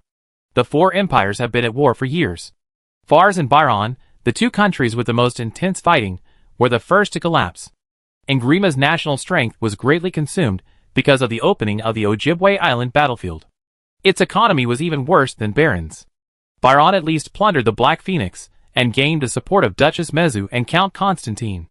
The Lionheart dynasty was slightly better, but it could not stand alone. Moreover, the battlefield was in Byron. The Lionheart dynasty had always had a voice, and did not need to fight for the Byron people. After all, the governors of Byron were all blood races, and they were not in the same camp as the human race. As an emperor, Baldwin Asa could not go against the opinions of most nobles. The four empires were tired of the war, and people kept contacting Zimmerman secretly and asked him to cease fire. Just over a month ago, Zimmerman suddenly sent an open note to the four empires, asking them to recognize the legitimacy of his occupation of the land and recognize the new country. If he obtained the recognition of the four empires, he could consider restoring peace at his discretion. The four empires almost did not hesitate, and each sent a formal envoy to Zimmerman's territory. Although the four empires and the immigrants from the New World had not yet signed an agreement, a ceasefire was already on the agenda. During this period, Charlotte has moved the Amelia and the Holy Light Kingdom to the battlefield and placed them at the forefront. She has also built 12 temples of the Serpent of Fate and dozens of lighthouses around the domain of the Lord of Decay, and has turned the surrounding land into a maze, preparing to launch the final battle against this evil god. When he received the news, he had nothing to say except a long sigh. Charlotte Mecklen is now a qualified politician. He knew very well that as long as Zimmerman didn't go crazy and didn't intend to continue fighting, those small countries that were destroyed would be destroyed, and no one would care about their lives. In order to stop the war, the four empires would make compromises and concessions. To be honest, there was no hatred between Charlotte and Zimmerman. Well, it was nonsense to snatch the imperial rose. First, he didn't snatch it. Second, even if he did, it wouldn't be a big deal. Although Mendelman's charm was unparalleled in the world, he really couldn't influence the situation of the entire continent. Because of a beautiful woman, several empires went to war.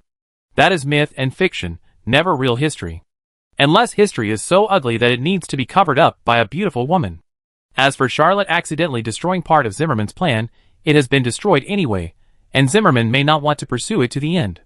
If there is a choice, Charlotte also wants to withdraw from the battle. There is room for easing between him and Zimmerman. After all, Zimmerman just wants to become a god, and he just wants to live well. There are conflicts between the two, but they are not unsolvable. However, even if Zimmerman stopped the war, Charlotte could not return to his territory and enjoy the hard-won peace. Because there was no room for compromise between him and the evil god. He was not fighting for Fars, Ngriima, and Ojibwe Island, but for the righteous gods. Charlotte Mecklen and the Serpent of Fate, one of the 9 righteous gods, were already firmly tied together. The old man with the lantern added another procedure and gave him the Dead Sea parchment scroll containing countless fragments of the evil god. Only when the righteous gods won the war could he truly escape from the war and resume a peaceful life. After receiving this news, Charlotte accelerated the siege of the Lord of Decay. After a year and a half of hard fighting, the influence of this evil god has been reduced to the area of a district in Strasbourg, and the power of his body has been severely damaged, and his strength has become extremely weak. Charlotte had already made preparations, and this time he launched an all-out attack. His Knights of Favonius have obtained more than 600 land warships, nearly 1,000 centurions, and even more than 150,000 centurions, and have accumulated enough strength. On the 6th day of the final battle against the Lord of Decay, Charlotte was supervising the battle on the battlefield. This time, all the saints of the Dukedom of Mecklen were out, and the sky was full of streamers of light. In terms of grandeur, it was more magnificent than any battle in the old continent. The land warships and centurions on the ground cooperated with each other, and in the battle with the corrupt polluters spawned by the Lord of Decay, it was almost a draw.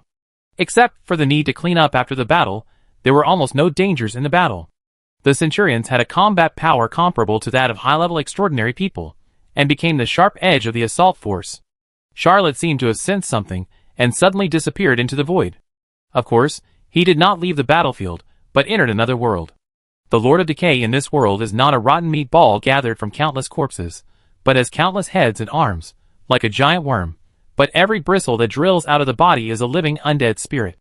No one can describe the weirdness of this guy. He should never appear in this world. Charlotte took a deep breath. He could sense the Lord of Decay's anger, rage, chaos, evil, filth, and the surging evil thoughts as deep as the black sky. In this world, countless people are fighting. Many saints of the Knights of Favonius have become accustomed to fighting in this world, with the blessing of the Holy Light Kingdom and Amelia. Of course, the two most active people are not the saints under Charlotte, but Amon and Amelia. They keep tearing off pieces of flesh from the Lord of Decay's huge body, and throwing them into the void. Even if they are unwilling to devour these flesh bodies stained with the evil power of decay, these flesh and blood will be thrown into the mud mountain transformed by the Lord of Dirt's body. In the mud mountain, they will be purified, or transformed, and become part of the mud mountain. The Lord of Decay, who is like a giant worm, has a body more than 10 kilometers long and an incredibly thick waist. However, more than a year ago, his body was at least 50 or 60 times larger than it is now. In the long battle, his body was lost by as much as 90%. However, Charlotte has not yet found where his soul and authority are hidden, nor has he found his divine body. If he cannot deprive him of his authority and destroy his soul, this war will never end. Charlotte raised his flaming spear and joined the battle.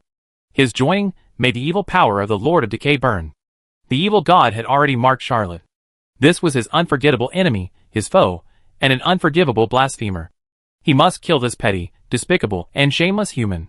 Let him rot and disappear in every world. Chapter 625. Charlotte attacked for hundreds of times in a row. When the bloody glory in his body was about to run out, he withdrew from the battle, but did not leave this world.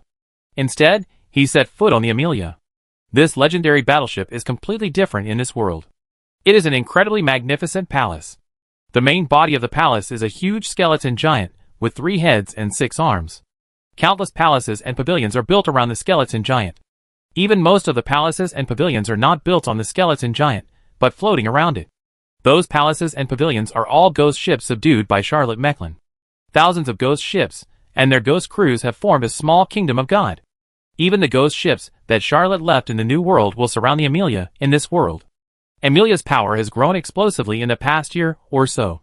Charlotte doesn't know why the power of this little daughter has grown so wildly. He can't understand it, and can't find any clues. Even Amon, who is becoming more and more weird and powerful, can't catch up with Amelia. Charlotte stepped into Amelia's palace, and the power in his body was constantly restored. He could even sense his daughter's joy, madness, tyranny, cruelty, innocence, and distortion. Charlotte put away the power blessing from the Holy Light God's kingdom, and tried to introduce Amelia's power. This power, which seemed to come from the world of death, turned Charlotte's body into a skeleton surrounded by black air. The black air turned into a flag and fluttered outside his body. Charlotte's mind sank into a small body in an instant, and he immediately heard a cheering voice. "Dad, you are here." Charlotte raised her right hand and punched down. Amelia, who was tearing flesh and blood madly on the body of the Lord of Decay, suddenly stopped for a moment, then raised her small fist and punched down. This punch landed on the huge body of the Lord of Decay, silently, but it caused a large part of his body to collapse suddenly, like the body of a giant worm. A large part of it disappeared. Amelia laughed happily and jumped into the deep pit she had made. Her small fists hit madly, and every time she punched, a large piece of flesh and blood was annihilated. The Lord of Decay squirmed madly, and countless flesh and blood gushed out. He wanted to repair his body, but how could he do it in time? Soon, the evil god from the New World was broken into pieces by Amelia's small fists. The Lord of Decay still wanted to repair his body, and connect the two halves of his body. Amon jumped down without hesitation, and his body turned into countless eyes, which pounced on the broken ends of the Lord of Decay. These eyes kept growing and eroding the Lord of Decay. Amon kept howling in pain. The eyes transformed from his body would be attacked by the evil power of decay, while invading the Lord of Decay. One by one, the eyes rotted and exploded. Every rotten eye meant that Amon lost a bit of power. Amelia jumped onto a section of the Lord of Decay without hesitation, and then broke the section again. The eyes that Amon had separated immediately spread over and wrapped the section. Charlotte stood on the Amelia, pointed with her hand, and the section disappeared. He used the power of the labyrinth to take the section away from this world, so that the Lord of Decay would never feel it again. Countless eyes fell from the Lord of Decay's body, and turned into Amon again. He was trembling all over, and every part of his body showed signs of decay. The power of the Lord of Decay was something that any evil god would avoid. If it weren't for his father, Amon would never try to erode the Lord of Decay, as it would be a loss. Charlotte stretched out her hand, and the power of the authority of dirt fell, expelling the power of decay in Amon's body. Amon returned to his normal state, looked at Charlotte Mecklin with gratitude, and whispered, "Father loves me." He continued to fight without hesitation, and cooperated with Emilia, and soon threw another part of the Lord of Decay into the maze created by Charlotte. Charlotte was about to throw this part of the body into the mud mountain, but when his maze power came into contact with this part of the body, he unexpectedly encountered strong resistance. Not only was he not surprised, but he was ecstatic. He jumped out of this world directly, personally brought this part of the Lord of Decay into the mud mountain, and began to dissect this part of the evil god's body with the help of the huge evil power of the Lord of Dirt's body. As the rotten flesh and blood peeled off layer by layer, piece by piece, Charlotte soon saw a divine symbol full of evil. It was the authority of the Lord of Decay, and now it was resisting stubbornly, trying to resist being eroded. No mortal can seize the authority of a god, even an evil god, but the righteous gods can. Charlotte summoned the Dead Sea parchment scroll, and lived on this divine symbol of authority. The soul fragments of the Lord of Decay were forcibly extracted bit by bit, and finally fell into the Dead Sea parchment scroll. The soul of this evil god let out a tragic cry, full of unwillingness, anger, resentment, hatred, evil thoughts, and curses, but he could no longer do anything, because the power that imprisoned him did not come from humans, but from the old man with a lantern, one of the 9 righteous gods. When the Dead Sea parchment pulled the broken soul of the Lord of Decay out of the authority talisman, Charlotte activated the labyrinth and the authority of dirt, and with the help of the huge evil power contained in the mud mountain, it gradually obliterated the Lord of Decay's ego consciousness in the authority talisman. Without the support of the body and the soul, the Lord of Decay's remaining consciousness did not last long. About 10 days later, the authority of the Lord of Decay suddenly glowed with a dim yellow light, and became an ownerless object again. Charlotte took it under control, shook his head, and sighed. Although the authority he possessed was powerful enough, it didn't seem to be very honest. He also had a dream of becoming a god, but he also wanted to become a proper god. According to the current trend, he probably wouldn't have any positive legends. Well, maybe it's time to rely on novelists to reverse right and wrong. Charlotte decided that no matter what happened in the future, he would firmly grasp the authority of novels to create a persona for himself. In the battle in another world, just as Charlotte extracted the soul of the Lord of Decay and seized the authority of decay, this huge worm-like god suddenly stiffened and then completely collapsed, turning into a rotten swamp, corroding this world and breaking into the real world. Chapter 626. Corrosion penetrated the 2 worlds, and endless decayed things fell into the real world, forming a huge swamp. Charlotte and his saints left the other world and returned to reality. They saw this extremely stinking, rotten and dilapidated swamp. Many people couldn't believe that they had been fighting this thing for more than a year. The Elephant Man Adon suddenly roared to the sky, and Charlotte's saints followed one by one, roaring in victory. Even Charlotte himself couldn't help but roaring. The power in his body shook dozens of times in a row during the unbridled venting, and then broke through that layer of barrier in one go. Charlotte's power in the human world has broken through the 23rd level. He is already the second highest existence among the saints. The saints under Charlotte gradually stopped roaring and looked at Charlotte, their king. Everyone knew that the Duke of Mecklin had a turbulent life, but killing the evil god must be the most important one. Even hundreds of years later, it will still become a legend praised by writers and poets. As participants, everyone is proud of it, and will become a member of history. After 2 wars to kill the evil gods, even the people of the New World Congress would respect Charlotte, and be willing to risk their loyalty for Duke Mecklin. Whether it was the rotten swamp here, or the original mud mountain, Charlotte had no way to deal with it. Fortunately, his territory was on Goling Island, not Ojibwe Island. He planned to circle these 2 holy places, and find an unlucky guy to confer the title. Charlotte raised the flaming spear in her hand and shouted, "We defeated the Lord of Decay, we won again. As long as we continue to fight, we will kill all the 8 evil gods who invaded Ingrima, and let them fall on this land." He promoted the power of dirt, countless glories bloomed, and gave his subordinates a big cleansing, which restored everyone to purity, and at the same time soothed the hearts of most people, erasing the sequelae of their battle with the Lord of Decay. Charlotte set up a huge maze around the rotten swamp, left a group of people to deal with the occupied land, and led the soldiers of the Knights of Favonius to retreat to the base camp. He returned to the base camp and rested for only a few days before receiving an order from the Red Dragon Emperor Alfred Guillaume, who announced the end of the war and withdrew all the Ingramar Royal Navy. Charlotte knew that this must be one of the compromises made by the four empires at the negotiation table, and he did not try to stop them, allowing the Royal Navy of Ingrima to withdraw to Bretonnia. To be honest, although Charlotte was confident that the Knights of Favonius could kill the remaining 6 evil gods with the power of the Knights of Favonius, the full-scale attack of the Knights of Favonius would consume huge resources, and even he could not afford a war that lasted for several years. After hesitating for a day, Charlotte also notified his subordinates, and began to withdraw.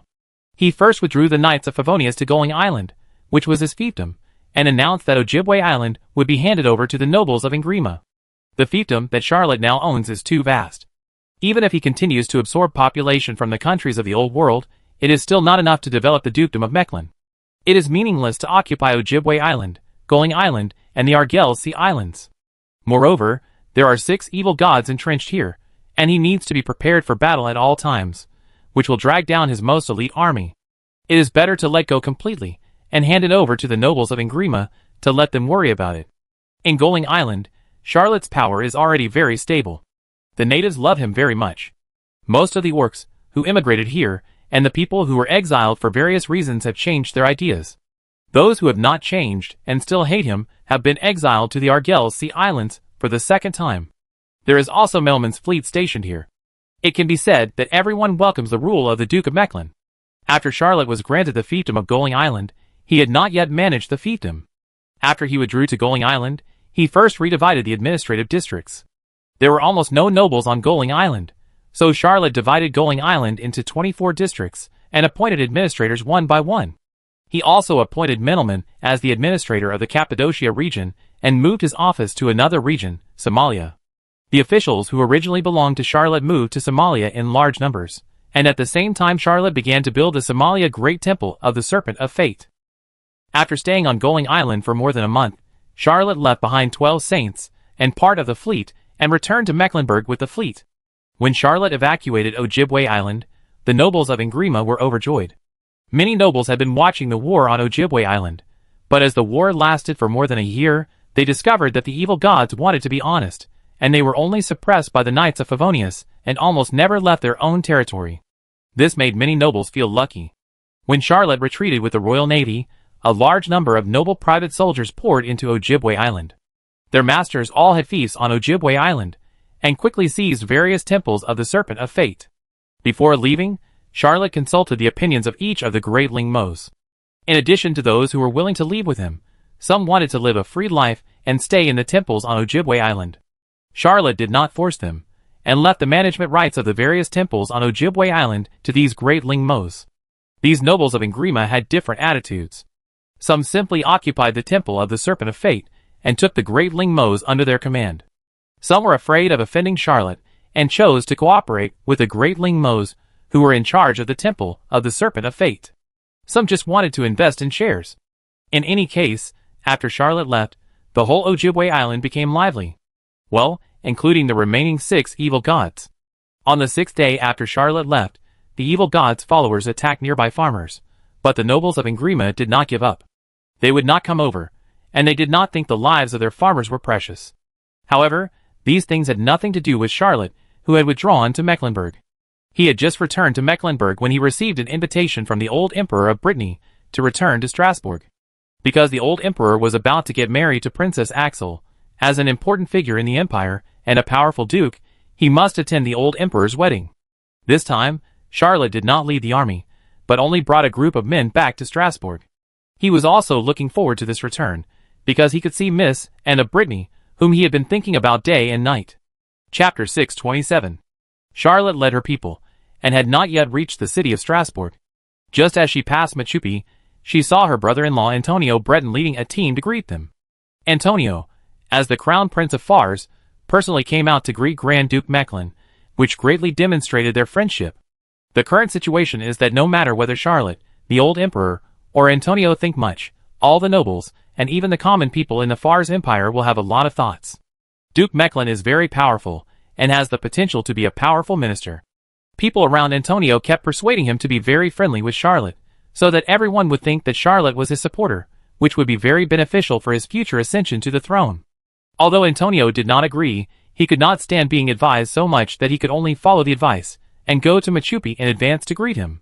When Charlotte saw Antonio, she felt a little warm in her heart. He had been fighting in the past few years and had hardly had a rest. Even now, the entire old world cannot be considered peaceful, but every time he returns to Strasbourg, he feels at ease, especially when he is about to see in. Well, it is also nice to see Antonio. He even gave Antonio 10,000 and 50 centurions as gifts. As for the land battleships, they were too heavy and not powerful enough, so he did not give them. Besides, Antonio probably did not have so many low-level extraordinary people under his command who could not control such weapons. The fact that Charlotte developed land battleships, centurions, and thousands was a widely known fact in the old world, if not known to everyone. Charlotte had thought about selling this thing to various empires, but because he was always at war, he didn't have enough for himself, so he never sold it. This time when he returned to Strasbourg, he gave Antonio a badge, which really made Antonio's supporters happy and encouraged. This represented the support of Duke Mechlin and the growth of the Crown Prince's strength. Almost everyone knew that the Centurion only needed a low-level extraordinary to control, but the burst of combat power was comparable to the mid-level extraordinary. The minimum control requirement for the 1,000 was a mid-level extraordinary, but it was enough to be comparable to the high-level extraordinary. Even if it encountered a saint level, it could be supported for a while with a protective force field. Low-level extraordinary people are rare talents, and mid-level extraordinary people are extremely rare.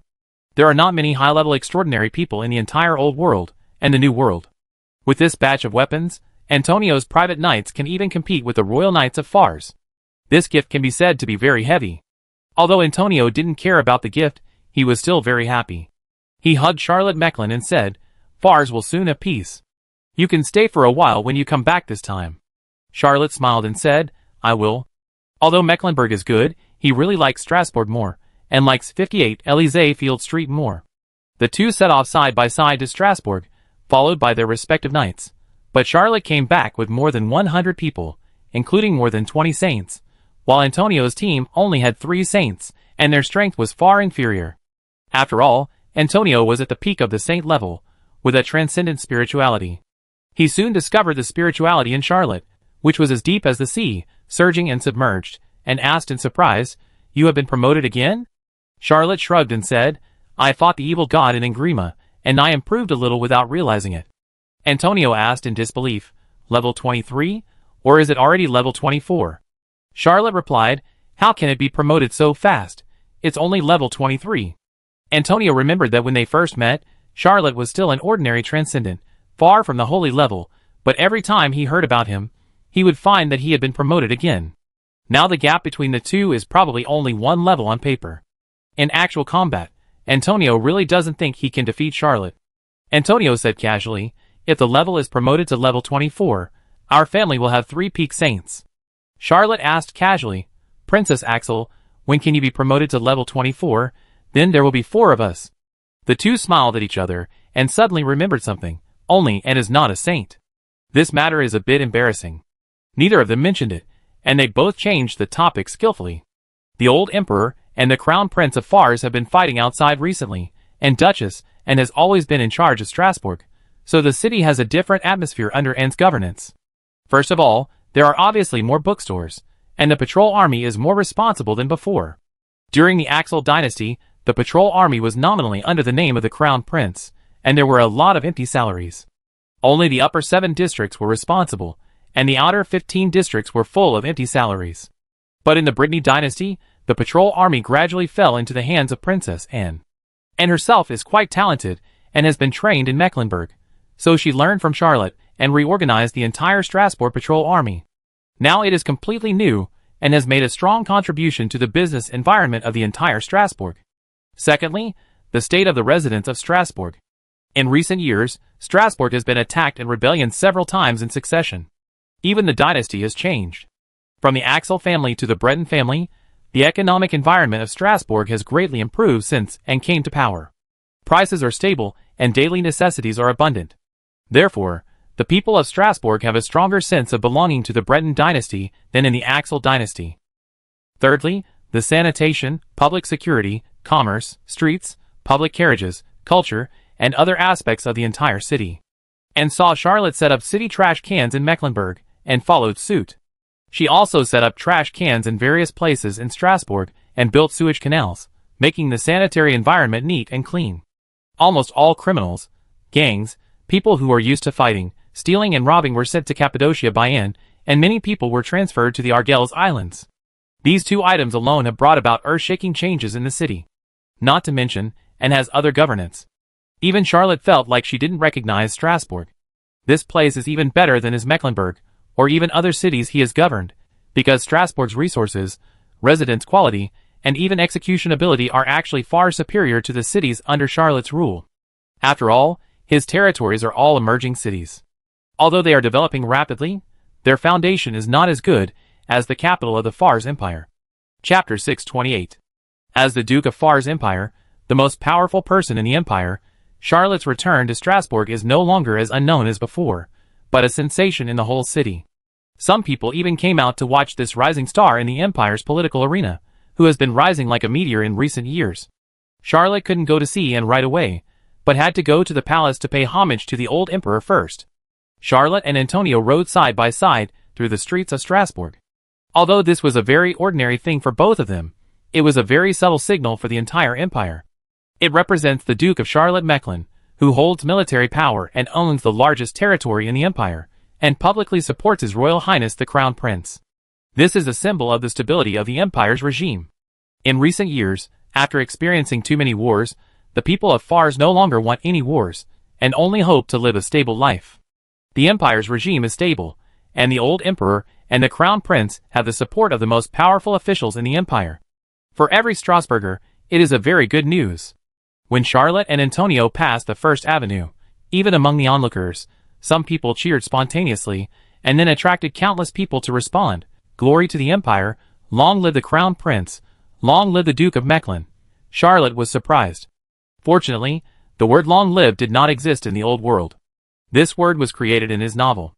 Well, although it was definitely not his creation, and there was no danger of usurping the throne, it still made him feel a little cold. Charlotte whispered, "Why would they shout 'long live'?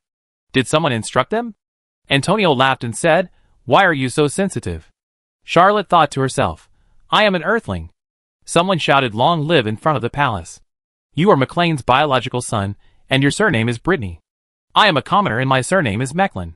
How can I not be sensitive? Now is not the season for making yellow robes." Charlotte Mechlin was helpless. She couldn't tell those people to shut up and stop shouting. That would only make things worse. Charlotte thought to herself, "I copy a novel later. The Red Dragon Emperor travels around the fantasy kingdoms. Let him go to the land of giants, the land of Lilliput, Alice's dream, the wardrobe kingdom of Narnia." The group quickly entered the palace without even waiting. Antonio was different from ordinary crown princes. He had followed the old emperor in battles, and rebelled with him. He was also at the peak of the saint rank. In terms of real power, he should be the most powerful crown prince in the history of the Fars Empire. It was a piece of cake for him to bring Charlotte into the palace without going through the imperial pass. Charlotte hadn't seen the old emperor for a while. Although he was no longer as nervous as when he first met his father-in-law, he still felt a sense of inexplicable uneasiness. He followed the etiquette, and performed the imperial salute with Antonio to the old emperor. Then he heard Princess Axel said lightly, "Have you seen him?" Although Princess Axel didn't say the man's name, Charlotte knew that the princess, the future first queen of the Brittany dynasty, must be asking about Zimmerman. After all, he was her biological son. Charlotte whispered, "I have seen him." Princess Axel asked sadly, "How is he?" Charlotte Mechlin was silent for a while, and replied, "One step away from becoming a god." Axel said sadly, "In history, I don't know how many people have tried to become gods, but they all failed. I can't understand what's the good of becoming an evil god? Those evil gods are not themselves at all." Although Princess Axel was complaining, Charlotte could hear that she still missed her son very much, but Charlotte had nothing to say to comfort him. Could he still say that Zimmerman would most likely become a righteous god and retain his original will and memory?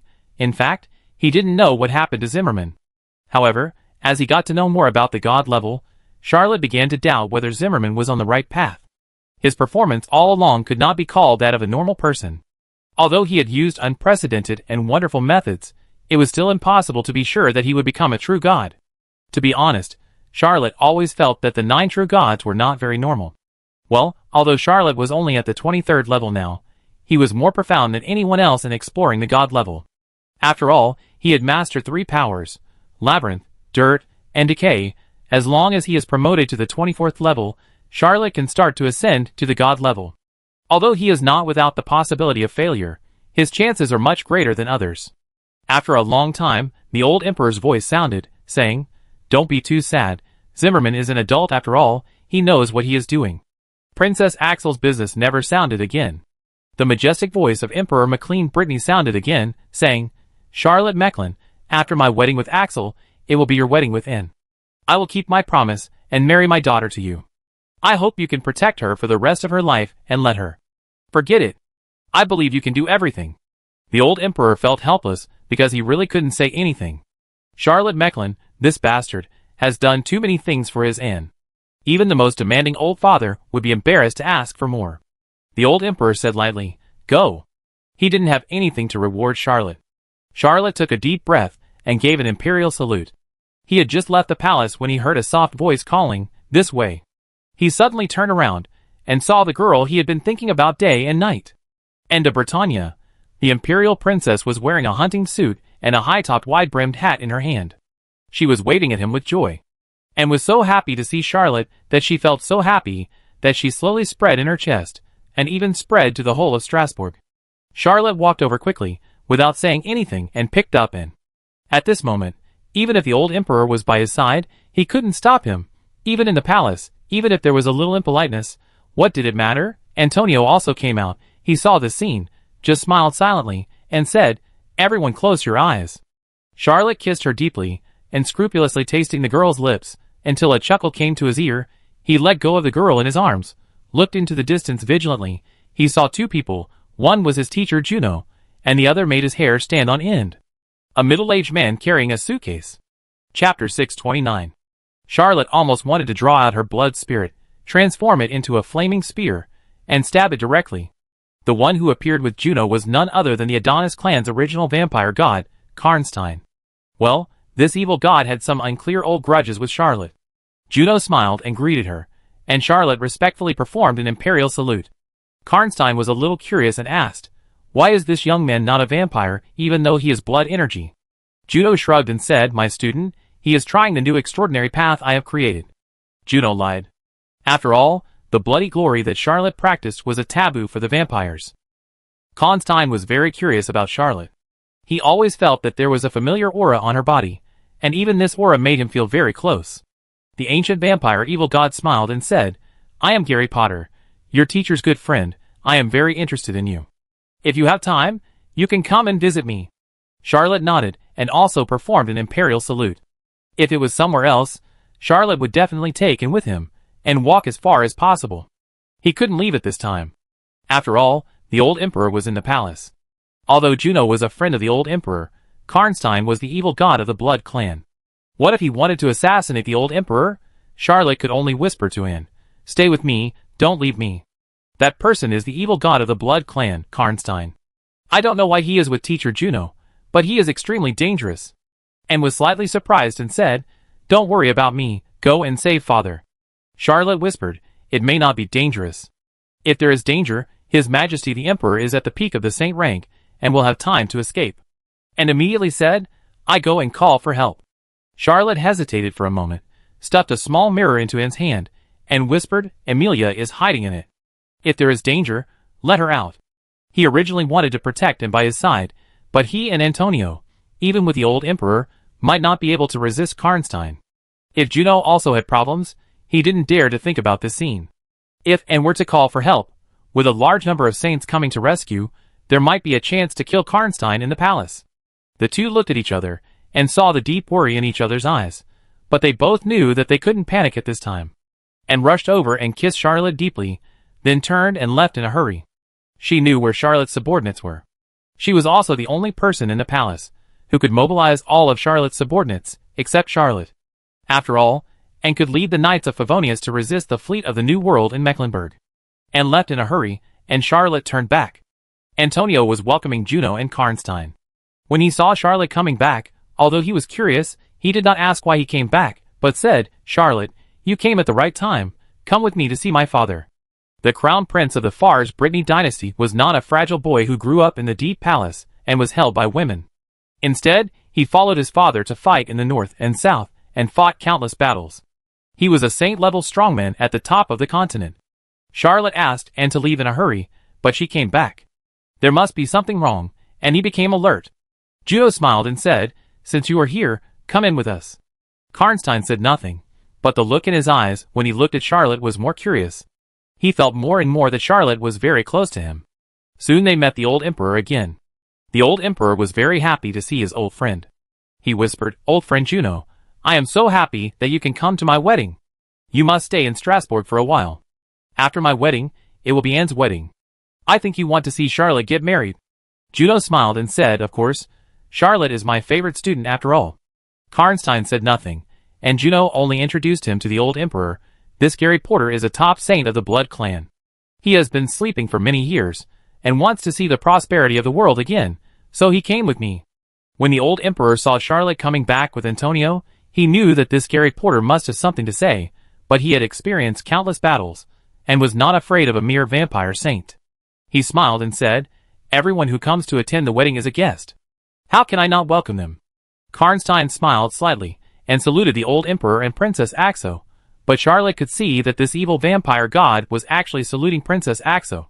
She couldn't help but tremble in her heart and thought to herself, could it be that he has also surrendered to Zimmerman? He is an evil god after all.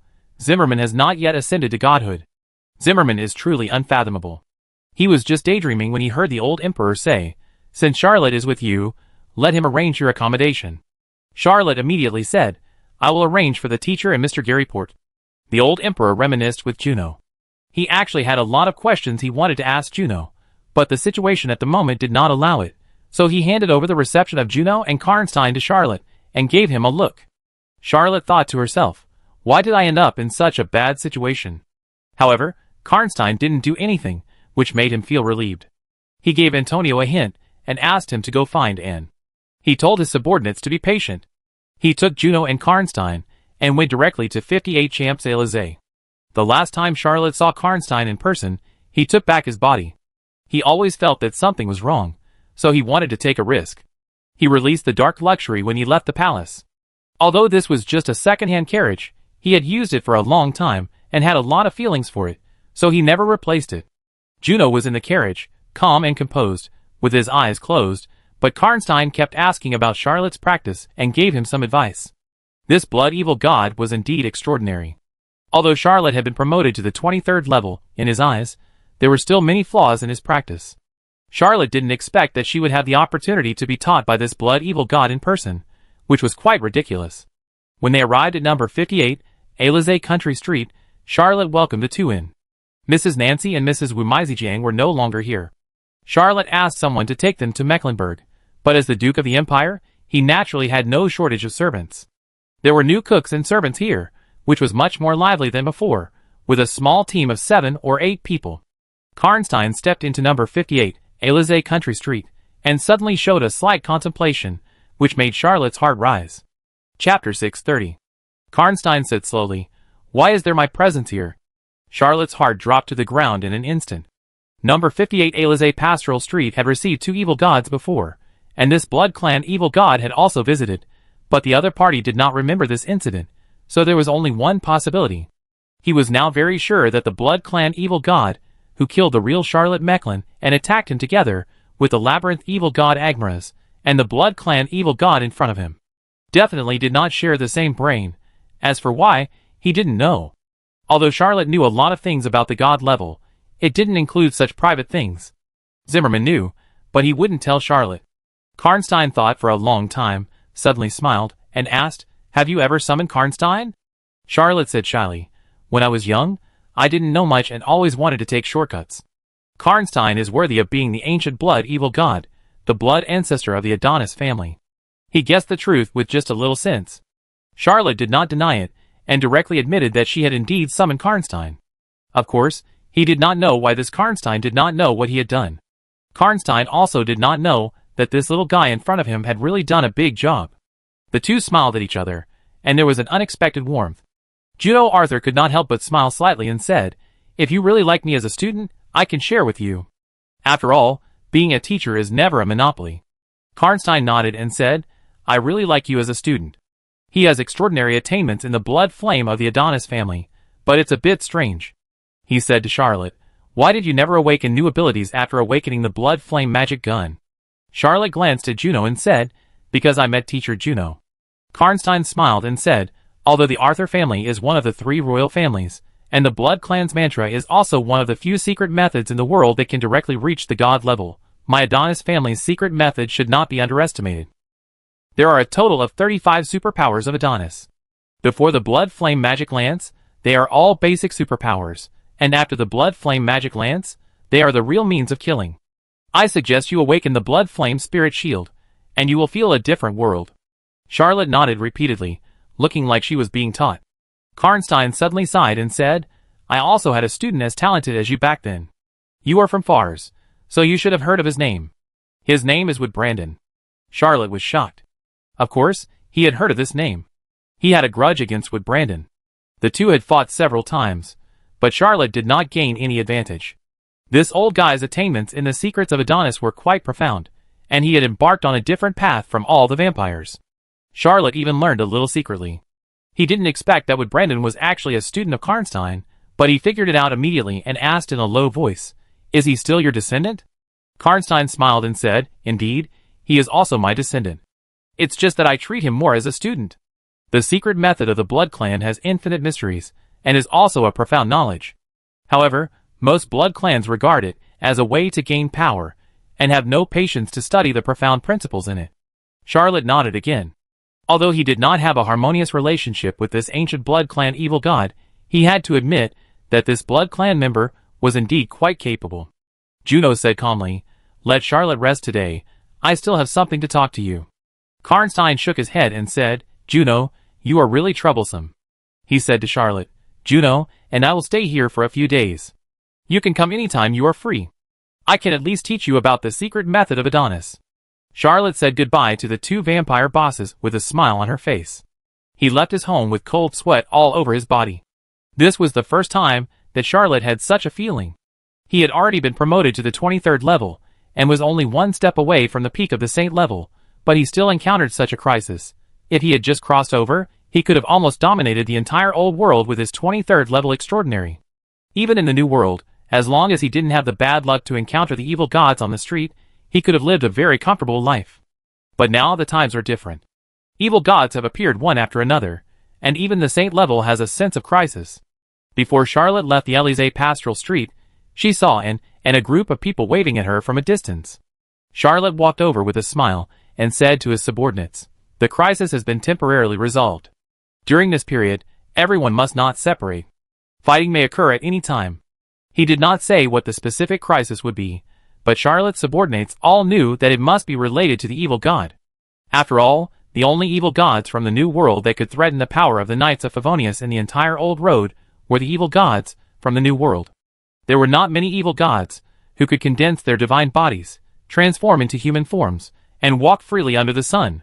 Charlotte did not mention it, and they knew they should not ask, but everyone was curious and wanted to know which evil god had sneaked into Strasbourg. The wedding of the old emperor and Princess Axel went on as planned. The whole ceremony took about half a month. The nobles of the old continent liked this complicated and meaningless ritual. Charlotte was an important official of the empire, and a member of the Breton family. Well, according to the rules of the countries in the old continent, the son-in-law can also be counted as a family. He was quite busy, and needed to be responsible for many affairs with Antonio, and these things could not even be shirked. About the 12th day after returning to Strasbourg, Charlotte finally found time to meet Anne.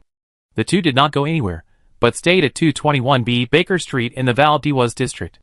Anne was very considerate, and baked a cake for Charlotte. Aunt Karen had prepared the semi-finished products in advance, so it only needed to bake them. And made this love perfect, and Charlotte praised it highly when she ate it. None of the cakes were burnt or undercooked. Anne looked at Charlotte eating the cakes she made herself, and felt very happy. She said, after we get married, I can make them for you every day. Charlotte almost choked and replied, it's better not to have such a happy thing often. I'm afraid it will make life too sweet, and attract the jealousy of the evil god. Occasionally, let's go to the restaurant. Chapter 631. The date between the two did not last long. As a son-in-law and the eldest princess of the Brittany dynasty, there were countless things to do during the wedding of the old emperor. After eating the cake, and left first, Charlotte took a short rest, and was about to leave for the palace. Suddenly, he felt that the space around him changed. He saw a mountain, Mount Hottingrain. The two acquaintances stood at the foot of the mountain, looking at the scenery of Mount Hottingrain in the distance. Juno smiled at Charlotte and waved, saying, "You have never been to Mount Hottingrain, have you?"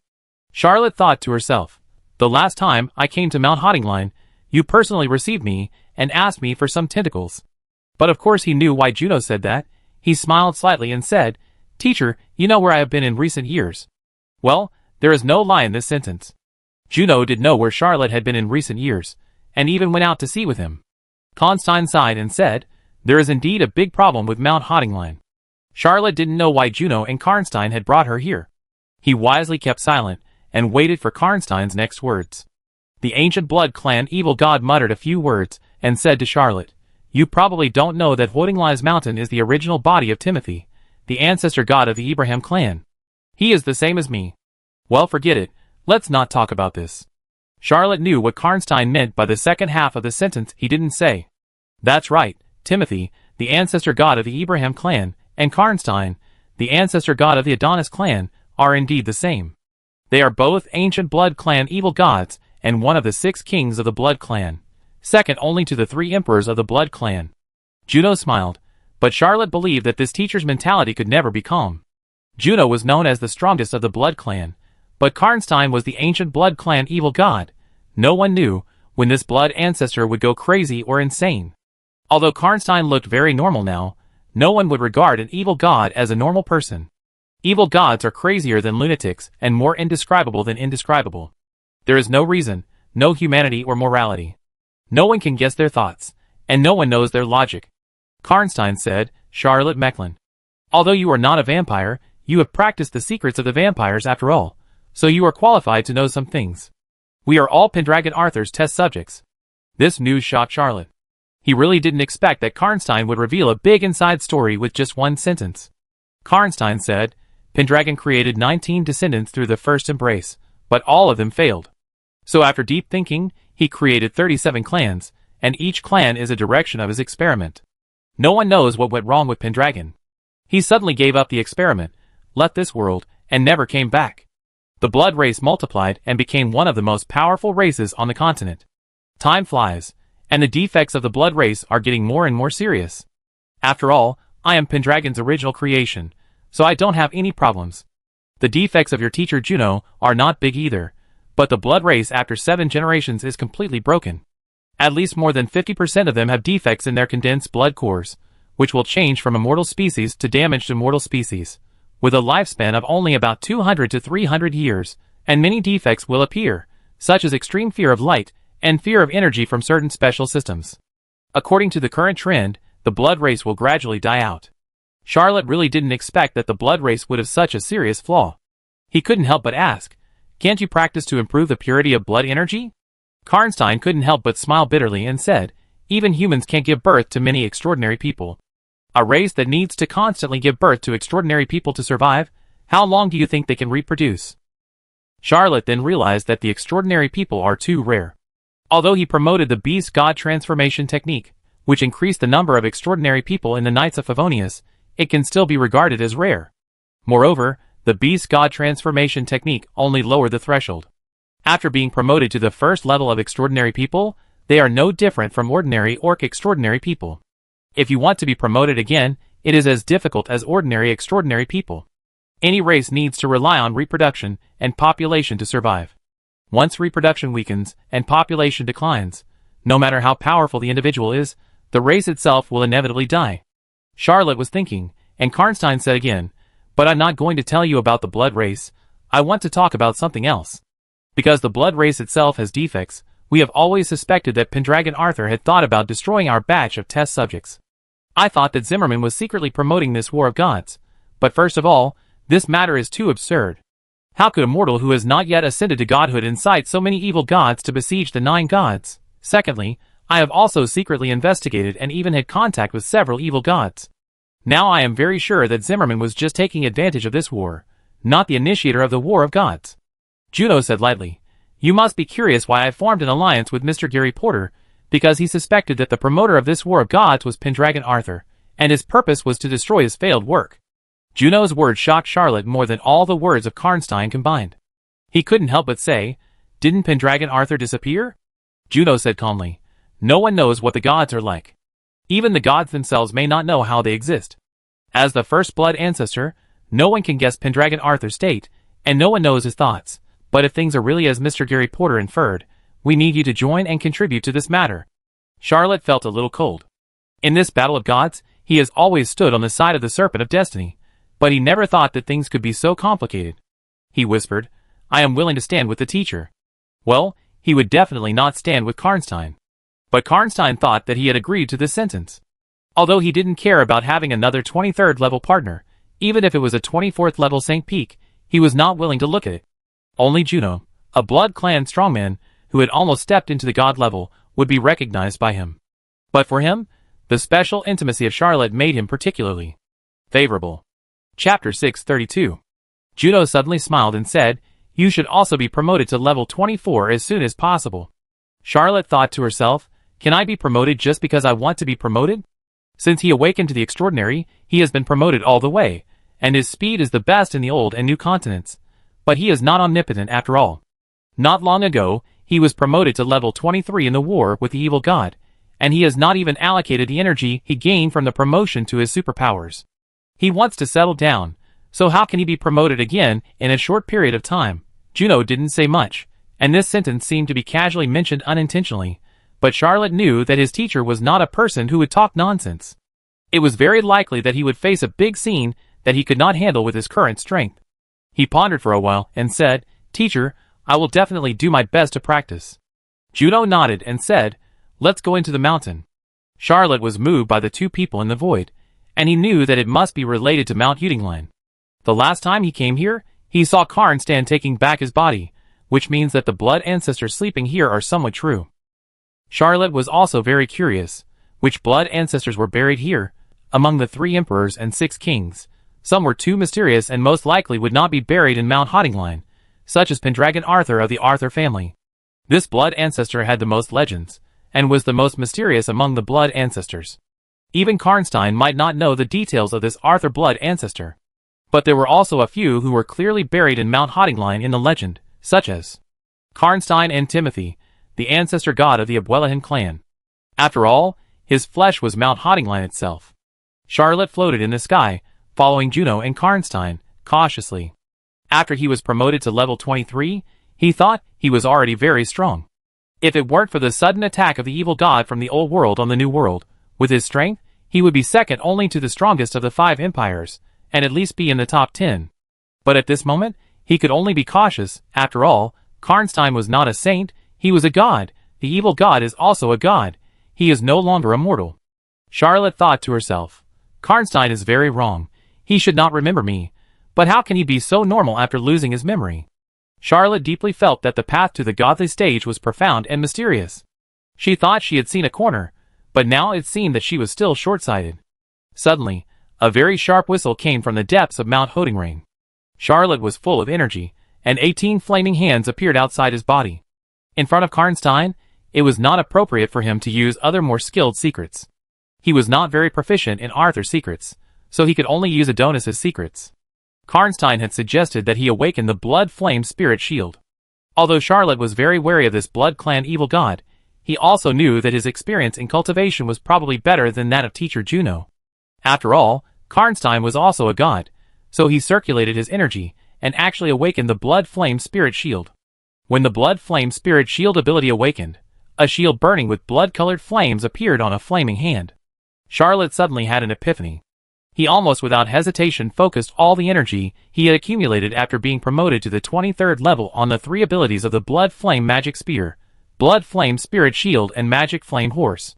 The Blood Flame Demon Spear quickly condensed 18 bloody runes. Charlotte gave most of the remaining energy to the Demon Flame Horse, and a small part to the Blood Flame Spirit Shield. These powers quickly combined in a brand new image, covering Charlotte's entire body with black armor. Even Karnstein and Juno were slightly surprised. Karnstein said, "What kind of change is this? Why does it feel unfamiliar to me? when it's clearly Adonis's secret method. The blood flame spirit shield combined into armor, covering Charlotte himself, and the demon flame horse he summoned. His image was very similar to that of the centurion, but more gorgeous and mysterious. The 18 flaming hands combined to grab a peculiarly shaped magic spear. Charlotte could even sense that this weapon, which was purely condensed by bloody glory, contained a surging and violent destructive force. Charlotte was also shocked, because he could sense that the improved combat power of this new image was actually not important. This new image, based on the ultimate transformation technique of blood flame gas and blood flame transformation technique, and composed of the supernatural powers of burning hands, blazing bullets, magic flame horse, blood flame magic gun, blood flame spirit shield, etc., is actually a divine body, originally. The first step to becoming a god is that the body will expand uncontrollably, and turn into a foreign object. Only when the body expands to an extremely huge size can it carry the powerful magic circle, and use the power of the magic circle to resist the energy of the dimensional void. Only on the basis of the alienated physical body can the divine body be condensed and carry the power of the divine level. But Charlotte Mechlin has now surpassed the alienation of the physical body and directly condensed the divine body.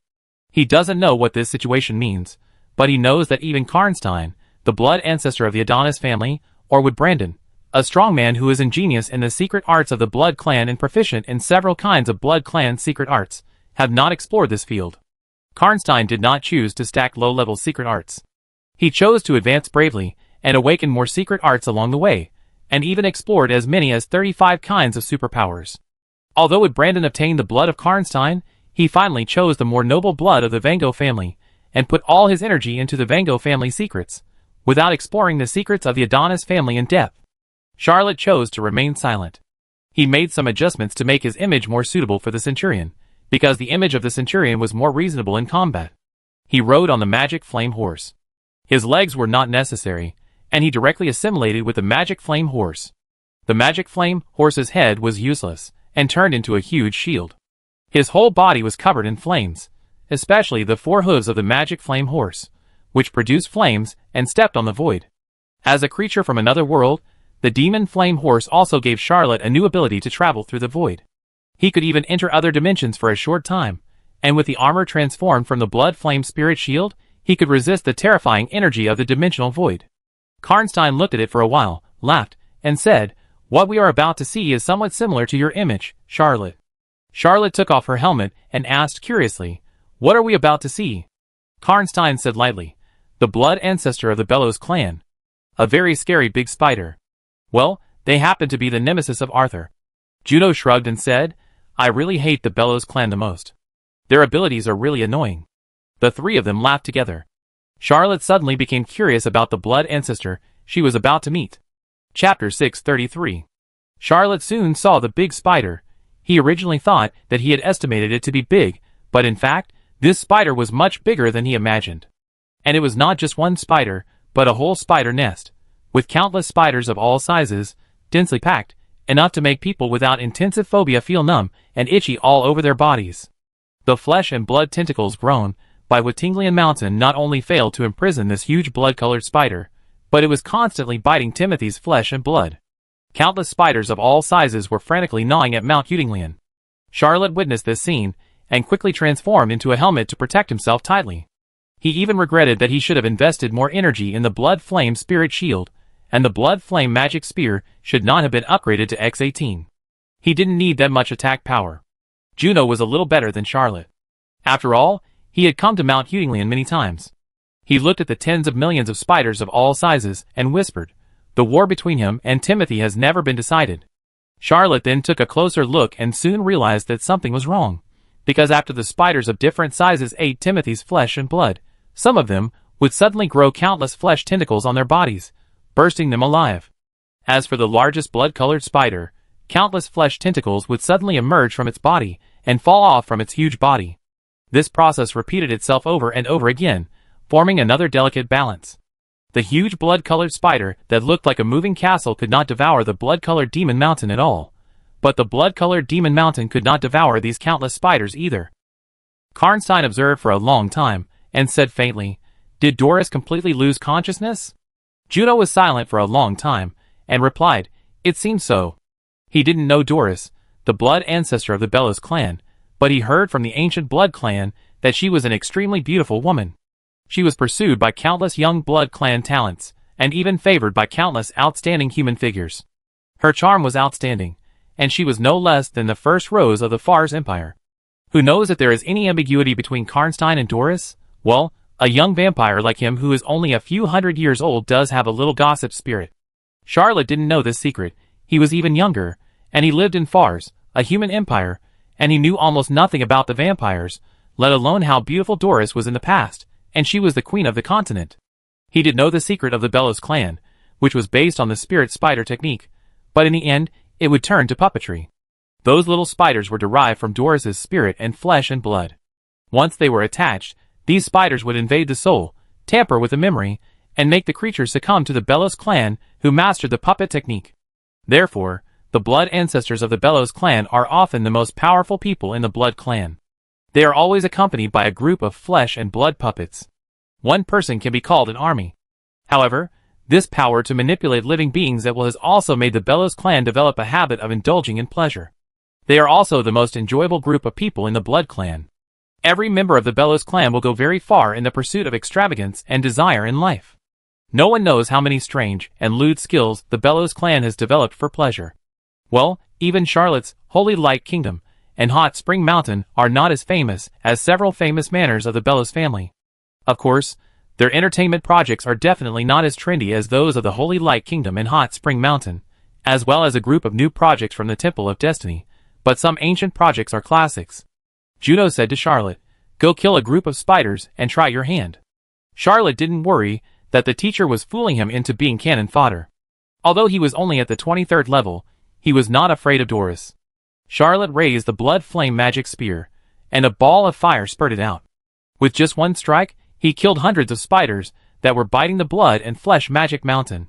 Charlotte did not expect that he had deliberately chosen an area far away from Doris for this attack, but when he made the move, all the spiders stopped for a moment, and then he saw that all the spiders had 3 pairs of compound eyes opened on their backs.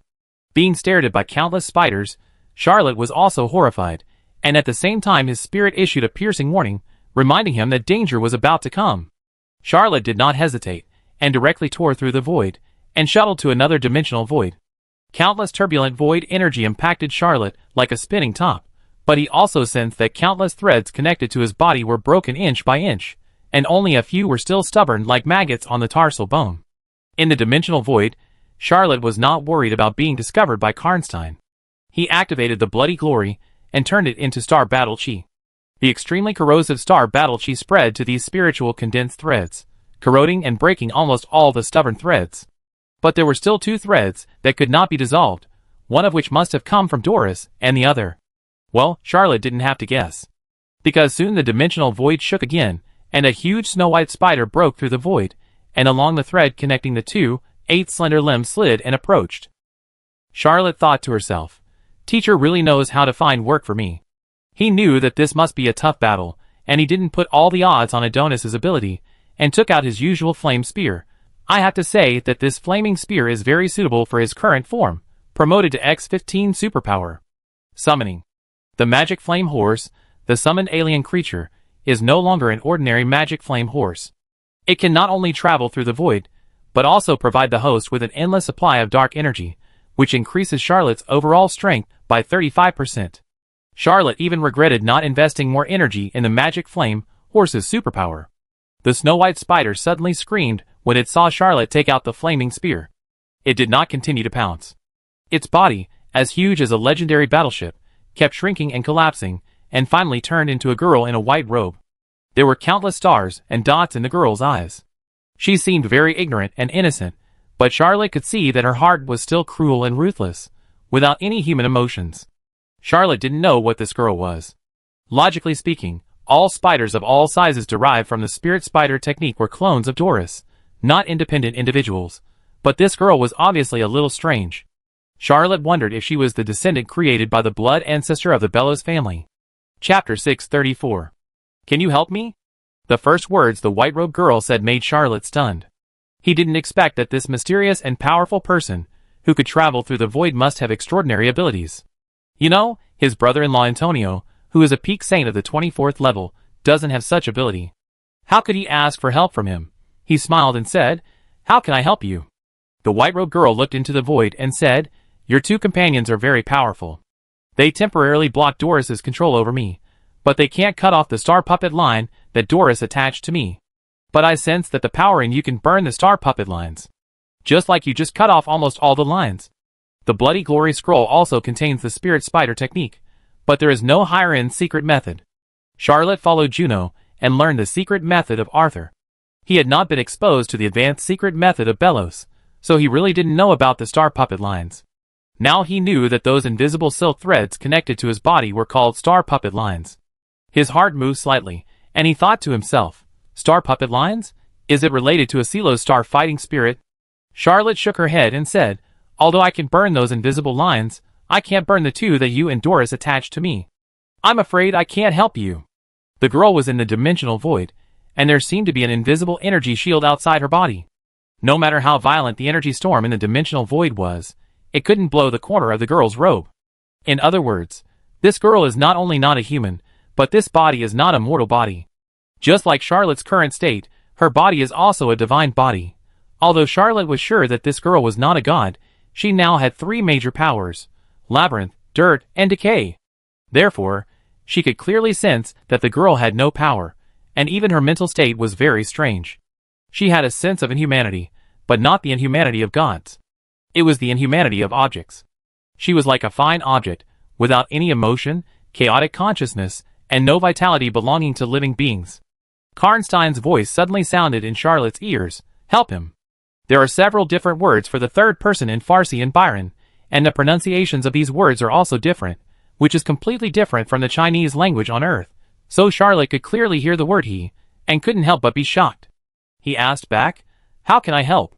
Juno's voice also rang out. Standing at the top of the holy steps, and even half a foot may have stepped out, the most brilliant figure of Arthur's generation, directly used the Blood Clan's great prophecy, in the name of Arthur's ancestor Pendragon Arthur, exhausting all the laws of the world, offering the body of the blood ancestor Doris, for this blessing. Charlotte Mechlin and Lilith Bellows, life and soul, memory and knowledge, blood and destiny are all one. Share each other, share each other. Charlotte didn't expect that the teacher would use a great prophecy on him. He just knew that the great prophecy could be used in this way. Faced with the surging memories, Charlotte activated the memory manipulation power of the maze. He didn't want to share his memories with an inexplicable girl. This was a power that even and didn't have. Charlotte sealed this memory deep in his soul, preparing to classify it and transform it into knowledge in the future. As for the memories that were leaking out from the depths of his soul, he also intercepted some of them, and kept the part that carried private secrets, so as to avoid the girl in white knowing the biggest secret of his life. As for the soul, Charlotte soon discovered that this girl in white had no soul, or rather, she only had a pile of soul fragments. Yes, the soul fragments of a certain evil god. The moment the soul was destroyed at the moment of ascending to the god level, the debris left behind. Charlotte knew exactly which soul fragments came from the soul of Doris, the blood ancestor of the Bellows clan, but they could not be pieced together at all, the original appearance of the blood ancestor of the Bellows clan. But what shocked Charlotte the most was that among these soul fragments, there was actually a passage leading to another huge pile of soul fragments. That was Doris, the blood ancestor of the Bellows family, deep in the Hudingline mountain. Charlotte could even sense that in the depths of Doris's soul fragments, there was a hidden authority. He made a decision almost in an instant, and shared the dirty authority. In exchange, he also obtained this authority. Puppet. What happened next was no longer under Charlotte's control. As she shared and shared, the eyes of the white-robed girl Lilith Bellows suddenly became smart, and her momentum and energy rose steadily. The inhuman aura on her body quietly transformed into another inhuman aura. Charlotte had no idea what had happened, but he knew that this was the original intention of Karnstein and Juno to call him over. They didn't say anything, and didn't even ask for his opinion, but they executed their original intention perfectly.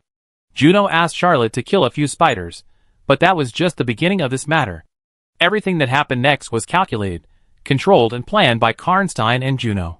He was forced to flee to the dimensional void, and the girl Lilith Bellows caught up with him, and then the two of them joined forces to cut off Dora's control over the girl. Well, the next thing only required a little cooperation from Charlotte, and Charlotte did cooperate. With the help of the power exchange, the puppet power shared by Charlotte was hidden in his soul. The breakthrough that Charlotte could not have made recently once again broke through the bottleneck. His bloody glory boiled to the peak, and then with a bang, he broke through the last barrier of the saint level and successfully promoted to the 24th level.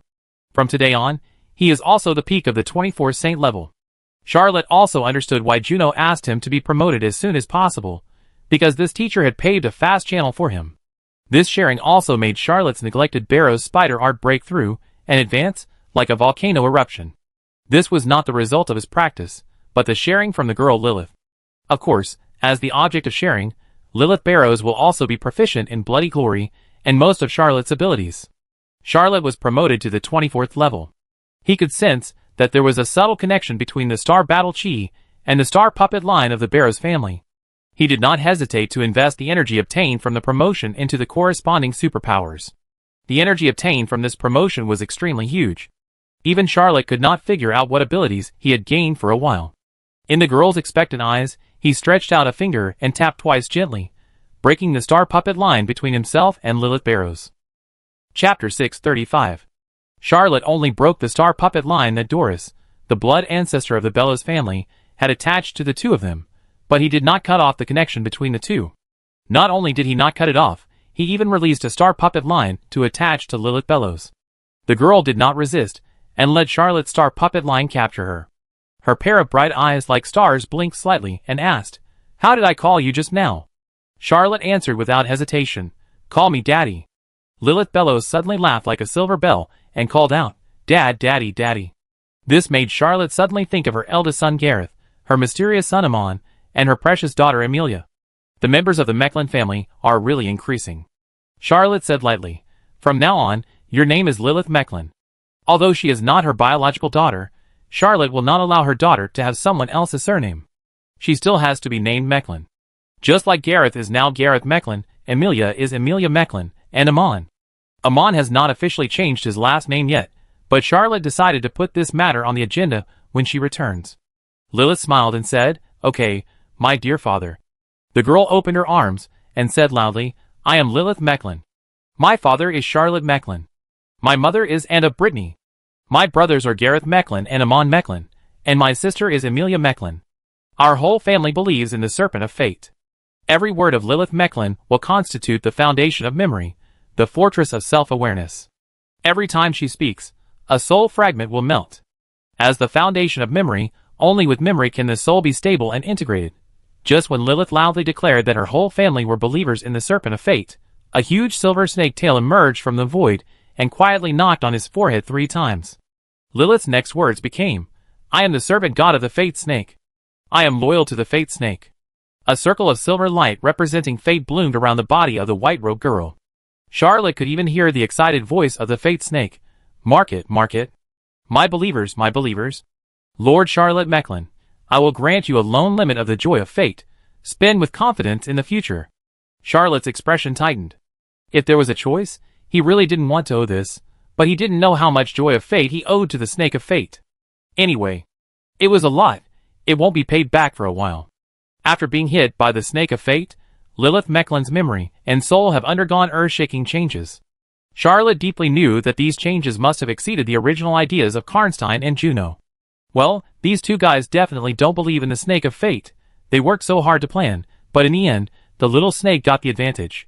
It must be said that the righteous gods are a cut above the evil gods. Charlotte suddenly felt the crisis coming. He saw a huge stone platform from afar, desolate and simple, with a sense of endless distance, but also with endless murderous intent and trembling fear. He did not hesitate to shuttle through the void and avoid the collision with this existence. He was only at the 24th level, the peak holy level, and was not enough to challenge the evil gods, who were rampant in the dimensional void head-on. As soon as he appeared at Mount Hütinglein, Lilith in a white robe followed him and floated down. She opened her hands slightly, and a silver spear appeared in her hands. Charlotte could even sense the breath of the Serpent of Fate. Needless to say, this must be a gift from the little snake. Charlotte was a little envious, but not that envious. He didn't want to be a servant god yet. As soon as Charlotte and Lilith appeared, the spiders all over the sky looked up at the sky again, but this time, the spiritual line sprayed by these spiders could no longer maintain the two of them. Even Doris's star puppet line could not work. Sharing their abilities, Charlotte mastered all of the secrets of the Bellows family, and Lilith also mastered several of the vampire secrets, especially the starry battle chi of the Asilo family, which just happened to restrain the starry puppet line of the Bellows family.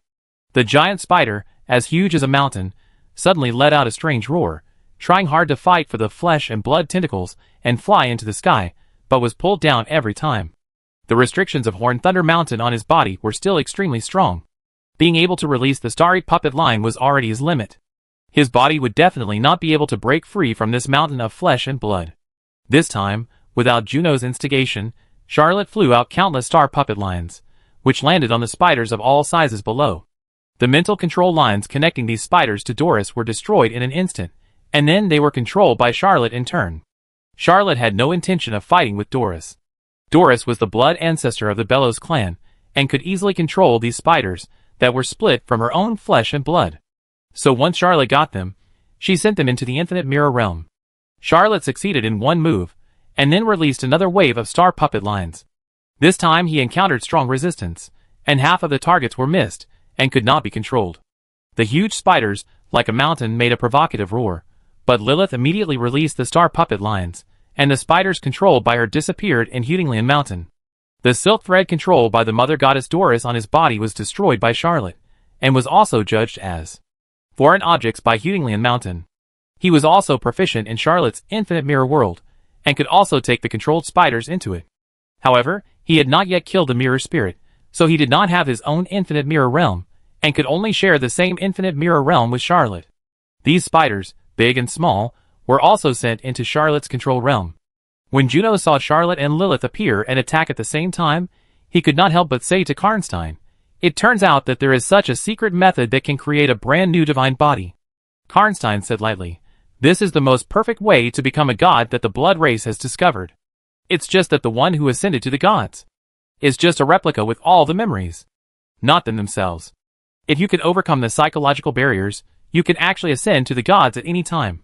Juno shook his head, sighed, and said, "I'd better find another way." He glanced at the rapidly decreasing number of spiders of all sizes all over the mountains and whispered, "Doris's power is declining." Chapter 636. Karnstein said calmly, "Just like I devoured the previous Karnstein not long ago." Juno remained silent. He could not accept himself being replaced by another self, but Karnstein's state was what he wanted to see most. A sane blood clan with god-level power was much more reliable than the genuine blood ancestors. In particular, the current blood clan had a lot of problems. Byron had inexplicably become the main attack direction of the evil gods from the New World. Although there was support from other countries, according to the current war situation, Byron would be conquered sooner or later. Although Juno was confident that even if Byron died, he would not be affected and could still roam freely in the two continents, he was a vampire after all, a Byron after all, and he definitely did not want to see the end of the Byron Empire. The appearance of Karnstein gave him a glimmer of hope. After all, only the evil god could fight against the evil god. Charlotte and Lilith's fight for the big and small spiders soon encountered increasingly strong obstacles. The star puppet lines they sent out often fell in the thousands, but they could only catch a few dozen of the smallest spiders. Obviously, Doris's resistance was getting stronger and stronger. After all, these spiders, big and small, are his flesh and blood. Although his consciousness has become an independent individual with independent thinking after splitting, as long as Doris is willing, she can erase these noisy consciousness at any time. If Charlotte and Lilith had not been able to send these temporarily controlled spiders into the infinite mirror world and isolate Doris's consciousness, they would not be able to control these spiders for long. Charlotte didn't care. As long as he could get some, it would be a pure profit. However, he immediately changed his strategy and divided the release star puppet line into real and virtual. Each time, only one was infused with all his strength, and he specifically picked the largest puppet spirit spider. The spiders that Doris's flesh and consciousness had been split apart were divided into 24 levels from the weakest to the strongest, corresponding to the extraordinary 24th level. Even if Charlotte fought alone, he could not easily defeat the puppet spiders of the 24th level. He did not choose the puppet spiders of the 23rd level, but only attacked the big spiders above the 20th level and below the 22nd level. With strategic moves, Charlotte successively got 12 big spiders, but when he got the 13th one, his star puppet line just went in and sensed Doris's angry consciousness and hurriedly retreated, and did not forget to reach out and press Lilith's shoulder to help his daughter. The consciousness of fighting against Doris also made her withdraw from this fishing. Charlotte shook her head and said, "We can't attack again. Doris has been alerted, and her anger is getting stronger and stronger. We can't succeed again." Lilith clenched her fists. Charlotte could sense that among the spiders crawling in the infinite mirror world, 7 or 8 puppet spirit spiders suddenly exploded, and their flesh, their spirit, and their consciousness all disappeared. At the same time, Lilith's momentum broke through again, and she had faintly crossed the threshold of the saint level. Although Charlotte didn't know how Lilith did it, he sighed, and even opened up his control over the puppet spiders he had captured, saying gently, "Go in. They're all yours." Lilith shouted crisply, "Thank you, Dad." A magic mirror appeared outside her body, and she slipped into it. Soon, Charlotte sensed that the puppet spiders that could not be restrained were disappearing and exploding one after another, and countless surging energies were continuously flowing into Lilith's body. Charlotte pondered for a long time, then suddenly smiled, raised one hand, and shouted, "Break!" A giant spider suddenly exploded, and Charlotte sensed that there was a force flowing into himself. He tried it, and this energy could only be invested in the spirit spider technique, and it was repelled by other vampire abilities. He invested it in the spirit spider technique without hesitation. The shared power never belongs to oneself. Charlotte quickly upgraded the spirit spider technique to X18, and the spirit spider technique rune after the upgrade condensed into a new rune, named Star Spirit Spider Technique. Charlotte continued to detonate the captured puppet spiders, and soon another spider spell was promoted to X18. When the spider spell also condensed into the second Star Spider spell rune, Charlotte had a vague understanding. However, after he condensed 2 Star Spider spells, he stopped fighting with Lilith for those spiders. And he returned to Juno and Karnstein and said, "Teacher, I have done what you asked me to do. Can you tell me what happened?" Karnstein said calmly, "You are also a member of the Blood Clan, so of course I can tell you a secret about becoming a god." He told Charlotte the Blood Clan's technique of becoming a god, which made Charlotte stunned. He had never thought that there was such a method. Charlotte thought to herself, "Isn't this digital life? I didn't expect that the Blood Clan was so particular about technology that they could come up with such a wonderful thing."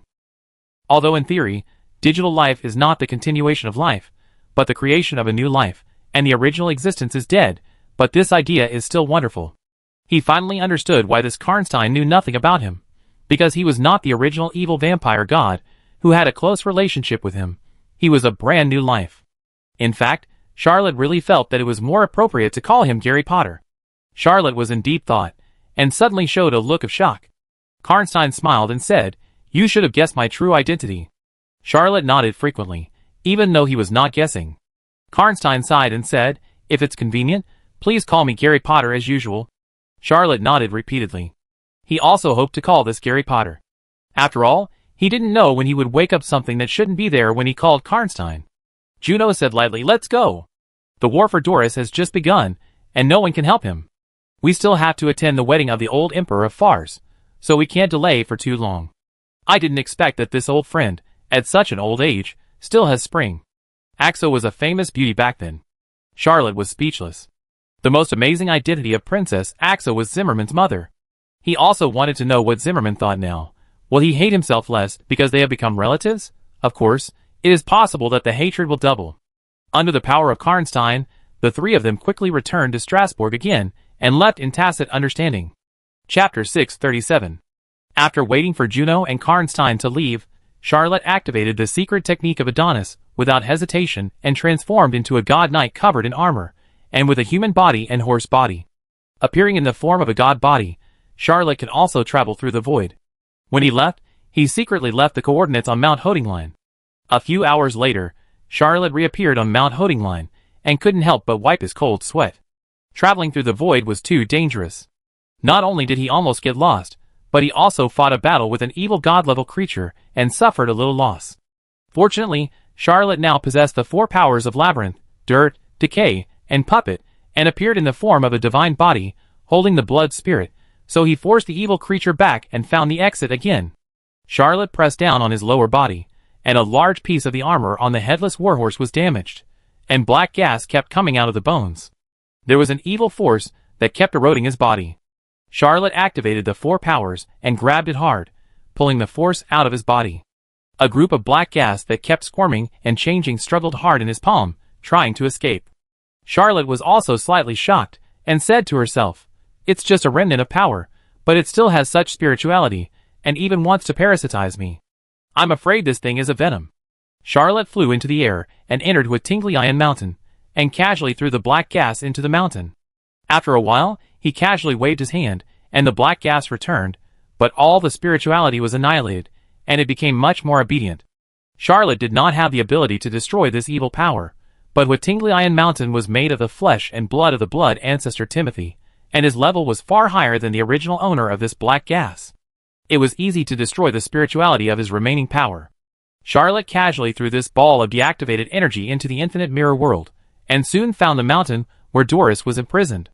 The war between Lilith and Doris is still going on. Juno and Karnstein both knew that this was a war between the two of them, and outsiders could not intervene, so they left temporarily and waited for a winner to emerge. Maybe the winner is Lilith, maybe the winner is Doris, but no matter who it is, it represents the revival of a blood ancestor and the strengthening of the blood clan's power. But Charlotte has a different position from her teacher Juno and Karnstein. He can't allow Doris to win. Well, it's definitely not because Lilith Mechlin is his daughter. Lilith has digested all the spiders, and her strength has surpassed the saint level. Although the sacred light on her body is weak, it shows her level of God level. This white-robed girl is trying hard to fish spiders, but it is obvious that she is struggling. She often doesn't get any results after thousands or tens of thousands of star puppet lines are thrown out. Even if she has devoured countless spiders of all sizes transformed from Doris's flesh and consciousness, her strength is still far behind Doris. Karnstein also traveled in the New World for many years, and devoured several evil gods in the New World before he finally had enough power to turn the tables, and devour the body of the original body, becoming the current #1 boss of the Blood Clan. Lilith was much weaker than Karnstein. Her charming face was covered with sweat. If Doris's body had not been restrained by Huatinglanshan, she would not have been able to form an effective counterattack. This war would not have been necessary because she had no chance of winning. Charlotte's appearance made Lilith happy, and she shouted, "Dad, why are you here?" Charlotte smiled and said, "Of course I'm here to help you." Charlotte casually threw out the star puppet line. He condensed the spirit spider art twice, and possessed 2 runes of the star spirit spider art. The star puppet line he sent out had a fundamental change, giving rise to a confusion of false and real, illusion and truth. Doris's power kept counterattacking, but there were always places that could not be covered. Charlotte easily caught hundreds of spiders of all sizes. He threw these spiders into the infinite mirror realm and attacked again. If someone is near Mount Hutinglian, they can see a young man and a girl in a white robe, constantly raising their hands to the void. Every time they raise their hands, more or less, there will always be a ferocious spider flying into the sky, and then thrown into a huge magic mirror.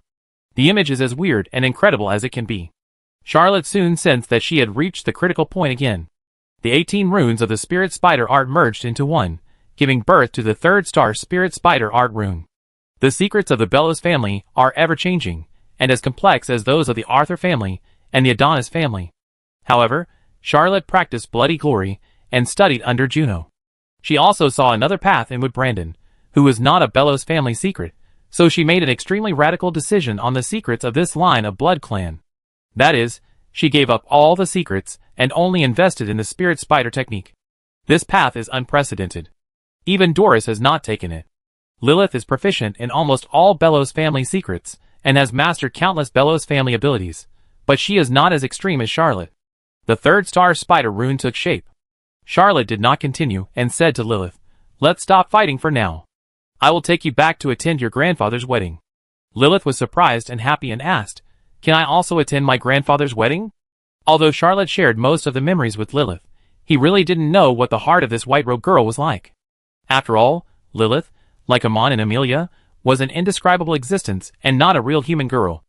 Among his 4 children, only Gareth was normal. Yes, Gareth was really normal. Charlotte knew that the war with Doris would probably last for a while. It was not a big deal for him to go out for a while, but he was delayed from attending the old emperor's wedding because of this, which he could not explain in front of Anne. He tilted his head and motioned Lilith to ride on his lower body, activating the ability to shuttle through the void. This time, Charlotte had experience, and Lilith's power was the same as his, which increased his ability by more than 1 time. There was no more thrilling excitement last time, and he easily found the way back to reality and successfully appeared in Strasbourg. Charlotte did not go back to 58 Champs-Élysées, because he had no time to rest. He took Lilith to the palace, and was soon assigned a busy reception task. A few days passed in a blink of an eye, and the day of the old emperor's wedding finally arrived. Charlotte changed into a gorgeous dress, with her beloved and by her side, and their 4 children, Amon, Gareth, Emilia, and Lilith, were behind them. The family was quite spectacular. And looked back and smiled from time to time, her heart pounding. Chapter 638. Annie knows the identities and origins of these 4 children. Very well. Charlotte dares not hide the origins of these children. If there is no protection from the serpent of fate, not to mention, and even if Antonio has these 4 things around him, he will collapse sooner or later. Even Charlotte doesn't know why Amon and Emilia have become free recently. Originally, they would hardly leave the Holy Light Kingdom and Emilia, but now they often wander around the streets and alleys of Strasbourg under the leadership of Gareth. As a new member of the Mechlin family, Lilith stared at Amon and Emilia with curiosity, her face full of eagerness. Amon didn't care. He was wearing a dress that, and personally arranged for the royal tailor to make.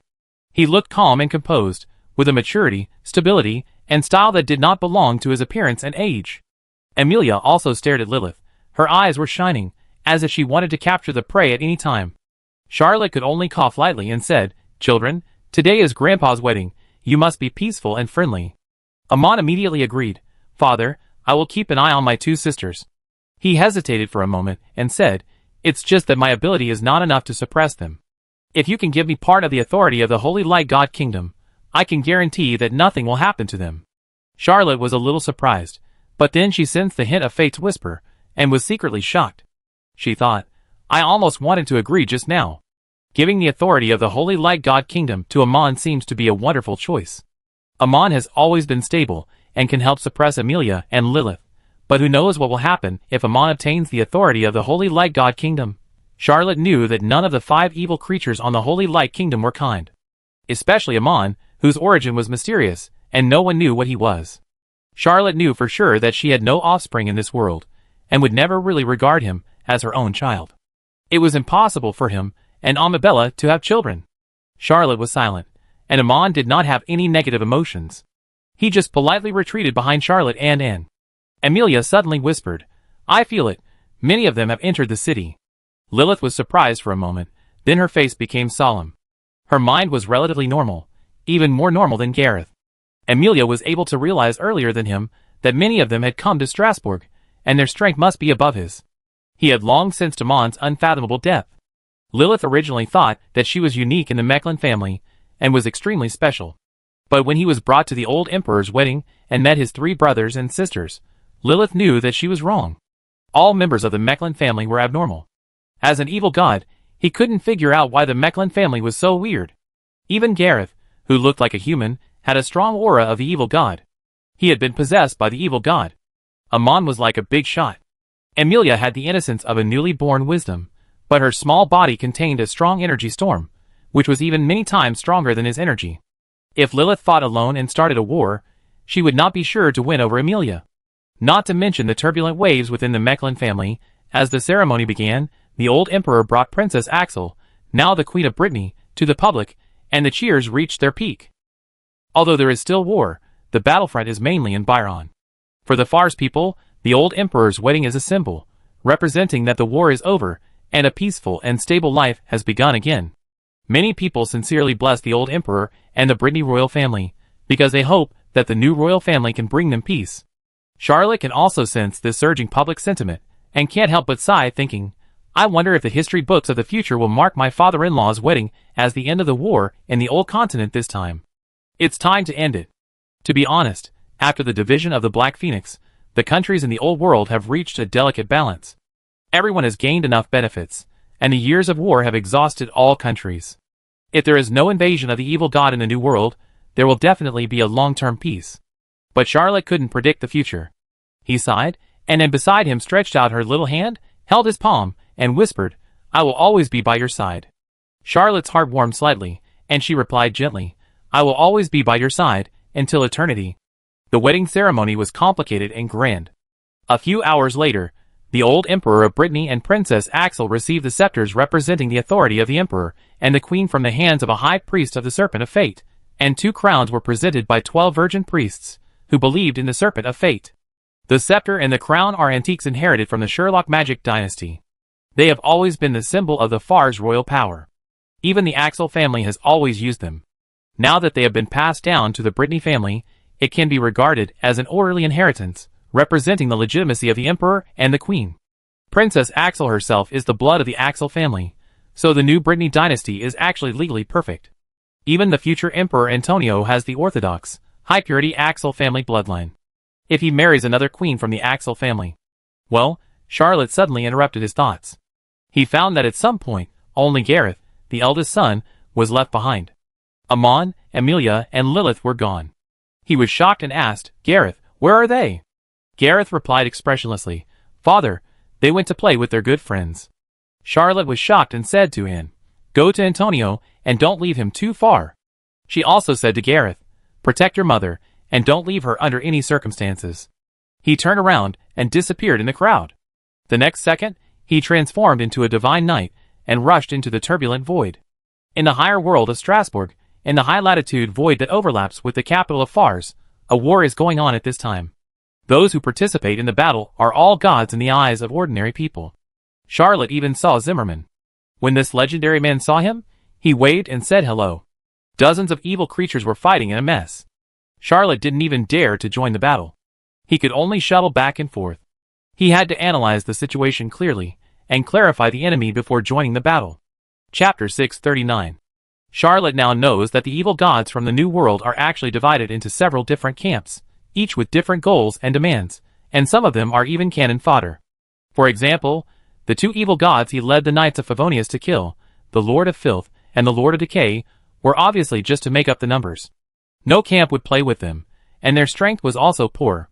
But he couldn't tell which evil gods were enemies, and which evil gods were not enemies for the time being. Well, evil gods themselves don't have the attribute of trustworthiness. Even if they are not hostile for the time being, they can't be regarded as comrades.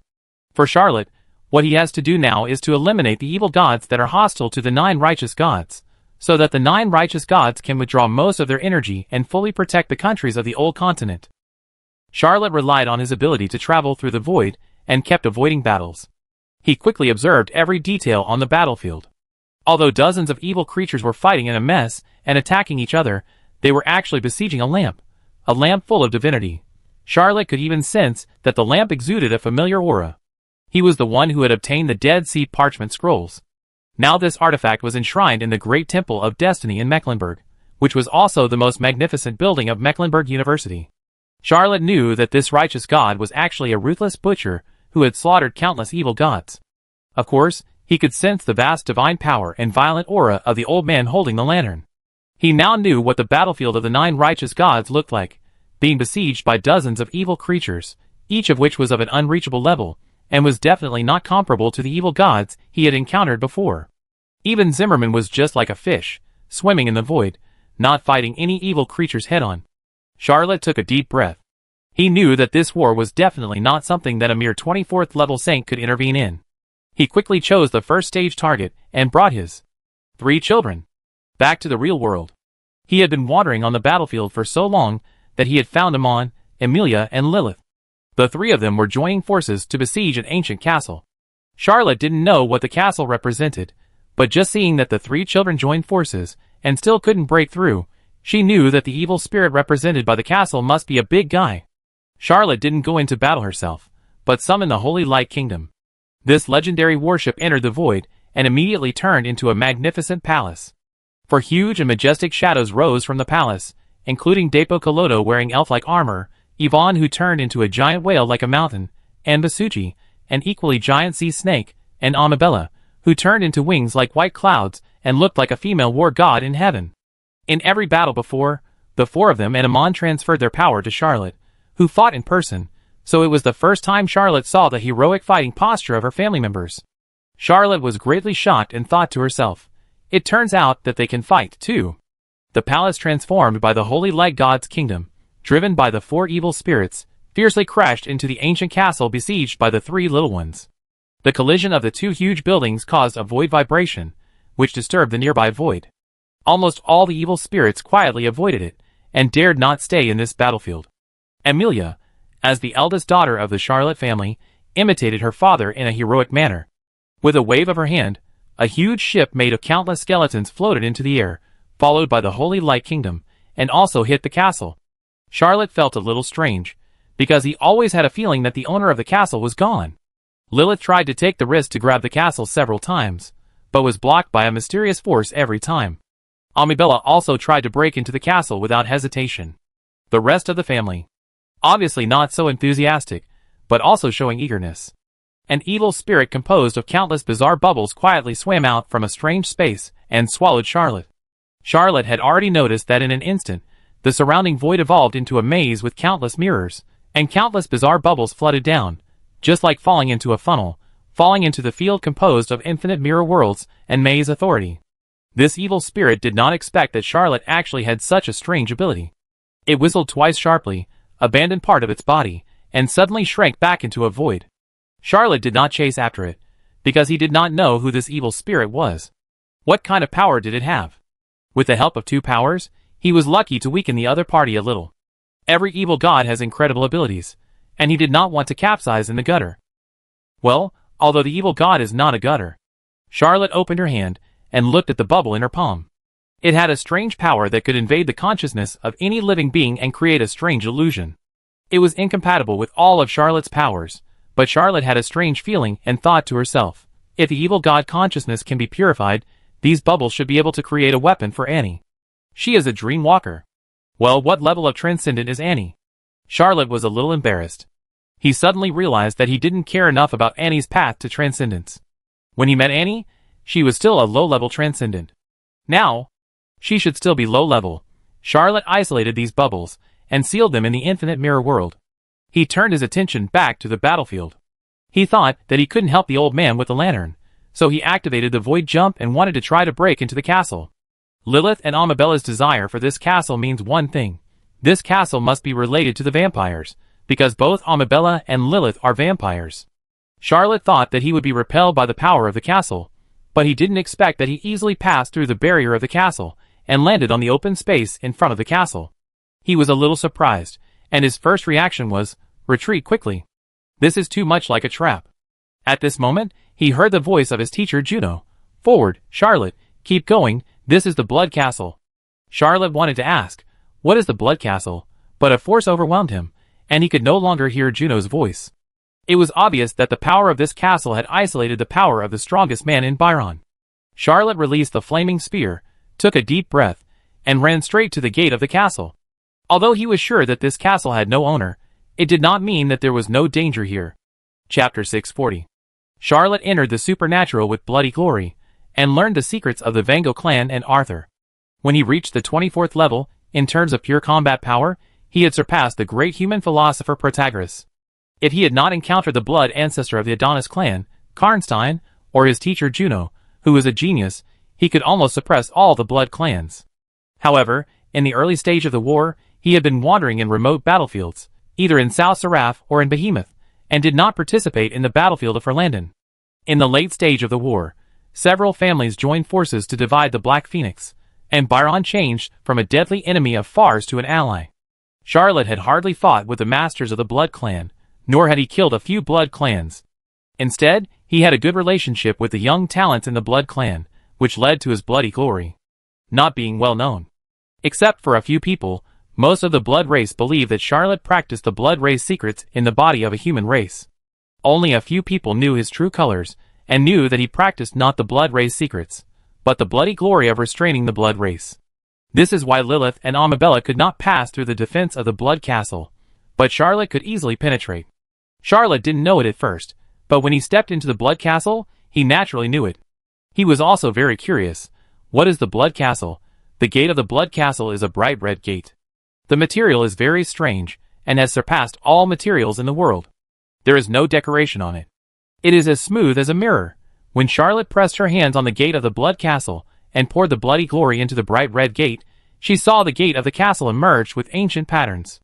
The knowledge she learned when she was studying at the University of Sheffield came into play at this moment. Charlotte gently read out the secret words hidden in the ancient patterns. My name is Montgomery Arthur, the foreson of Pendragon Arthur.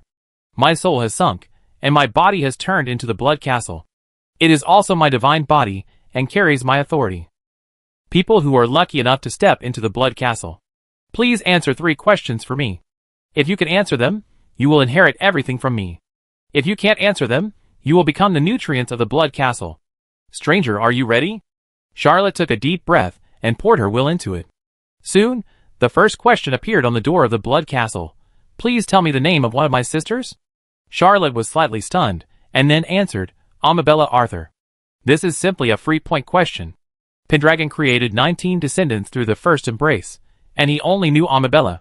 The gate of the Blood Castle was silent for a long time before slowly spitting out the second question. Please write a poem that does not belong to this world.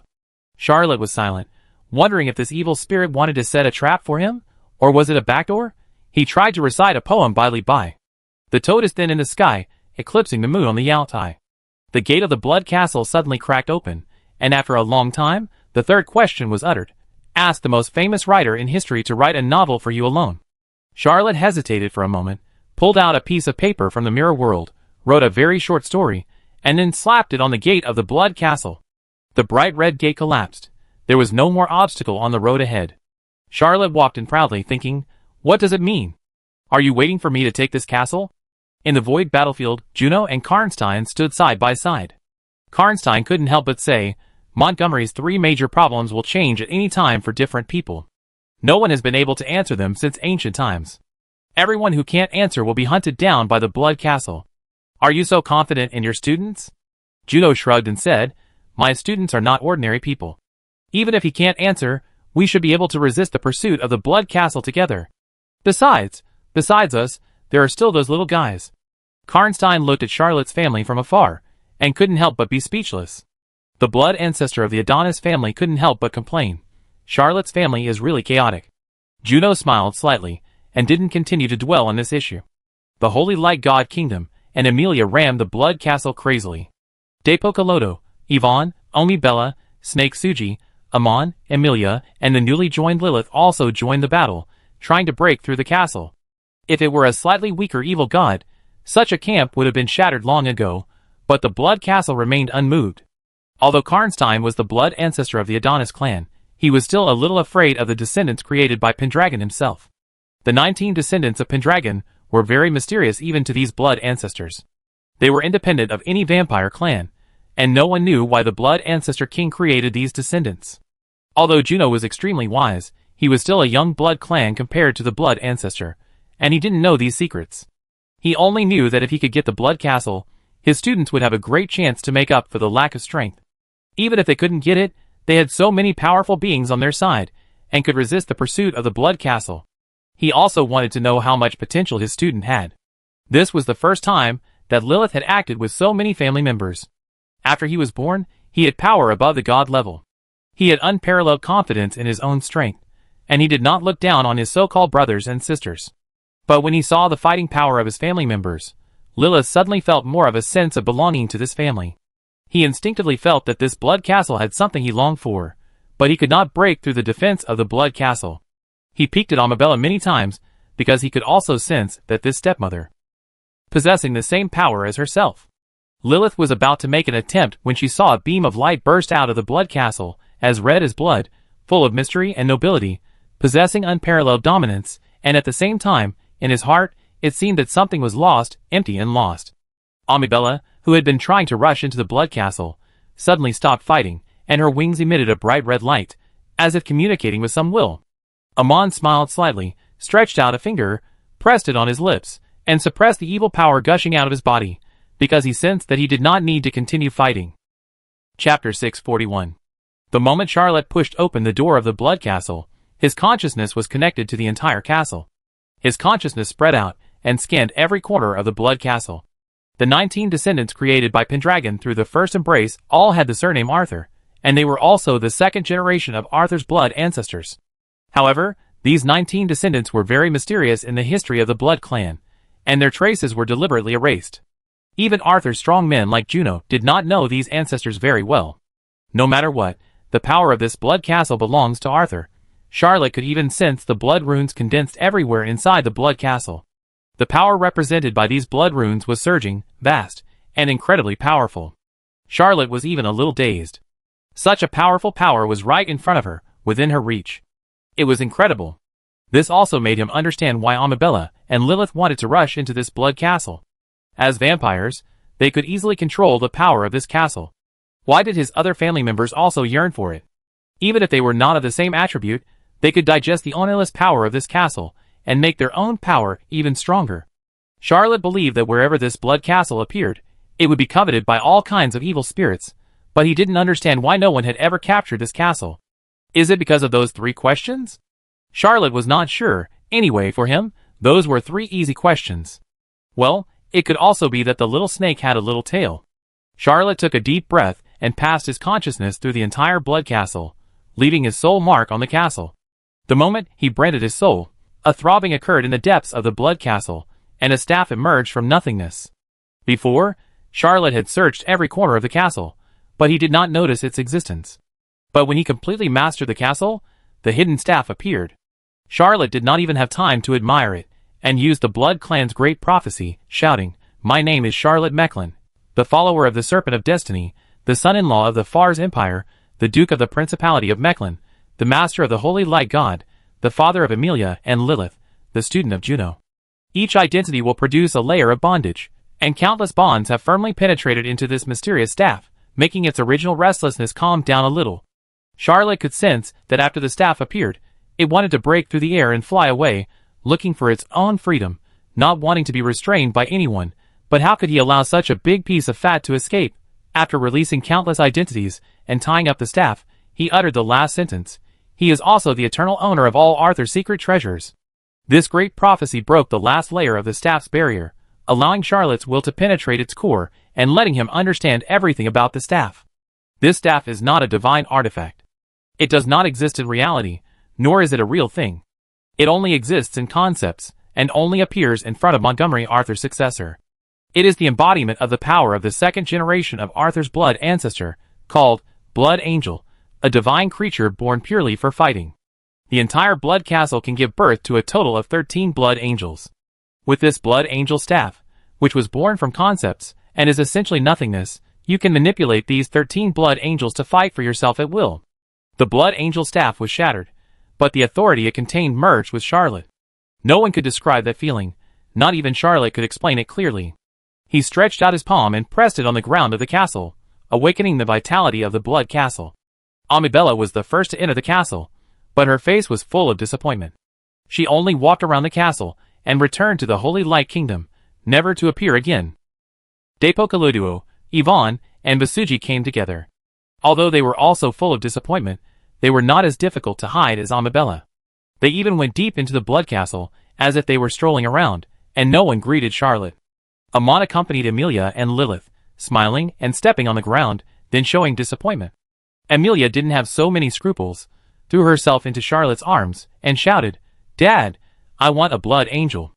Lilith also looked at Charlotte pitifully and whispered, "Lilith wants one too."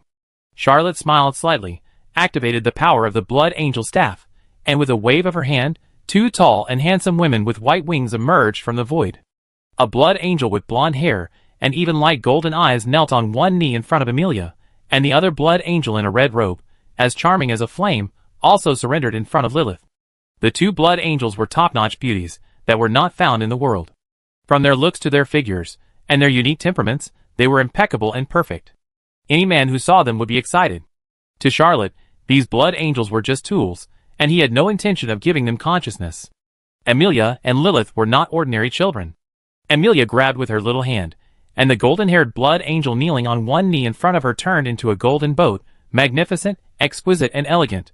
Charlotte could sense that Emilia was using this blood angel to free herself from the constraints of the Emilia, and to be further away from his body, freer. Emilia stepped onto this small boat that was only 5 or 6 meters long, excitedly shouting and jumping around, and her joyful voice spread out of the blood castle, turning into blood-red skulls flying in the air. Lilith also imitated Emilia, and patted the head of the blood angel in a red robe, which was as charming as fire. The sexy and charming blood angel turned into a big snake, with flame-like scales all over its body, shining brightly. Lilith stepped on the back of the fiery red snake, her eyes shining brightly, and she wanted to go to Mount Holdingrain again. Lilith has not yet been able to devour all of Doris's power, but with this blood angel, she is confident that she will gain more advantages in the next round of war with Doris. For Lilith, time and situation are on her side. Doris was imprisoned in Mount Holdingrain, and her consciousness was in a mess. She had no way to use all her strength, and only instincts were left. But Lilith had Karnstein, Juno, Charlotte, and even a bunch of evil family members on her side. She believed that she would definitely win in the end. After all, as time goes by, she will become stronger and stronger, and Doris will become weaker and weaker, until her consciousness finally collapses and becomes a part of her. Chapter 642. Charlotte's wings spread out behind him, and the blood energy in his body surged. There was a small phantom of an ancient castle on his chest, providing endless power. The blood castle preserved Montgomery Arthur's body, divine body, and authority. Charlotte obtained the blood castle, and naturally inherited everything of Montgomery. He is now trying to use Montgomery's divine body, which is very similar to Amabella. Both of them are giants with wings. However, Amabella has 6 huge bright wings, and her body is wrapped in an indescribable force field, while Montgomery has 8 bright red wings. Each feather is bright red, and has a hint of dark gold, which is more domineering and gorgeous than Amabella. This divine body was also wrapped with a mysterious force field, which was an ability that his own divine body did not have. Charlotte also knew that although he had condensed a divine body, his strength was too weak, and he could not even be considered to have entered the divine level. He just crossed the level, and touched the power that did not belong to the holy level in advance. But Montgomery's divine body was a real divine level, and his strength was even higher than Amabella's. Charlotte's soul had not yet transformed. If his soul had completed the transformation, he could rely on the blood castle to enter the divine level, and step into a level that mortals could not reach. Charlotte even docked the Holy Light Kingdom and Emilia in the blood castle, temporarily housing 2 legendary warships, raising the power level of the blood castle by 1 more level. The family members surrounded the master of the Mechlin family, and they were already a force that could not be ignored on the battlefield. Zimmerman had been looking for a target to attack, and he had never regarded Charlotte as an enemy. It was not because the hatred between the two was not deep enough or the conflict was not intense enough, but because he always felt that Charlotte's strength was not enough to threaten him. He even saw Charlotte leading a group of weak evil spirits to the void battlefield, and he still had the leisure to say hello and show his grace. But when Charlotte obtained the blood castle, Zimmerman's eyes became sharp, and he called out to Karnstein in a low voice, "Old friend, will you stand on my side or Charlotte's side?" This call was transmitted with a secret method above the holy level, and even Juno, who had been accompanying Karnstein, could not detect it. Karnstein smiled slightly and said, "Charlotte is a vampire." Zimmerman got the answer, and didn't feel strange at all. Among all the evil spirits, the Blood Clan is the strangest group. They don't regard themselves as evil gods, although no one regards them as true gods. The Blood Clan has its own country. All the evil gods of the Blood Clan are quite united, although they have big problems of their own, and can hardly move in the world. So far, the only Blood Clan evil god who has truly revived is Karnstein. He favors Charlotte Mechlin, who is from the same clan, which makes Zimmerman a little surprised, but not that surprising. Zimmerman stopped talking to Karnstein, and looked at Charlotte. Seeing this rising star, he suddenly retracted his 8 bright red wings and his body gradually shrank. He returned to the appearance of an ordinary person, but unlike Charlotte's usual appearance, he was a young man with black eyes and black hair, a little high-spirited, a little proud and arrogant.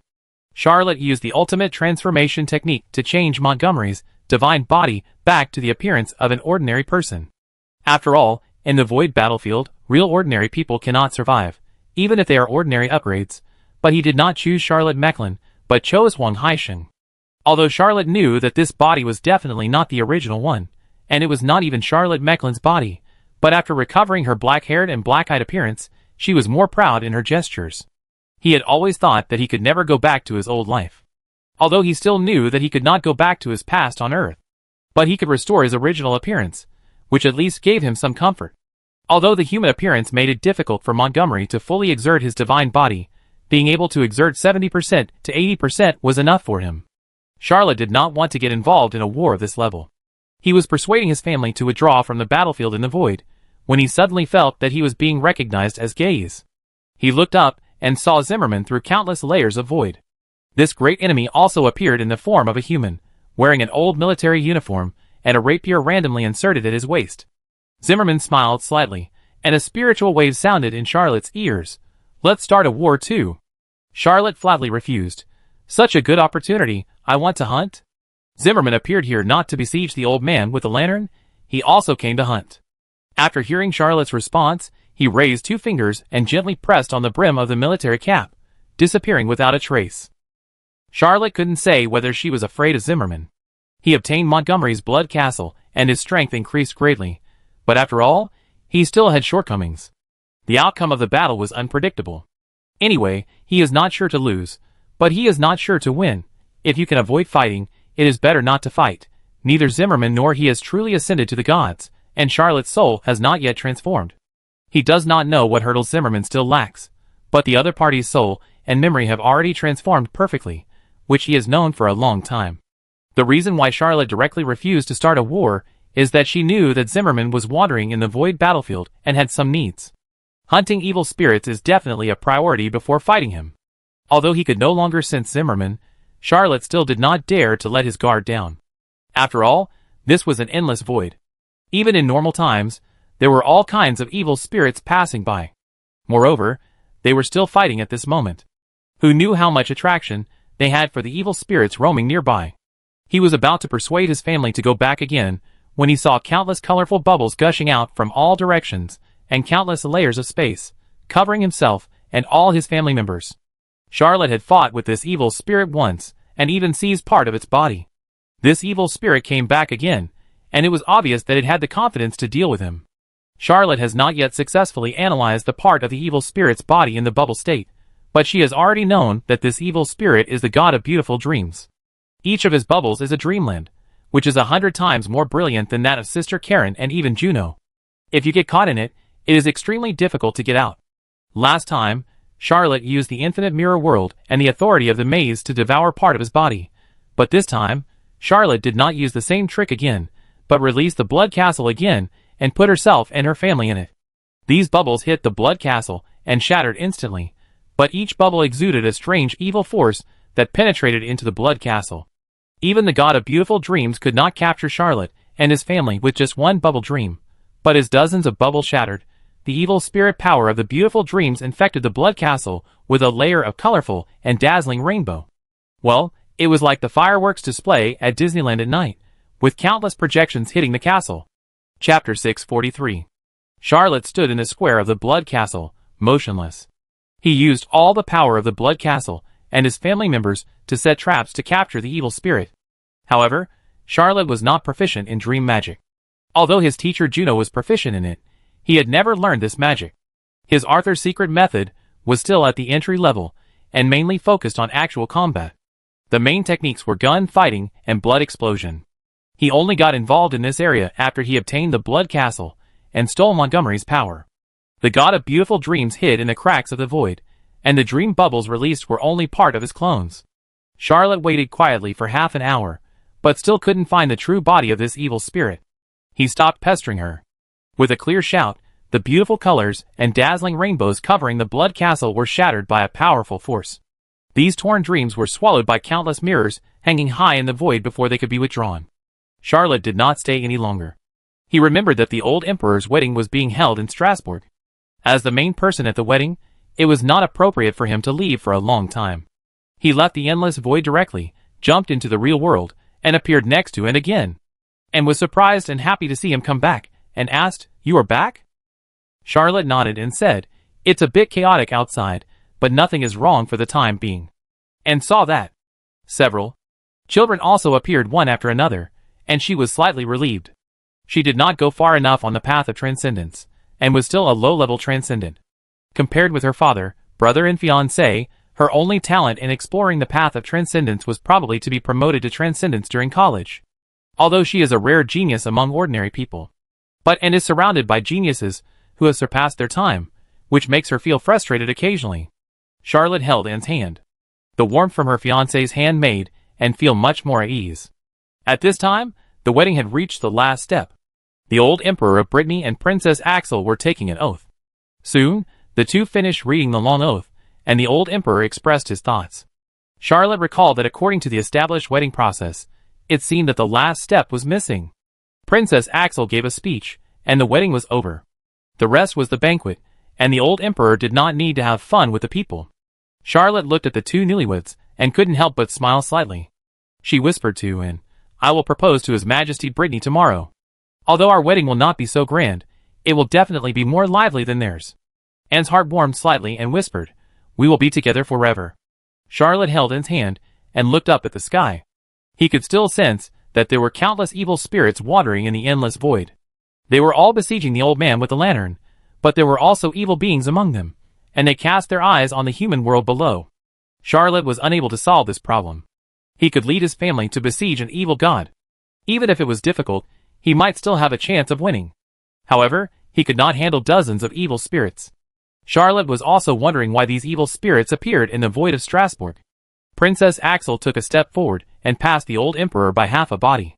The old emperor of Brittany also gave up the main seat for his new wife, the queen of the empire. The princess of the former Axel dynasty and the queen of the Brittany dynasty was about to speak when she heard a familiar voice, "Mom." Axel's jade-like face showed a trace of anger and mixed emotions, but she did not stop, but began to read the script prepared by the Minister of Etiquette. Zimmerman called her mom, and did not speak again until Princess Axel finished her oath. He whispered softly, "Mom, happy wedding?" Princess Axel nodded slightly. No one heard Zimmerman's voice. After all, he was close to the existence of the evil god. He just sent a sentence, and even the old emperor of Brittany standing next to Princess Axel did not notice it. The wedding was at its last stage, and all the participants cheered loudly. Charlotte knew that as an important official of the empire, and the future son-in-law of the Brittany dynasty, he could not be absent from the next banquet. He could only take him with him, surrounded by countless people, and walked into the banquet hall with a smile. Charlotte was not good at socializing, but fortunately, even at the emperor's wedding, there were not many people who were qualified to talk to him. He only needed to stand quietly, and countless people would gather around him. These people were all important officials of the Duchy of Mechlin. The Duchy of Mechlin today could not be said to have countless saints, but at least in terms of saints, it was not inferior to any empire in the old continent. Below the saint, there were also many talents, although Charlotte herself did not know many of them. He had swallowed up too many forces, and the sources of his talents were complicated. Fortunately, he had the wisdom of two worlds, and he had always digested the forces he swallowed very well. The banquet lasted until midnight, and Charlotte took Anne and left the palace. The two did not stay at 221B Baker Street near the palace, although this residence was very close, but went directly to 58 Élysée Field Street. When Charlotte stepped into this residence, she saw Karnstein and Juno. The two did not stay in the endless void for too long and left early. Juno asked with interest, "How do you feel about the blood castle you have obtained?" Charlotte smiled and said, "Very good." Karnstein also smiled and said, "With the blood castle, our plan can go more smoothly. I suggest going to Mount Hottingrain again tomorrow to completely solve the problem for Lilith." Charlotte pondered for a moment and whispered, "Okay. Lilith is his daughter, and letting Lilith completely replace Doris is also a thing of endless benefits to him. And once Lilith completely replaces Doris, her power will break through, and she will be promoted to a true evil god, enough to rival Karnstein." Karnstein was also quite excited, because once Lilith obtained Doris's power, and became the new blood ancestor of the Barrows clan, it meant that the power of the Blood clan would surge again, and another of the 6 kings would successfully awaken. Once all 6 blood ancestor kings wake up, the Byron Empire can become the first empire in the old continent at any time. Juno was thoughtful all the time, and he said lightly, "After going to Mount Hottingrain, let me choose the new goal." Charlotte was slightly surprised and asked, "Teacher, are you also going to take the last step?" Juno shook his head and said, "I haven't thought about it yet, but I need to increase my strength as soon as possible." Chapter 644. Charlotte could understand why Juno wanted to increase his power. Before the old continent, the saint rank was king. As long as one was promoted to the saint rank, he would be the top figure in the old continent, but now it is no longer possible. Even the peak of the saint rank is not enough to dominate the old continent. The original 5 strongest men in the old continent can no longer dominate the continent. Among the 5 strongest men, Juno is considered to be an unfathomable one. Even ordinary evil spirits may not be able to defeat this blood clan strongman, but he has never taken that step. In the era when evil spirits revive and besiege the righteous gods, he really needs to take a step further. In the next few days, the aftermath of the old emperor's wedding continued. As an important official of the empire, Charlotte was really inseparable. He tried several times to find an opportunity to mention his wedding with, and to the old emperor of Brittany, but he didn't find the opportunity, and took the initiative to comfort him, saying that this matter was not urgent. Although Anne also wanted to become the official Duchess of Mecklenburg, she and Charlotte had been in love for many years, and had experienced countless storms. She even formed a very close relationship with Charlotte's subordinates, and once defended Mecklenburg on behalf of Charlotte. So Anne was not very anxious, nor did she hate to get married, because she trusted Charlotte very much, and believed that, even if there were some competitors, they would never cause any obstacles to her. So, she could still calm down and comfort her anxious lover. Charlotte was helpless. Before she found an opportunity to ask the old emperor to marry, and Karnstein and Juno had issued a second invitation to go to Mount Hottingrain. Charlotte did not refuse. He also wanted to deal with Doris as soon as possible. Leaving a blood ancestor that was awakening alone was equivalent to letting the danger spread. After all, Lilith is his daughter. Once Lilith can fully obtain the power of a blood ancestor, it will be an incomparable help to him. Moreover, Lilith has the guarantee of the Serpent of Destiny, which is much more reliable than his other family members. Well, he still doesn't dare to fully trust Emilia and Amon.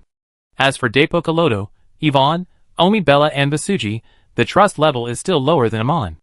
After all, Amon can really communicate, but the communication between Charlotte and the four family members is not smooth. This time, he brought all his family members with him, and followed Juno and Karnstein to Mount Hottingrain. Floating above Mount Hottingrain, Charlotte looked at the giant spider, and the endless spiders of all sizes, and first released the blood castle, which floated in the air. Emilia was so excited when she saw the mountain of flesh and blood below, and the giant spiders all over the mountain. She released the blood angel given by Charlotte, and turned it into a golden boat, rushing down from the sky. Wherever the golden boat passed, including the flesh and blood mountain range of Hütinglian Mountain and countless giant spiders, everything was shaken into pieces and swallowed by the Emilia that slowly passed by. As the main body of Emilia, the Emilia contained infinite annihilation power, and was not even inferior to the Holy Light God Kingdom. The Emilia released blood-red skulls one after another, fighting fiercely with the giant spiders all over the mountains. Lilith was different from Emilia. She controlled another blood angel, and turned into a shining snake with flame-like scales all over the body. The blood-colored snake was connected head to tail, forming a forbidden force field, so that all the giant spiders trapped by the blood-colored snake were involuntarily absorbed by a mysterious force, and thrown into another layer of space. Lilith obtained most of Charlotte's power.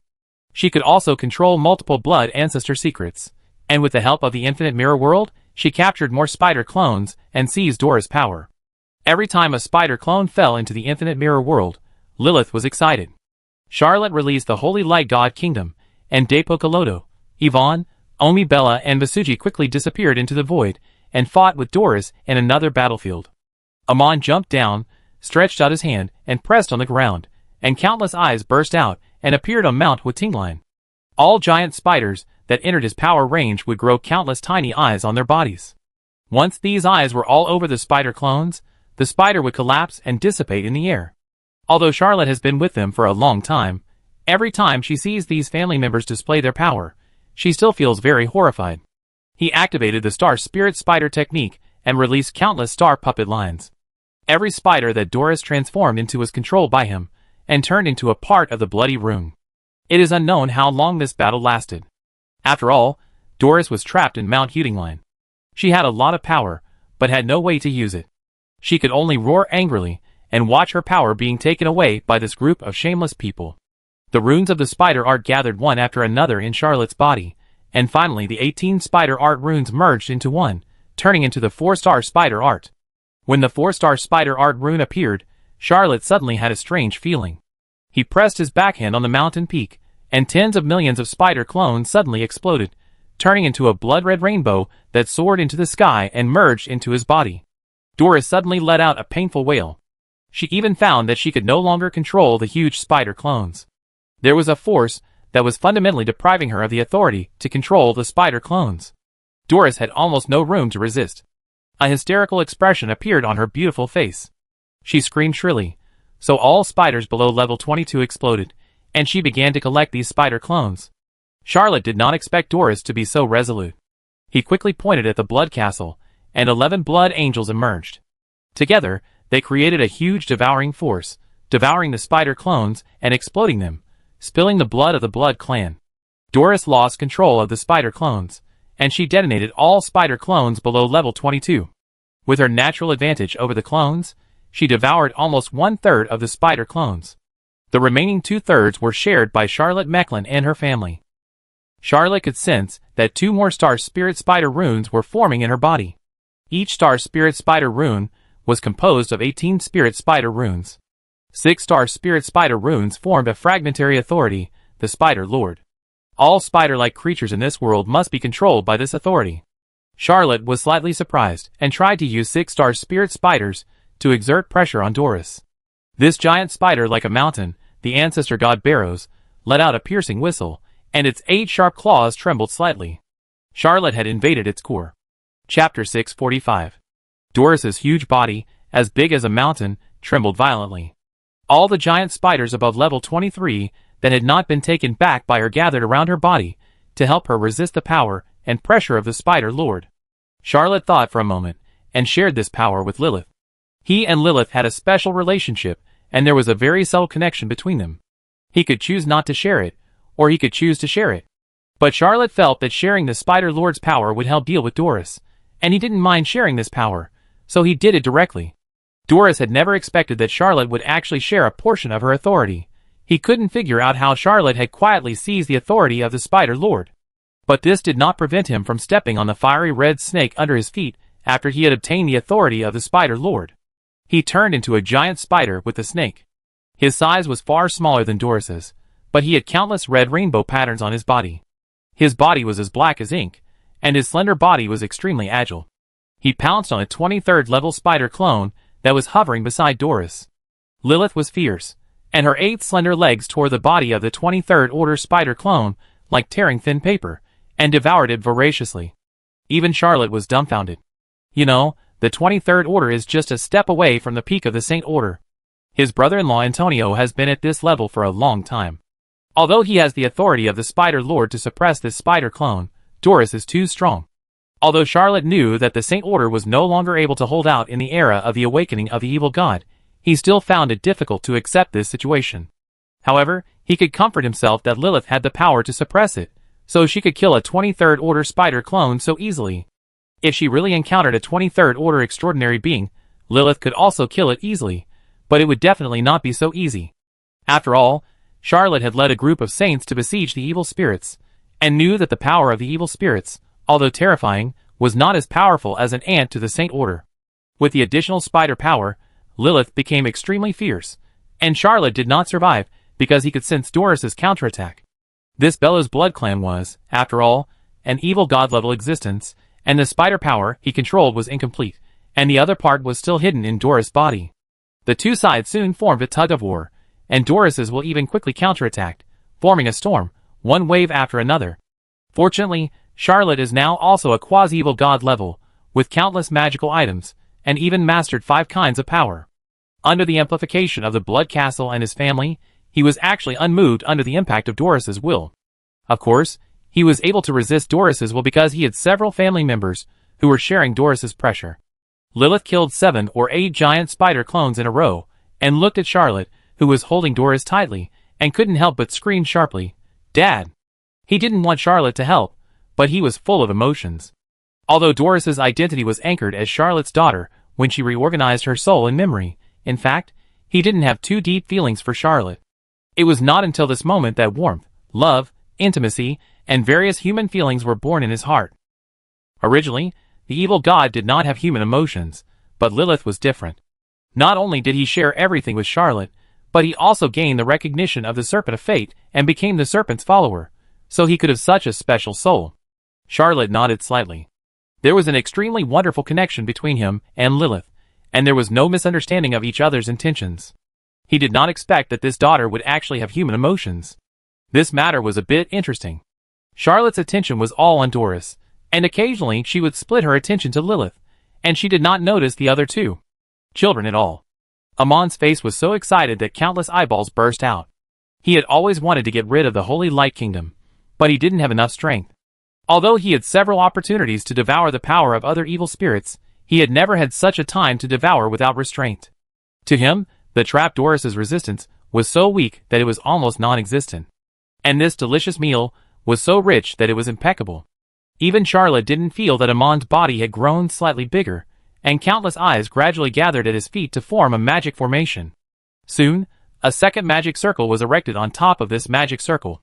When the third magic circle was erected, Charlotte looked in the direction of Amon and was immediately surprised. Others could not recognize it, but Charlotte could see that the three magic circles of Amon were superimposed on each other. Although they were only in their infancy, they already looked like a pagoda. There was no building with this structure in the entire old continent. Charlotte could not help but wonder, how could it be? How could Amon condense a pagoda? Amon glanced at Charlotte, and felt a little timid. He saw Charlotte Mecklin stretched out her hand and pressed down, and a blood angel fell from the sky and landed on three magic circles. The blood angel's body was almost naked, with eyes closed, as if sleeping. The beautiful body was stunning. When his body slowly sank into the first magic circle, Amon suddenly screamed, and his facial features reappeared on his face. However, this time, a line of eyes appeared between his eyebrows on his little face, and in his eyes was the image of the blood angel. After the blood angel sank into the first magic circle, half of its body appeared in the second magic circle. After a while, its crystal clear feet appeared in the third magic circle, and its delicate body penetrated the three magic circles. Amon suddenly smiled, and the power in his body surged like a tide, rising step by step. Soon, a fourth magic circle appeared, and this magic circle appeared directly on the blood angel. Charlotte didn't pay much attention to this big boy. He still didn't know what Amon was, but he had a hunch that the person who might gain the most from the siege of Doris this time was not him, nor Lilith, but Amon. Amon was obviously going to completely get rid of the name of the Holy Light God. Charlotte did not choose to continue to imprison Amon, but chose to lend a helping hand. As for the result, Charlotte did not know. At this time, Emilia was driving the golden boat, rushing left and right, having a lot of fun. A giant spider clone of level 23 could only withstand 7 or 8 hits from the golden boat. Every spider that was smashed would be swallowed by the flying blood-red skulls outside Emilia. This battle looked like a harmonious and warm dining scene for Charlotte's family. Chapter 646. Karnstein did not make a move. He originally wanted to help Lilith and Charlotte dismember Doris with Juno, but when he saw Charlotte's family enjoying the meal happily, he couldn't help but smile bitterly and said, "The two of us are a bit redundant." Juno smiled faintly and said, "I still need some of Doris's power. Karnstein is a serious evil god, and he has been promoted to an almost perfect evil god. He has maintained his sanity, but Juno has not taken that step yet. He still needs more power." Karnstein nodded, and with his backhand, he pressed Juno's back. Juno's power increased infinitely, until he broke through the upper limit of his power. Juno looked at the giant spider below, and silently activated the vampire prophecy. He had practiced this spell to the point where he could exert its full power without saying it. Karnstein felt that in an instant, his power was drained by nearly half, and he couldn't help but be slightly surprised, thinking, what did Juno do? However, Juno deliberately did not say it, so he did not ask. This was not to guard against him, but to worry about being spied on by other evil spirits. Juno performed a vampire prophecy, and Charlotte felt in an instant that Doris's power was declining, and the decline was particularly fierce, even making him almost mistakenly think that Doris was performing some tricks. However, in the next instant, he suddenly sensed that there was a familiar thing in Doris's body responding to his call. He urged all his strength and pulled hard, and a strange rune flew out, soaring directly into the air, and fell into his body, merging with the 6-star spirit spiders, turning into a complete group of authority. The spider clones controlled by Doris all let out a sharp whistle, broke away from Doris' control, spread out their 8 slender legs, and slid into the void, entering Charlotte's infinite mirror world.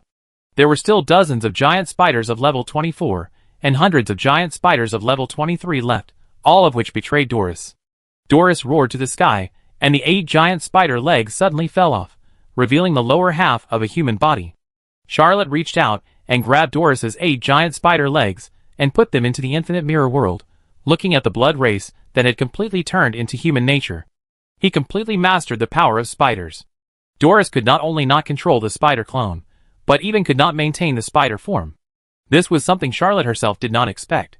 Doris, who could not maintain the spider form, had a sharp decline in strength, but there was also a dangerous change, because whether it was Charlotte, Karnstein, Juno, or even Lilith, they could sense that this blood ancestor of the Bellows family was no longer restrained by Wating Lian Shan. He completely got rid of the imprisonment of this mountain of flesh and blood. He completely woke up. Doris's human form was about 40 to 50 meters tall, just like a scaled-up peerless beauty, with a layer of silver light covering her whole body. Although she was naked, this layer of silver light blocked everyone's sight. Even Charlotte, Karnstein, and Juno could not see through. However, the looming picture was more tempting than seeing through it completely. Charlotte took out the flame gun. He knew that the next battle would be a hard one, but Doris took a deep look at the sky, but chose to tear it with both hands, grabbing the void, and turned to escape into it. Juno shouted in a low voice, "Chase!" Without Juno's reminder, Charlotte led his family, and broke into the endless void. He led his eldest son Amon, eldest daughter Emilia, and youngest daughter Lilith into the endless void, and saw Depokaloto, Yvonne, Omi Bella and Vasuji tightly entangled Doris, and were fighting in full swing. The towering palace transformed by the holy light god's kingdom produced a majestic force field, which pulled Doris, but Doris was like a swimming big fish in the endless void, extremely flexible. When he saw Charlotte and others chasing, he gave up the entanglement without hesitation, and suddenly screamed, abandoned half of his body, abandoned his lower body, and 2 slender thighs, and rushed into the depths of the void. Charlotte was about to chase, but suddenly she felt that more than 10 evil spirits were fighting and swooping over. The power of these 10 evil spirits was magnificent and surging, like a raging evil wave. Even Juno reached out and held Charlotte down, saying, "Don't chase." Charlotte took a deep breath and watched her 3 children rush into the battle. In just a moment, they shared the lower body left by Doris. Emilia and Lilith each grabbed a thigh, and Amon grabbed. Forget it. Charlotte thought it was inappropriate to think about it. Dapakaroto, Yvonne, Amabila and Vasuji snatched the remaining wreckage, and the whole family was satisfied. Charlotte also wanted to know what was so wonderful about Doris's lower body, but since it was taken away by his family, he couldn't take it, so he could only suppress this curiosity in his heart. Amon snatched the important part of Doris. He looked at the wreckage of Doris in his hand, suddenly showed a strange smile, stretched out his hand, and threw it to the blood angel given by Charlotte. Blood angels have no gender. Although Charlotte made them all appear as peerless beauties, it does not represent their gender. But Doris is a female evil god with the attributes of a mother goddess, and Amon has snatched her important organs. When Amon sent this important part of the blood ancestor of the Bellows family into the body of the blood angel given by Charlotte immediately had a gender and also possessed humanity. 3 magic circles appeared in succession, and the 7 layers of magic circles were stacked up with the blood angel as the center, turning into a magic tower. This magic tower composed of magic circle, and blood angels flew to the top of Amon's head. Amon stepped on strange steps and shouted, "I am the guardian of all cities, ships, carriages and chariots in the old world, the guardian of human gathering points in the new world, and the guardian of every road in the new world. I am Amon. I am the god of mankind. My father is Charlotte Mechlin. My mother is Amabella Mechlin, my sister is Emilia Mechlin, and my little sister is Lilith Mechlin." At this point, Amon hesitated for a moment, and then continued, "My grandfather is Pendragon Arthur, I have a human brother Gareth Mechlin, and my human mother is Brittany Mechlin. Our whole family believes in the Serpent of Fate, and we are loyal believers of the Serpent of Fate." A silver snake tail stretched out from the void, and patted him lightly. Amon was overjoyed and shouted, "I am the servant god of the Serpent of Fate, I am Amon." Amon Mechlin. Chapter 647. Charlotte only felt that the entire void trembled, and then she realized that the Holy Light Kingdom had undergone a subtle change, and a corner was forever missing. Charlotte almost did not hesitate, and took advantage of the moment when the Holy Light Kingdom was missing a corner to embed the entire Blood Castle into it. The status of the Blood Castle was even higher than that of the Holy Light Kingdom. When this castle was embedded in the gap of the Holy Light Kingdom, the entire Holy Light Kingdom underwent earth-shaking changes. Charlotte's will permeated the entire Holy Light Kingdom. Depokaloto, Yvonne, Amabella and Vasuki all groaned strangely. The first person Charlotte controlled was Amabella. She was also a blood ancestor, and also from the Arthur family. She and Montgomery had the same origin, and were descendants of the same father. When the Blood Castle disappeared, Charlotte stood in the square of the Holy Light Kingdom. The image of Amabella with wings appeared in her palm.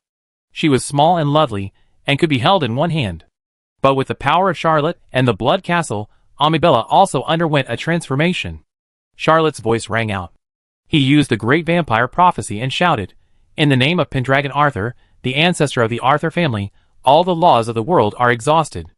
I offer the name of the Holy Light God and the Blood Castle, and the bodies of Amabella and Montgomery, the second-generation descendants of Arthur, and swear for this, Charlotte Mecklin and Amabella Arthur Mecklin, life and soul, memory and knowledge, blood and destiny are all one, share each other, share each other. Charlotte looked at the shrunken Amabella in his palm. Under the huge pressure, Amabella knelt on one knee in his palm. A mysterious induction was transmitted from Charlotte's palm, and a new authority merged into Charlotte's body. Charlotte also shared the authority of the maze. The two were like a couple at a wedding, but the couple in the old continent exchanged gifts at the wedding, and the two exchanged an authority they each held. Charlotte also got the authority shared by Amabella, and then she knew that this descendant of Pendragon actually held a very mysterious authority, the angel. When the angel authority merged into his body, the staff representing the blood angel completely disappeared from this world. The blood angel authority and Amabella's angel authority complemented each other, just like the two sides of a mirror, just like the body and reflection of a calm lake. Angels and blood angels gathered together, giving birth to a new force, allowing the Holy Light God Kingdom and the Blood Castle to completely merge together. Charlotte chose to let the Blood Castle merge into the Holy Light God Kingdom. The new Holy Light God Kingdom has become a huge spaceship that is far superior to its predecessor and unprecedented in history. It is more than 10 kilometers long, without sails, and the whole body is a closed space with dozens of floors. Each floor is composed of countless mazes. The power of the maze mastered by Amabella, and her own angel power was also reactivated, and her strength jumped to become the leader of the Holy Light Kingdom. His image appeared on the bow of the brand new Holy Light Kingdom, with white wings extending all over the hull, making this brand new Holy Light Kingdom bloom with loud holy light, full of holiness. Charlotte did not choose to use the Blood Clan Great Prophecy on Depo Kaluduo, Yvonne and Basuji, because it was no longer necessary. These three evil spirits had already become a part of the Holy Light God's kingdom. When Charlotte chose to integrate the Blood Castle into the Holy Light God's kingdom, they became Charlotte's servants. If Charlotte could become a god in the future, Amabila, Depo Kaluduo, Yvonne and Basuji would all be his servant gods. It's just that Depo Kaluduo, Yvonne and Basuji would have a lower status. Charlotte pointed her finger, and an angel and a blood angel flew out, transforming into a magnificent warship.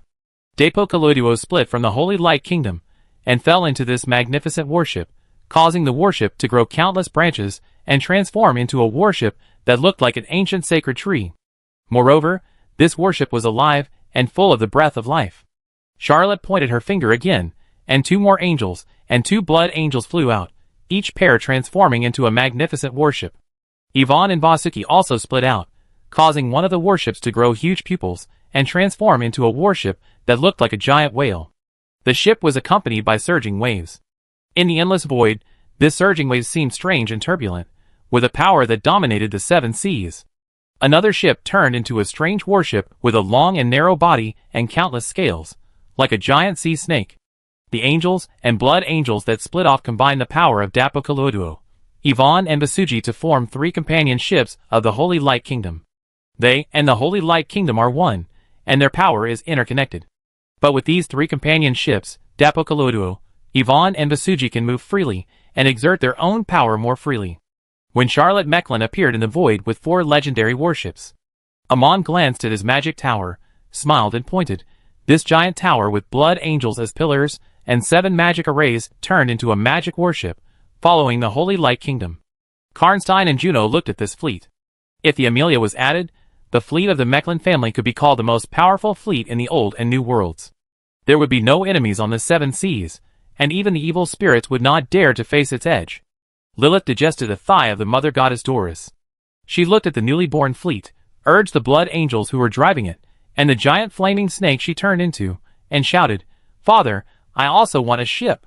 Charlotte flew out three angels, which landed beside Amon, Lilith and Amelia respectively. Amelia didn't care. She cheered happily, and let the angel fall into the golden boat under her feet. She didn't let the golden boat merge with the Amelia. She shouted to the bottom, "Gareth, I let you be the captain of the Amelia." As a mortal, and without the tyrannical power of Juno, Gareth couldn't enter the endless void by himself, but he heard Amelia's cheer. He suddenly felt that he had become an inseparable part of this family. But he didn't know whether he would be part of it forever. Lilith quickly got it done, letting the angels and blood angels combine. She controlled the battleship that looked like a giant spider and joined Mikran's family fleet, which was a fleet composed entirely of legendary battleships. There were evil spirits on each legendary battleship. In a very far place, Doris looked at the fleet and gnashed her teeth, but she didn't want to be trapped by this fleet. Chapter 648. Lilith stood on her spider battleship, looking into the endless void. She still failed to seize all of Doris's authority and the most core part, so that she could not reach the level of Karnstein. But even so, she was a real evil spirit. In particular, Lilith obtained the dirt authority from Charlotte, and the newly shared spider authority, plus her own puppet authority. In terms of pure power level, among Charlotte's family, she was second only to the increasingly mysterious Amon and the seemingly harmless Amelia, Amabella and others. Because they have always been suppressed by Charlotte, they are more restricted by the holy light god country itself than Amon. So although they have also devoured the flesh and blood of various evil spirits, the harvest is not as good as Amon and Amelia. In fact, the holy light god country is just like Watinglian Mountain, which has the effect of restraining and imprisoning the 5 evil spirits on the ship. So Amon chose to get rid of the holy light god country and re-establish his own magic tower. Amelia has always been afraid of the holy light god country, and almost never set foot on the holy light god country. Although Lilith felt regretful, she had obtained 3 kinds of authority, as well as the 23rd and 24th level spider clones in the infinite mirror realm. Her strength and combat power were enough to sweep away all kinds of low-level evil spirits. For example, the 3-headed evil god that Charlotte had surrounded and suppressed in Engrima was no longer a match for Lilith. Lilith withdrew her gaze with regret, stretched out her foot and paused, and the huge spider battleship turned into a puff of smoke, gathering on her face, forming a terrifying pattern, which disappeared without a trace in the next moment. His power merged with Charlotte's, so the angels and blood angels from Charlotte, as well as his own power, could be absorbed into his body and become a hidden killer. Charlotte reached out and pressed the deck of the Holy Light Kingdom. In the next moment, the legendary ship disappeared without a trace. Only Amabella appeared, transformed into a graceful and beautiful lady. His face was full of surprise, because he also sensed that his bond with the Holy Light Kingdom was closer, but he was no longer imprisoned by the Holy Light Kingdom and had more freedom. But he could also deeply sense the master-servant relationship that had been formed between him and Charlotte. As Charlotte's servant gods, including the other 3 hymns, there was no room for resistance. The legendary ships disappeared one by one, and Charlotte's family appeared in the void. Amon and Amelia also put away their flesh bodies. The magic tower and Amelia were actually their flesh bodies, and the source of their power. Karnstein shrugged his shoulders, and was about to leave, when he heard Juno say, "My students, you may not be satisfied with the battle just now. Come with me to the next battle." Karnstein showed a spiritual wave of inquiry. Juno smiled slightly and said, "It's rare to gather so many helpers. I have to update the original target. Old friend, help me once." Karnstein nodded. He revived and devoured the real Karnstein, replacing the evil god blood ancestor, but some things will not change. He is still the god of vampires, and is willing to protect the blood clan. Juno was the new generation he was most optimistic about, and even more satisfying to him than Charlotte, because Juno was more pure, and he also hoped to help Juno and let him ascend to the god level. Juno stretched out his hand and pressed his forehead, using the blood race's true words and illusions, pulling everyone into an illusory dream. A group of colorful bubbles floated in the sky, and endless darkness covered the earth, and there was an ever-changing city. The city kept changing, the characters kept changing, and the faces that appeared at every moment were different. In addition, there was a dead silence of paleness.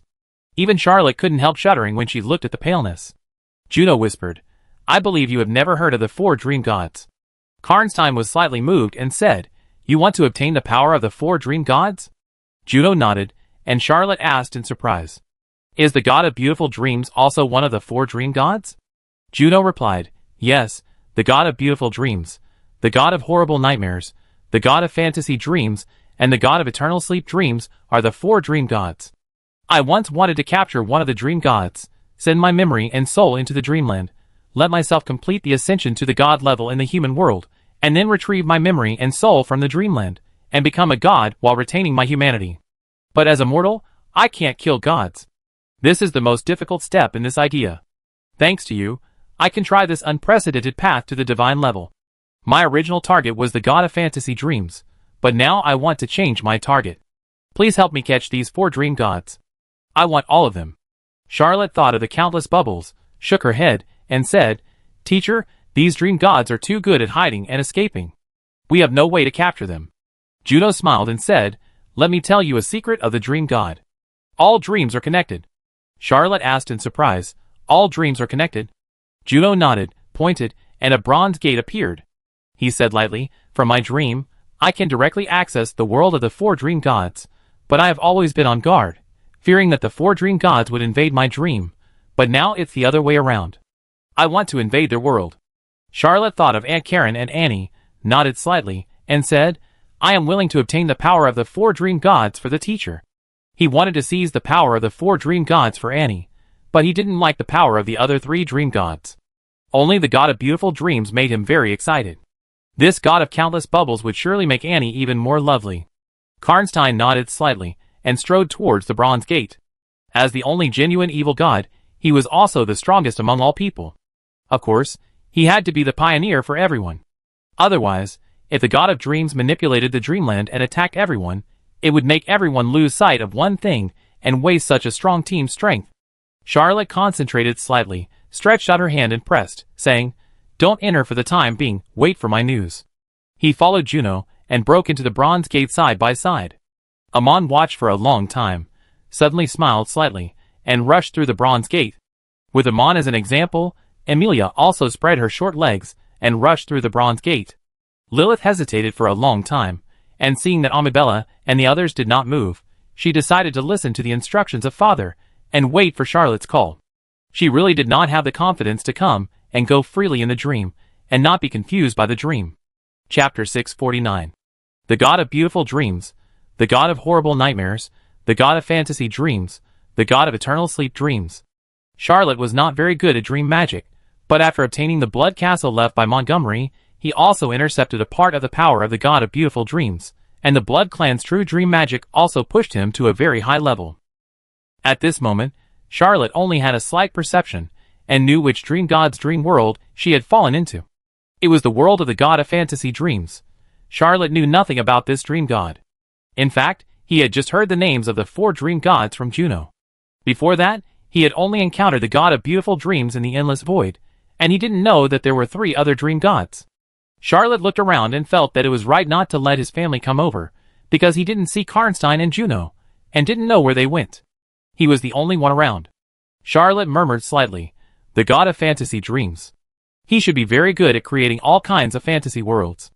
Well, it seems that I should be very good at creating this kind of world. Charlotte made a move, and a copy of his own novel fell into his hands. He activated the true words and fantasy technique, and the novel in his hand suddenly turned into a world of magic and swords, and expanded endlessly. Charlotte's novels all come from the Earth, where he was born. The online novels on Earth are almost all from the ancient Eastern country. The online novels of this country have a very significant feature, that is, the world structure is very huge, even huge beyond the limit of imagination. Under the influence of the true words and dreams, Charlotte's novel turned into a huge, ever-expanding fantasy world, expanding around it. At first, Charlotte only felt that the novel world was expanding very quickly, and the resistance he encountered was very weak, but soon he felt the resistance, a vague and erratic force, which in turn invaded the fantasy world he created. Charlotte only resisted for a while, and then transformed the second book in her palm, and then created the fantasy world in the second novel. Soon there was a third fiction world, a fourth fiction world. Charlotte created hundreds of fiction fantasy worlds in one go, and allowed the power of these fantasy dream gods to erode them. He smiled and stood in the center of all the fantasy worlds he created, sensing the intersection of reality and fantasy, the mixture of countless fiction worlds, and the power of invading these fiction worlds.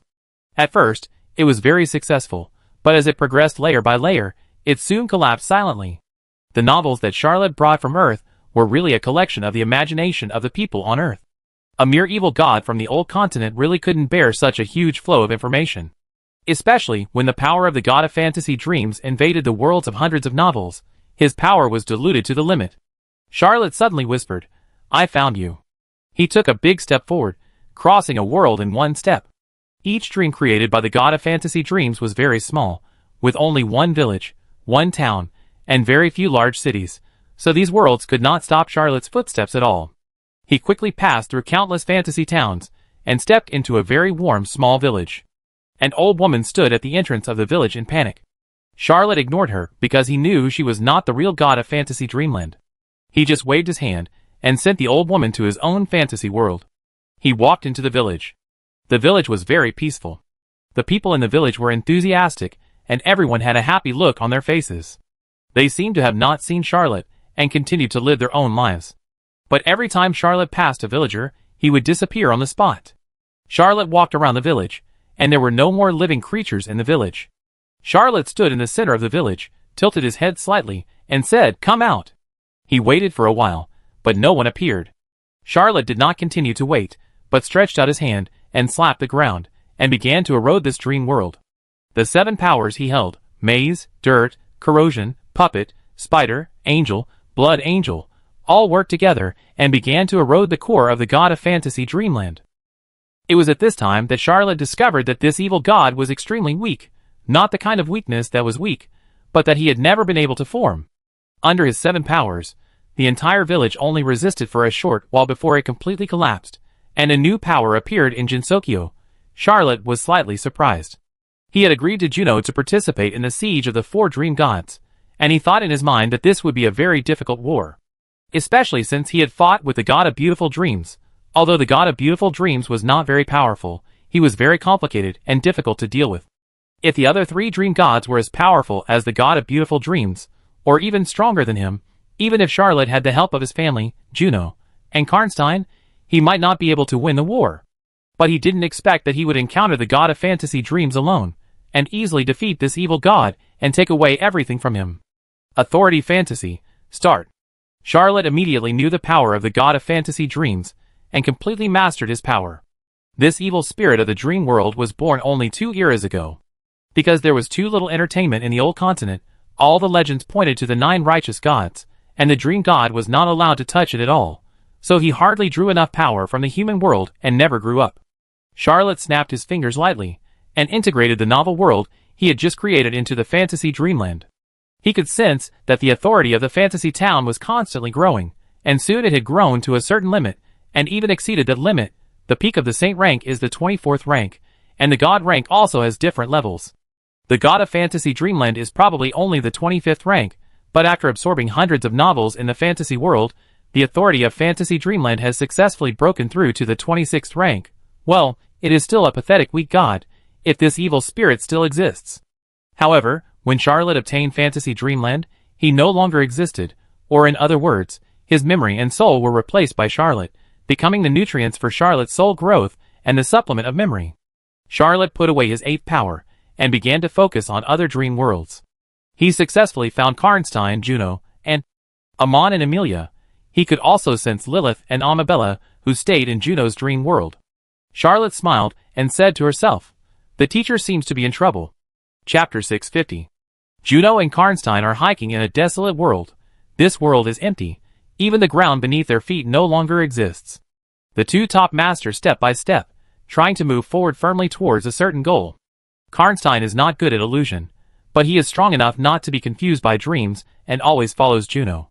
Juno is proficient in all the secrets of Arthur, especially the mantra illusion. He even often teaches students in dreams, and instructs Charlotte on how to practice Arthur's gun-fighting skills. Every step he took would leave his own coordinates in this desolate dream world. Each coordinate was like an anchor point, firmly nailing this dream world. However, whenever Juno walked away, the coordinates he left would slowly disappear and no longer exist in this desolate dream world. Charlotte could tell at a glance that this dream world belonged to the god of eternal sleep. He was also the most powerful of the 4 dream gods. Even though Charlotte had already devoured the god of fantasy dreamland and seized the power of this dream god, fantasy, with the help of the blood castle and the power of fantasy town, he could even use Arthur's true words and dreams to a level far beyond that of his teacher Juno, but he still didn't dare to easily break into this desolate dream world. The power of this dream god is too strong. He only has this one dream world, but in this dream world, countless evil spirits are sleeping. Charlotte even sensed the breath of the blood ancestor. It is obvious that this world has a blood ancestor evil god of the level of the 3 emperors and 6 kings sleeping. He even sensed many familiar or unfamiliar evil gods. Once the souls of these evil gods sank into this eternal dream, they would never be able to leave and would sleep forever.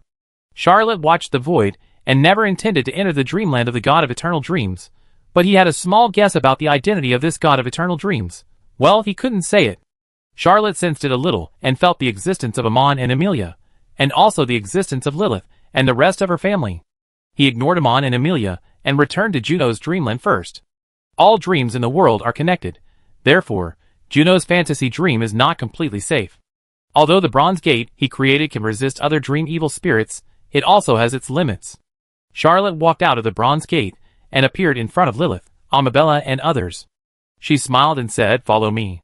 Lily followed Charlotte without hesitation. He and Charlotte Mecklin shared souls, and even authority. No evil spirit could impersonate Charlotte in front of him. Charlotte took them into her fantasy dreamland, and marked everyone with her own mark.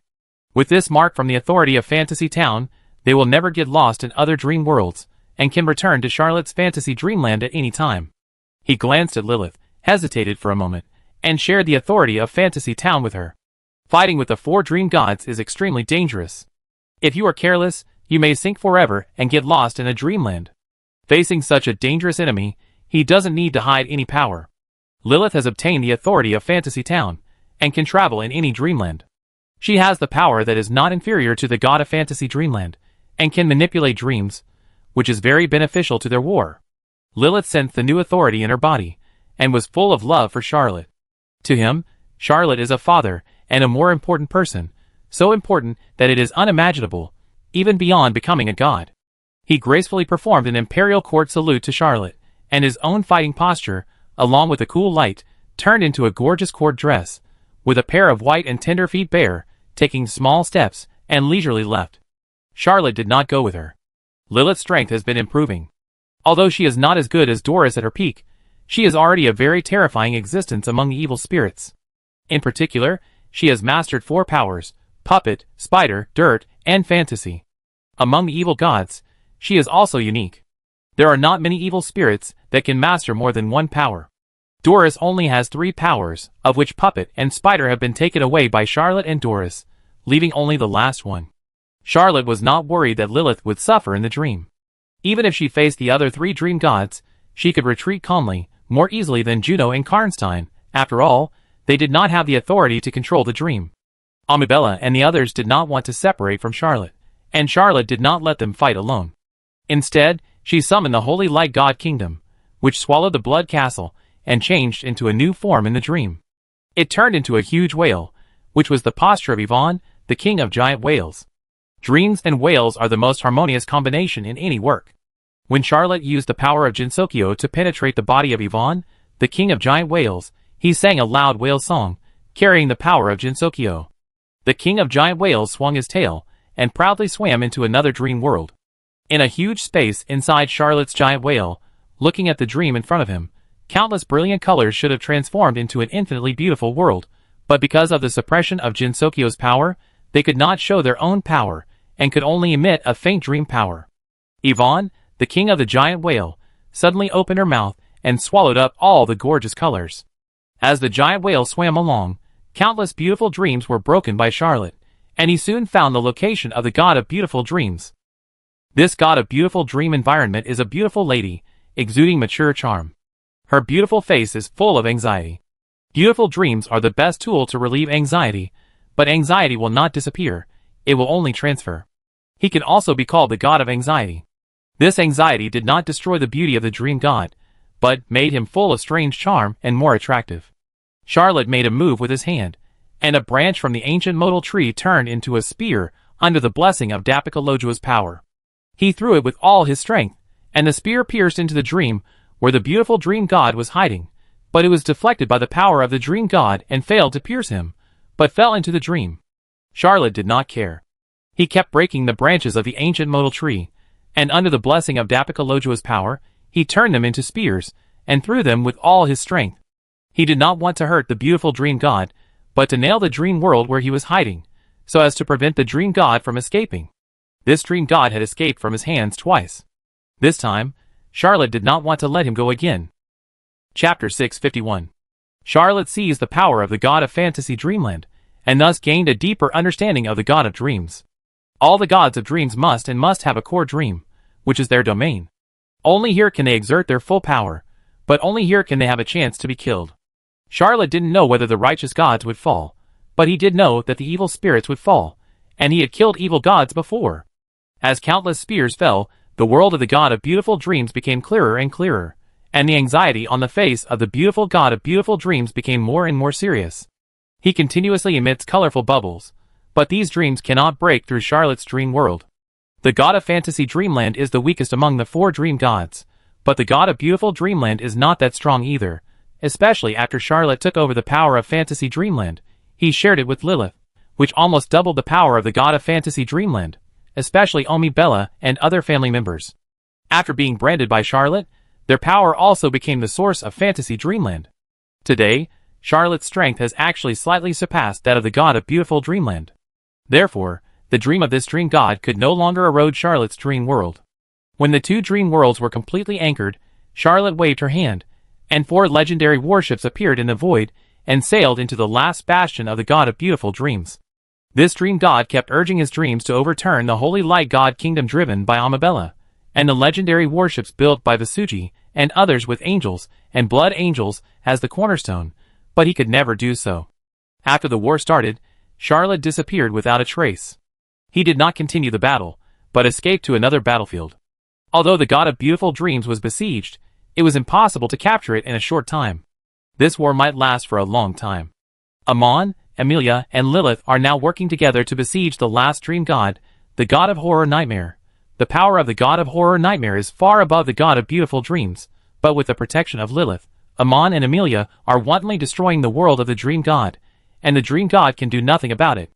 All dream gods are proficient in dream creation, but because of this, the attacking power of the dream gods is not very good.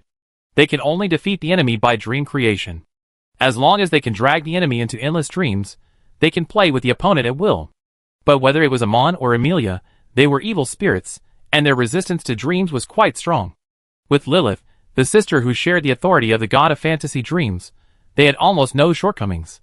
Charlotte observed for a while, and did not intervene in the war here. The power of the god of horror nightmares was stronger than he expected. Although he could not do anything to Amon, Emilia, and Lilith for the time being, he still had an absolute upper hand.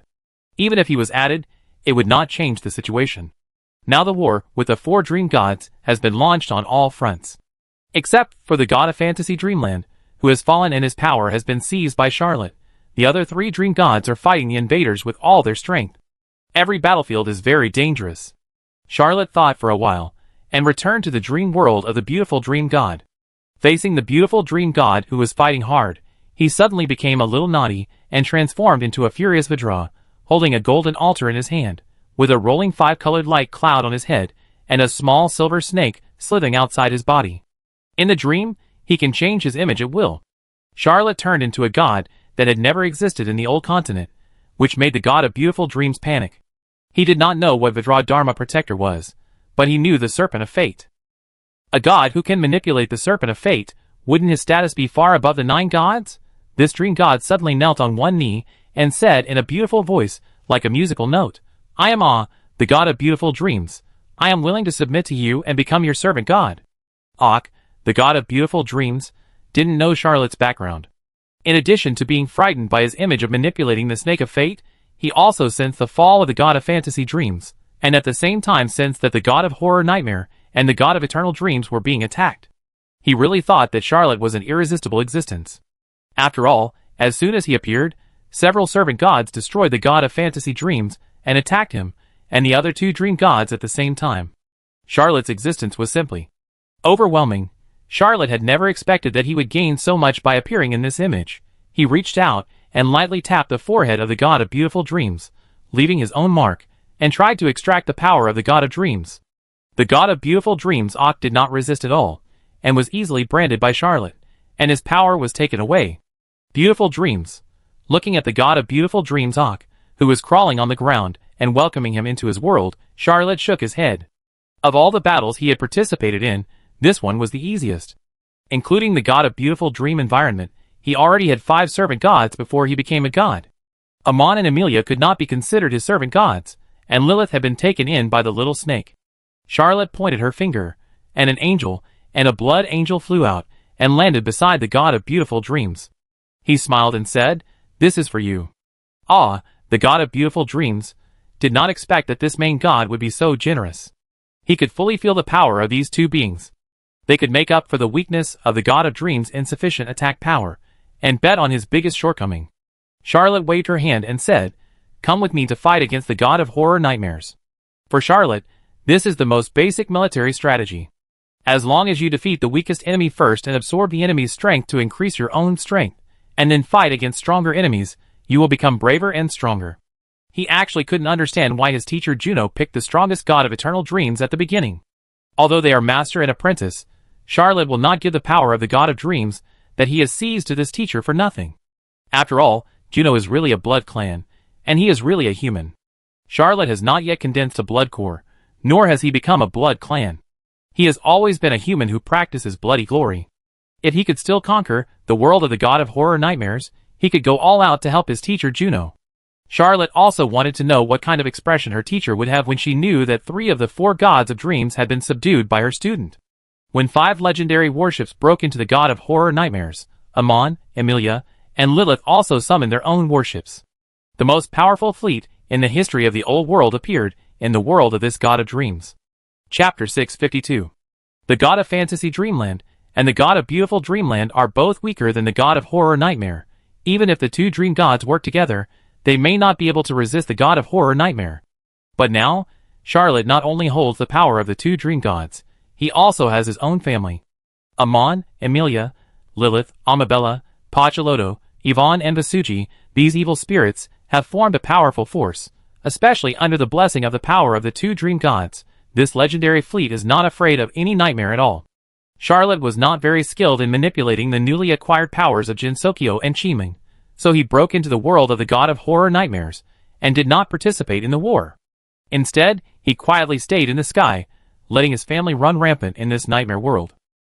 This world is full of evil spirits, skeleton demons, and evil spirits, but it is fundamentally different from the horror movies Charlotte had seen in her previous life. There are no zombies in the old continent, and there are not many types of evil spirits, let alone Cthulhu. It is actually quite monotonous. While Charlotte was resisting the invasion of the god of horror nightmare, he tried to create a new world with the true words dream art. Soon he adjusted it to perfection. With a wave of his hand, countless zombies appeared in the world of the god of horror nightmare. Even on Earth, some movies famous for zombie armies have never seen such a magnificent scene. Even Amon and Emilia, who were fighting these nightmare gods, were stunned. The 2 of them flew into the air and followed Charlotte. Amon looked at the zombie army below and couldn't help asking, "Father, what are these?" Charlotte shrugged and said, "It has lost its soul, but its body still refuses to rot and feeds on fresh life."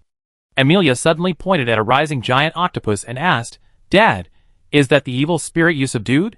Charlotte smiled and replied, "No, it is an evil god that only appears in fantasy. They are good at breaking rationality." More and more terrifying things appeared in the world of the god of horror nightmare. With the blessing of the 2 great dream gods, Charlotte brought the true word dream art to a level comparable to that of the god level. The horror he could imagine was much stronger than the genuine god of horror nightmare. Soon, there were 2 terrifying nightmare forces in this world. They fought repeatedly on the desolate land. There were endless and incalculable armies, fighting each other. Charlotte Mecklin, who had the help of his family, encountered only a slight setback at the beginning, but soon gained the upper hand. He began to erode this dream world from the surroundings of the core dream of the god of horror nightmares. Charlotte didn't know that his battle with the god of horror nightmares caused the quality of sleep of all the lives in the old world, and the new world to drop sharply. Almost everyone saw horrors far beyond the usual in their dreams. Nightmares came one after another, and the quality of each nightmare was changing. If Charlotte knew that his war with the god of horror nightmares had caused the number and quality of nightmares of all creatures in the new and old worlds to increase across the board, he could only say sorry and then increase his efforts. Soon, Charlotte and his family occupied most of the core dreamland of the god of horror nightmares. This dream god gradually could not hide his true form. He was like a huge brain, slowly wriggling and controlling all nightmare worlds. However, because he was attacked into the core dream, he could no longer control the countless nightmare worlds he manipulated, and was emitting continuous wailing. Charlotte tried countless times, and found that the power of this dream god was indeed stronger than the fantasy dream god he killed, and the beautiful dream god he subdued. If he wanted to end the war as soon as possible, he had to find another way. He stretched out his hand, and tapped the countless terrifying creatures. A small skeleton soldier suddenly woke up, turned around and stepped into the endless void, and went to a nightmare world. Countless terrifying creatures, under Charlotte's puppet authority, were blessed with the power of dreams, and went to the nightmare world hidden in the sleeping creatures. The god of horror Nightmare was trapped and unable to control these worlds. They were soon conquered by Charlotte's puppet clones. These nightmare spirits evolved from the true word dream art used the conquered nightmare world as a springboard to go to other nightmare worlds. Even some creatures who had never had a nightmare were conquered by the nightmare spirit army sent by Charlotte. The entire old world suddenly fell into terror after Emperor Farza's wedding. Almost no one dared to sleep early. As long as they could keep their eyes open, everyone wanted to be more awake, because as long as they fell asleep, they would face endless fear. No one knew why. No one knew why the 9 gods of the old world did not protect their subjects.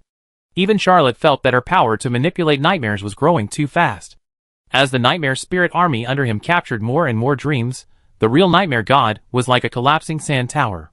The power started from a very small point, and then it peeled off in large pieces, gradually becoming a mountain collapse and sea splitting. It was not known how long it took before Charlotte finally stood in front of the terrifying nightmare god. He stroked the evil spirit, which was as huge as a hill. He really looked like a brain, full of spirituality. When Charlotte stroked his body, the terrifying nightmare god was terrified.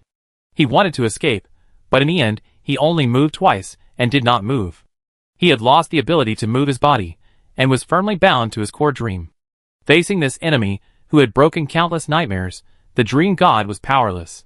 He tried his best to send out spiritual waves to beg for mercy, willing to surrender and willing to give up everything. Charlotte took away the power of nightmare from the god of dreams and turned it into his servant god. After obtaining the power of nightmare, Charlotte realized that the whole world had been affected by this war, and the whole world was turned upside down. He hesitated for a moment and gave up supporting his teacher. Although Karnstein and Juno were trapped in the god of eternal sleep, they were not dragged into eternal sleep by the god of dreams. The war might last for a long time, and there was no danger in the short term. He had to deal with the old and new continents that were attacked by nightmares first. Charlotte took her family out of the dream world.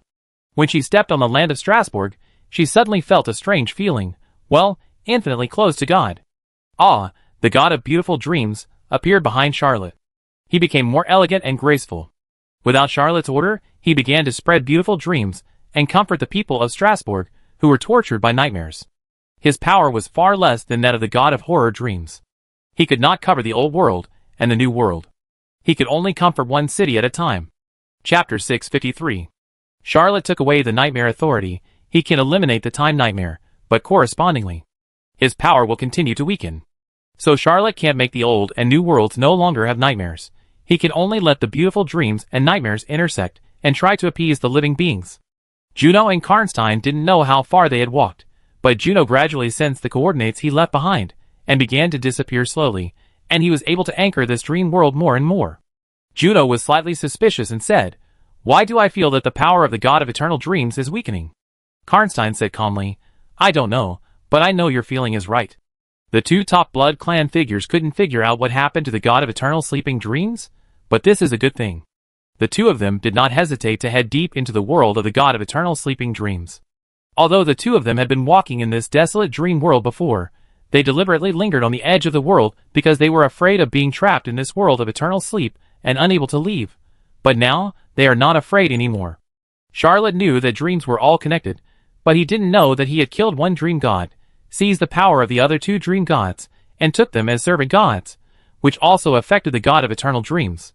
Especially because of the war with the god of horror Nightmare, Charlotte defeated the nightmare gods across the old world and the new world with the terror from the earth, allowing him to see what terror is and what endless terror is, turning this war into a storm that swept almost all the creatures in this world. The dreams of these lives were dominated by nightmares, which naturally excluded other dreams, and thus caused the world of the god of eternal dreams to begin to decline. Charlotte returned to Strasbourg. He was balancing the spread of nightmares, and at the same time, he finally found an opportunity to pay a visit to the newly married old emperor of Brittany. According to the customs of the nobility of the empire, they usually go on a honeymoon. Although the old emperor was newly married, as the emperor of Fars and the founder of the Breton dynasty, he had no time to go on a honeymoon and had already started to devote himself to busy official duties. Now the war in the old world is in a delicate state. The evil god army in the new world is confronting the army of Baron. The rest of the countries have also sent troops to form a coalition with Baron, which may have been an enemy before. But since the old emperor got married, the war has entered a stalemate stage, and there has been no fighting on the front line. No one knows why this is the case. Perhaps only Princess Axo knows that this is a small gift from her son, but the new queen of the empire has no intention of saying it. After all, Zimmerman is a big worry for the empire, and even in the entire old world, he is a very difficult person to evaluate. Charlotte visited the old emperor and directly proposed that she wanted to marry Anne. The old emperor of Brittany directly approved this matter. He looked at the important minister of the empire, the Grand Duke of Mechlin, and felt infinite emotion in his heart. The old emperor still remembered how furious he was when he knew that his daughter was dating Charlotte Mechlin. Charlotte's reputation was so bad that he just wanted to kill this bastard. But in the following story, even as an emperor, Brittany would still feel that his daughter had chosen the best person. After Charlotte started dating, and he changed his ways, and not only easily entered the extraordinary sequence, but also made rapid progress. Today, Duke Charlotte Mechlin is already the most powerful person in the old continent. Although even the old emperor is not clear about how much his strength has improved after he was promoted to the saint rank, even if he doesn't know, the old emperor still has to admire Charlotte Mechlin, who is now at the peak of the saint rank of the 24th rank. The power of love is not great, but illegal, violating all the laws of time. Charlotte Mechlin is no longer an ordinary civil servant as she was when she first met Anne. She is now a great figure of the highest order of transcendence. As for political status, it is insignificant. In addition to Charlotte's own, what is more commendable is that he can integrate various forces at any time and turn these forces into his own strength. He has inexplicably gathered dozens of saints and countless transcendents. The current Principality of Mechlin, in terms of national strength, may not be inferior to any of the four empires. The old emperor could even imagine that even if he was the supreme ruler of the Fars Empire, he would never be able to find a person like Charlotte if he wanted to choose a son-in-law for his beloved daughter. Moreover, what bothered the old emperor the most was the words that Charlotte preached at the beginning: "Only the glorious and immortal history is worthy of my Anne." At that time, not to mention that the old emperor refused to believe this sentence, even if he looked at the entire old continent, I am afraid no one dared to believe it. But Charlotte did it, and it was very easy. The most praised thing about Princess Anne of Brittany today is not her status as a princess of the empire, but that she is a famous archduchess in the continent, followed by the lover of the Duke of Mecklenburg, and then she may be fighting against the army of the New World for her lover to protect Mecklenburg. Well, this is what the old emperor is worried about. Now Princess Anne of Brittany has to rank 7th or 8th, which is his daughter, the princess of the empire. Other children of the emperor may be deprived of their status as princes and princesses, and they are useless. But for Anne, even if she is not a princess of Fars, not the daughter of the founding emperor of the Breton dynasty, she still has an unshakable position in the entire old continent, but compared with her status in the current old continent, almost everyone who knows and has to admit that Anne's status will only rise in the future history. This is a princess who can identify talents with her wisdom, and even if she only lives in a romance novel, she can still mark history. Compared to the old emperor, who was full of sighs, Charlotte was in a much more relaxed and happy mood. For him, Miss Anne was his greatest gain in this life, even more important than the power and authority he used. Now he has finally reached the last step, which will be the most important event in his life. After bidding farewell to the old emperor and Queen Axel, Charlotte announced this matter to her subordinates after leaving the palace. Then, the news was transmitted back to the Principality of Mechlin through the magic alchemy communication device, and the entire Principality of Mechlin started to operate because of this matter, and is the recognized queen of the Duchy of Mechlin. Even though almost every important official of the Duchy of Mechlin is in love with her, there are many other admirers, and these admirers are all women who are considered famous in the entire old continent, but no one can shake Anne's position. Charlotte informed her subordinates about this matter, and went to find Anne. Chapter 654. Charlotte found Anne and told her that she had proposed to the old emperor of Brittany, and Anne was very happy. Now that the Black Phoenix has been divided, the Duchy of Mechlin lacks foundation.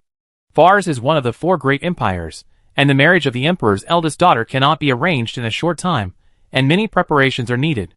However, Charlotte and Anne do not need to personally inquire about these trivial matters, and naturally the important officials of the Fars royal family and the Duchy of Mechlin will be busy. Charlotte and Anne are free, and the two seem to have returned to the time when they first met, walking hand in hand through the streets and alleys of Strasbourg, looking for delicious food, and occasionally going to a bookstore opened by Anne to read books leisurely. As the largest publisher in the old world, Anne's bookstore not only sells Charlotte's works, but also books by various authors from the old world, including senior masters and new generation authors. No matter which city it is in, Anne's bookstore is a local cultural symbol, often visited by various cultural celebrities and aristocrats. Especially Anne's love story makes many aristocratic ladies hope to occasionally see their own Charlotte in the bookstore. Well, Princess Anne of Brittany will never allow them to meet the real Charlotte Mecklin. In short, during this period of time, Charlotte just felt relaxed. With the improvement of strength, he had vaguely guessed why the evil god of the New World besieged the 9 righteous gods, and also knew Zimmerman's plan. After he took charge of 10 powers, he was no longer helpless about this. He had been promoted to a chess player, enough to control the situation, and was not as panicked as at the beginning. On this day, Charlotte was going to a dance with Anne. The dark and luxurious carriage had now successfully turned over, and became a scene in Strasbourg. No one did not recognize this second-hand old carriage. Although Anne had her own carriage, she was still considerate, and willing to ride in dark luxury with Charlotte. After all, she had ridden in Charlotte's second-hand carriage, which was even more unreputable.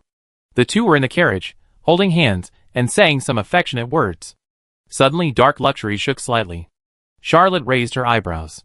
She sensed that the power of evil spirits had invaded reality. Strasbourg was protected by 9 righteous gods. Although the city had been repeatedly hit by wars during this period, and the righteous gods were a little overwhelmed, this kind of evil spirit invasion was still an extremely rare event. The last time the old emperor got married, although there were countless evil spirits hovering over Strasbourg, no evil spirits appeared. This time, the evil spirit invasion was obviously aimed at Charlotte.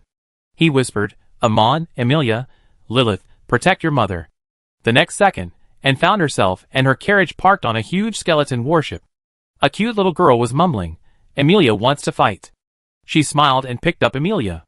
Emilia's eyes were bright in Anne's arms. Amon stood nearby with his hands in his pockets. Above his head was a magic tower made up of 7 magic circles. He had a smile on his face, and the single eye between his eyebrows was opening and closing. Lilith was more obedient than her brother and sister.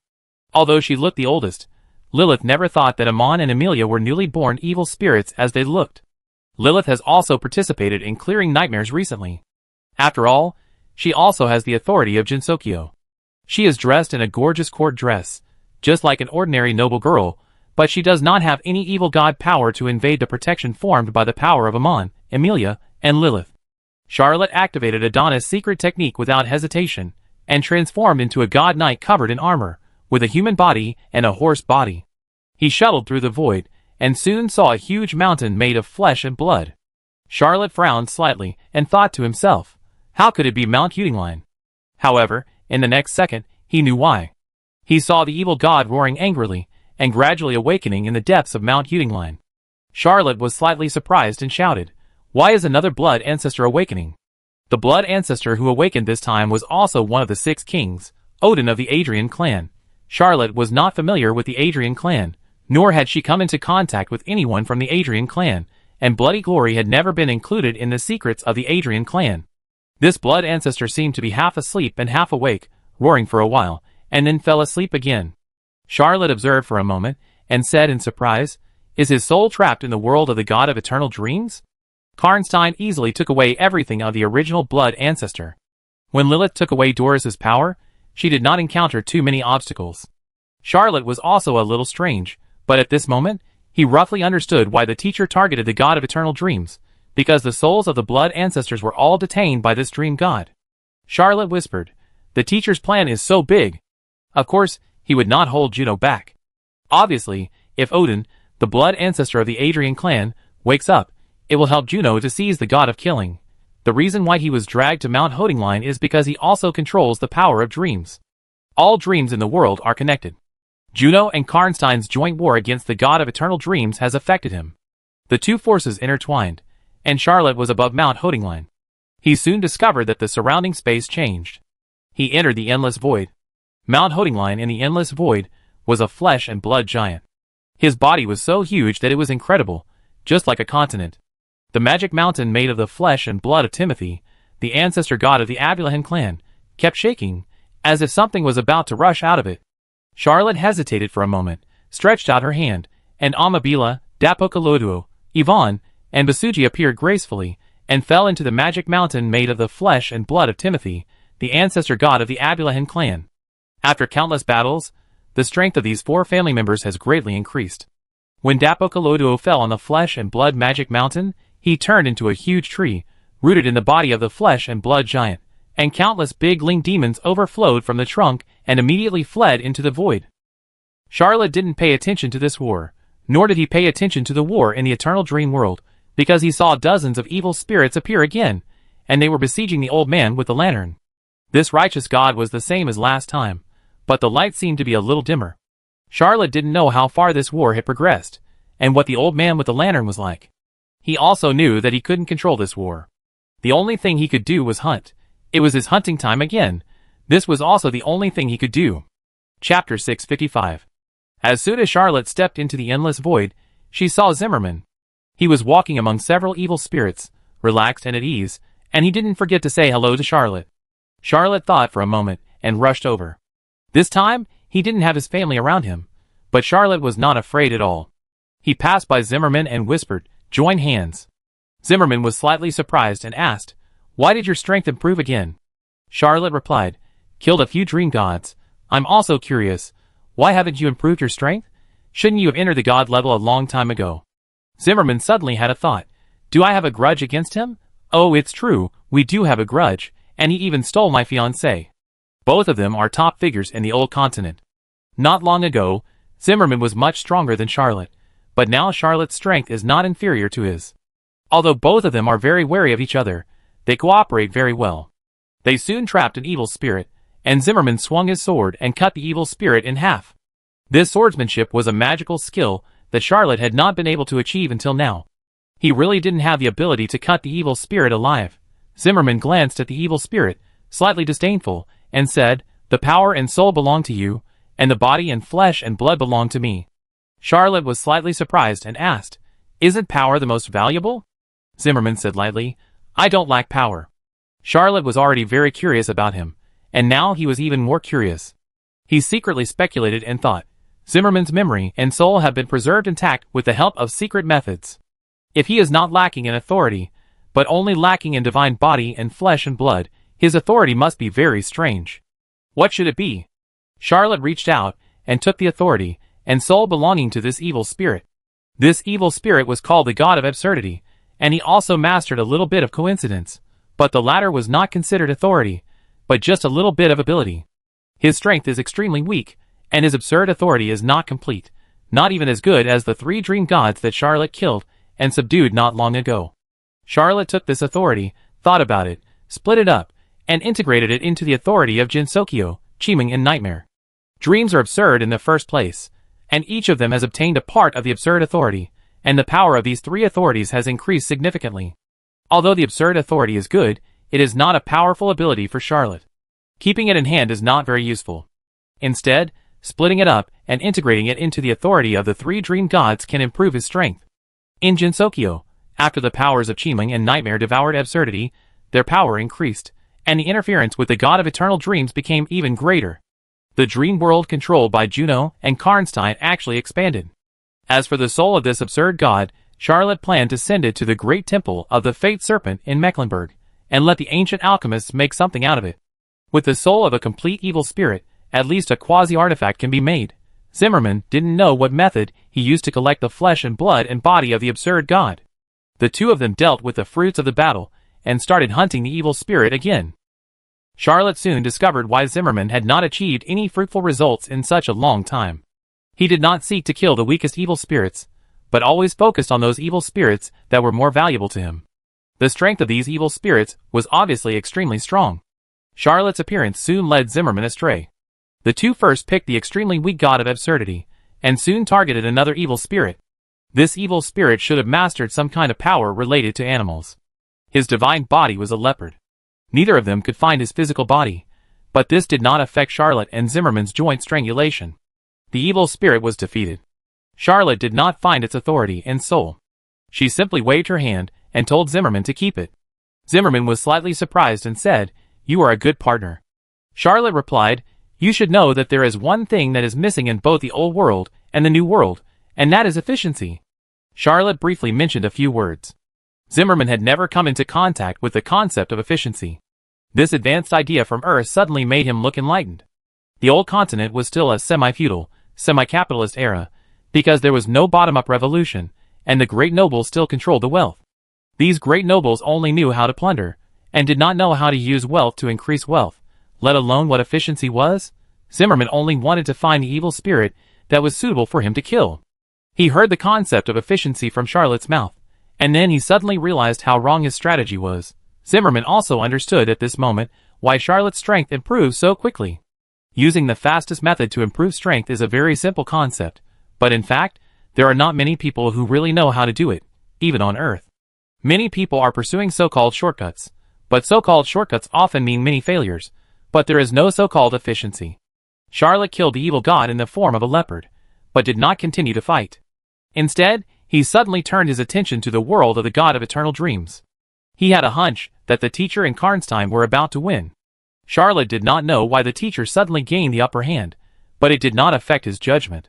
He waved to Zimmerman and, with the help of his powers of Jinsokyo, dreams and nightmares, brought the first genius of the old continent into the world of the god of eternal dreams.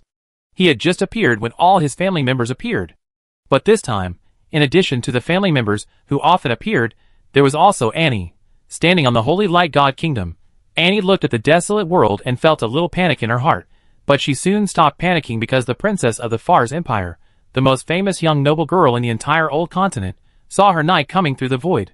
Charlotte boarded the holy light god kingdom and said to Annie, "Let's help the teacher win a war. This time, let's fight side by side," and was actually worried whether she would drag Charlotte down. But since Charlotte said so, she also tried to muster up her courage and said, "I will always be with you."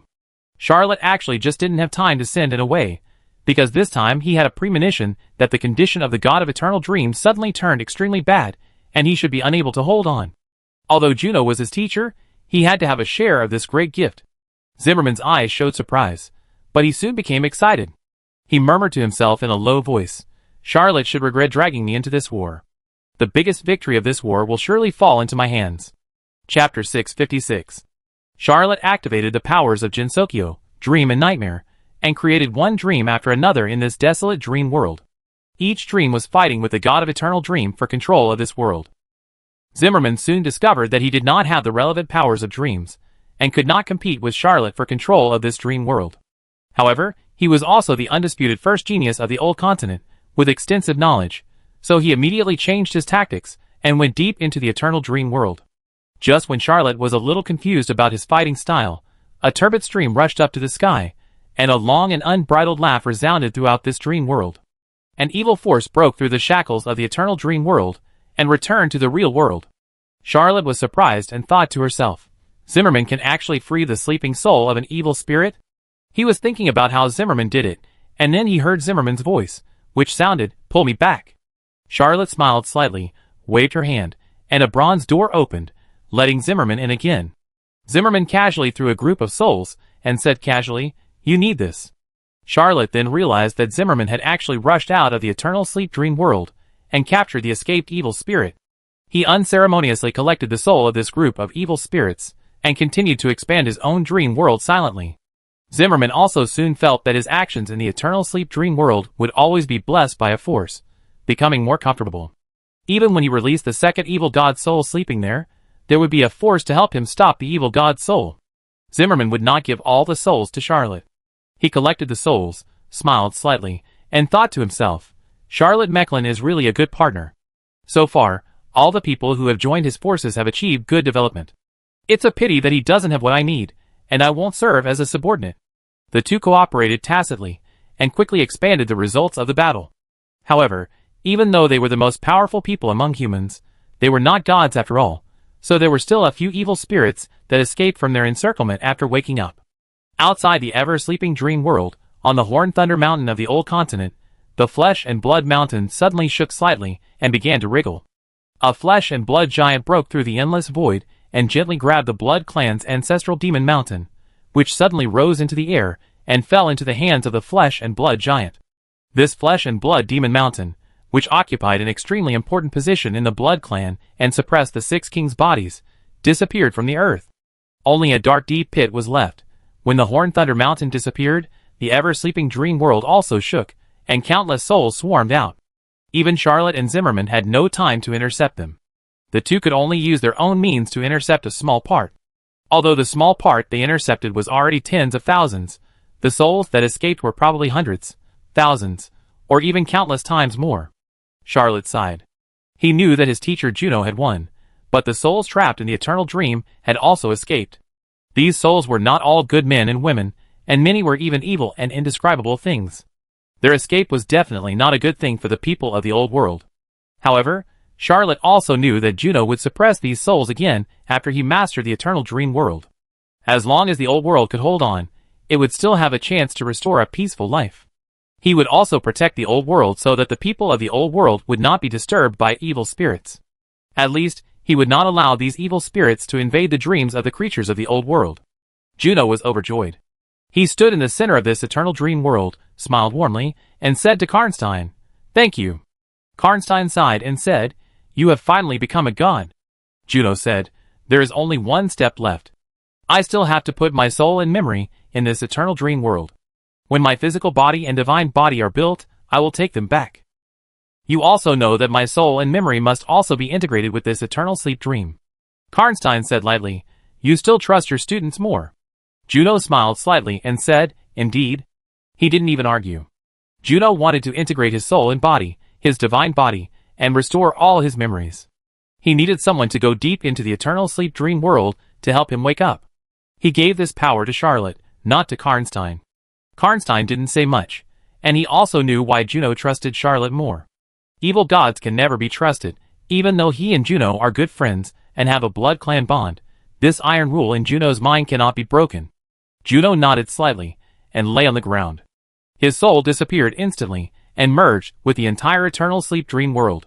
However, because of the loss of his soul, his body was excluded by this dream world, and escaped from this dream world, and fell into the endless void. Charlotte had received the news from his teacher a long time ago. He left the eternal sleep dream world without hesitation, and followed Juno's body into the endless void. Juno's body turned into an island. The island was bright and beautiful, with countless beautiful girls playing, and the atmosphere was peaceful.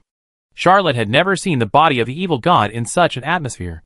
He landed on the island where Juno's body turned into, and even saw a few familiar faces among the girls on the island. After all, they had gone to sea together in the past. However, he did not talk to those girls, but walked step by step to the center of the island and saw a magic gun.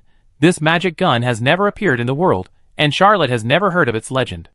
Its gun body is not long. It is a classic short gun in the style of classical alchemy, and the gun body is not gorgeous, but Charlotte knows that this is the body of the god created by Juno. Charlotte looked at the magic gun for a while, and suddenly a thought came to his mind. Isn't this Megatron? My teacher is Megatron. What kind of cyber joke is this? He didn't expect that the body Juno built for him was not human, nor a living being, but a magic gun. Charlotte felt a little warm in his heart when he thought of Juno teaching him Arthur's gun fighting. He reached out and took the magic gun, and at the same time released the Holy Light Kingdom, taking the island into it. He was waiting for a signal from his teacher Juno. When Juno's soul merged with the eternal sleep dream world, he would break in, take out his teacher's soul, and resettle it. The eternal sleep dream world had already begun to exclude all outsiders. Including Karnstein, Zimmerman, and Charlotte's family, they were all kicked out of this dream world. Chapter 657. Charlotte is in the endless void, with his family behind him. Zimmerman tilted his head and said, "I'm going to rest for a while. The continuous battles have made me a little unstable." Zimmerman didn't want to rest, but he was keenly aware that there were too many targets to hunt. Charlotte nodded slightly, and watched the first genius of the old continent disappear into the void. Karnstein also appeared. He nodded slightly at Charlotte, and said, "Oding Lane Mountain has disappeared." Charlotte was slightly surprised, took a deep breath, and asked, "Have the blood ancestors revived?" Karnstein showed a rare look of worry, and said, "I can be resurrected, Lilith can also be resurrected, but the real blood ancestors, they should not be resurrected. You know the reason." Charlotte was silent for a moment. Of course, he knew the reason. These blood ancestors were real evil gods, and their souls were not so stable. Relatively speaking, although Karnstein and Lilith were a little weird, at least they could communicate, and there was no sign of losing control. Charlotte whispered, "I can't do anything about this for now. I have to wait for the teacher to recover, and then capture the escaped souls one by one." Karnstein nodded and said, "You are also a member of the Blood Clan. Whether you admit it or not, you have taken over the power of the Blood Ancestor, and your relationship with the blood clan is inseparable. There is no use in running away. Karnstein turned around, stepped through the void, and went to an unknown place. Without Juno, he would not follow Charlotte. Charlotte sighed slightly, took his family back to Strasbourg, held Anne's hand, and whispered, "I need you to become stronger as soon as possible," and said apologetically, "I didn't work hard enough." Charlotte shook her head and thought, what does this have to do with hard work? However, he actually had no experience in how to quickly improve his extraordinary level. He mainly relied on cheating, looking directly at the evil gods, and looking directly at two at a time. In the later period, he mainly relied on slaughtering the evil gods and plundering their power, and couldn't use these experiences, and he didn't dare to let and use them. However, he could do some other things. Charlotte whispered, "It will take some time to prepare for the wedding. Let's go back to Mecklenburg for a few days." And agreed gently, and Charlotte didn't bring any subordinates with him, only Anne, and used the Holy Light Kingdom to travel through the void and return to Mecklenburg from another dimension. This time, he came back mainly to meet those ancient alchemists to see if the evil god's souls at hand could create a batch of artifacts suitable for Anne to use. Anne's extraordinary level could not be improved quickly, but Charlotte wanted her to be covered with artifacts. Even the evil god would not dare to look directly at her. He discussed with all the classical alchemists, and kept the evil god's soul in his hand, and accompanied Anne in Mecklenburg for a few days. After all, Mecklenburg is the capital of the Black Phoenix dynasty. Its fame and scale in the old continent are not inferior to Strasbourg, and it is also a port city. Although its history is not as profound as Strasbourg, its scenery and scenic spots are better. Since Charlotte took charge of the Duchy of Mecklenburg, she has invested a lot of money in Mecklenburg. After all, this is her territory. Today, Mecklenburg has the best faculty in the old continent in terms of university, and the teaching quality is also better than the four empires. Although it encountered a war some time ago, students from various countries have come to study recently. In terms of commercial prosperity, Mecklenburg is also the best in the old continent. After all, it controls the routes to the Agulhas Sea and the New World, and also controls the largest private fleet in the old continent. The relationship with Engleima is also very good. Now it also has one of the 3 British Isles as a fiefdom. Mecklenburg is indeed a tourist destination purely for sightseeing. Anne lived here for a long time, but she was mainly busy with the war, and didn't have much free time to visit the city. She knew in her heart that this would be her city in the future, the city where she would live for the rest of her life. On the contrary, Strasbourg, where she grew up, would only be a passing moment in her life. This is a very strange thing. The city where she grew up may not be as close to her as the city where she will live in the future. When it was in Strasbourg, she was just the daughter of a count. Although the old Count of Brittany was also powerful, there was also the emperor and other nobles at that time. She was well educated and could not act recklessly. She always felt restrained. But when Anne was in Mecklenburg, she was the real Duchess of Brittany, the actual queen. Her words were followed by the law, and even the saints had to obey her. Although Anne was not a domineering girl, she really felt that she was the real master and mistress in Mecklenburg. The air here is particularly sweet, the smell of freedom, the feeling of home, all make Anne feel particularly comfortable. Especially at this moment, there is Charlotte Mecklen by her side. Charlotte's company makes Anne feel particularly safe. She makes Anne feel more stable and safe than her father and brother. Charlotte and Anne only stayed in Mecklenburg for a few days, and they were about to leave for Strasbourg. In fact, the old emperor was also very impatient, and wanted to hold this wedding as soon as possible. He even hoped that Anne could give birth to a child as soon as possible, because the Duke of Mechlin was too popular now. The old Emperor of Brittany doesn't want anything to go wrong with this matter. Once the two get married, the Fars Empire will have a completely reliable ally.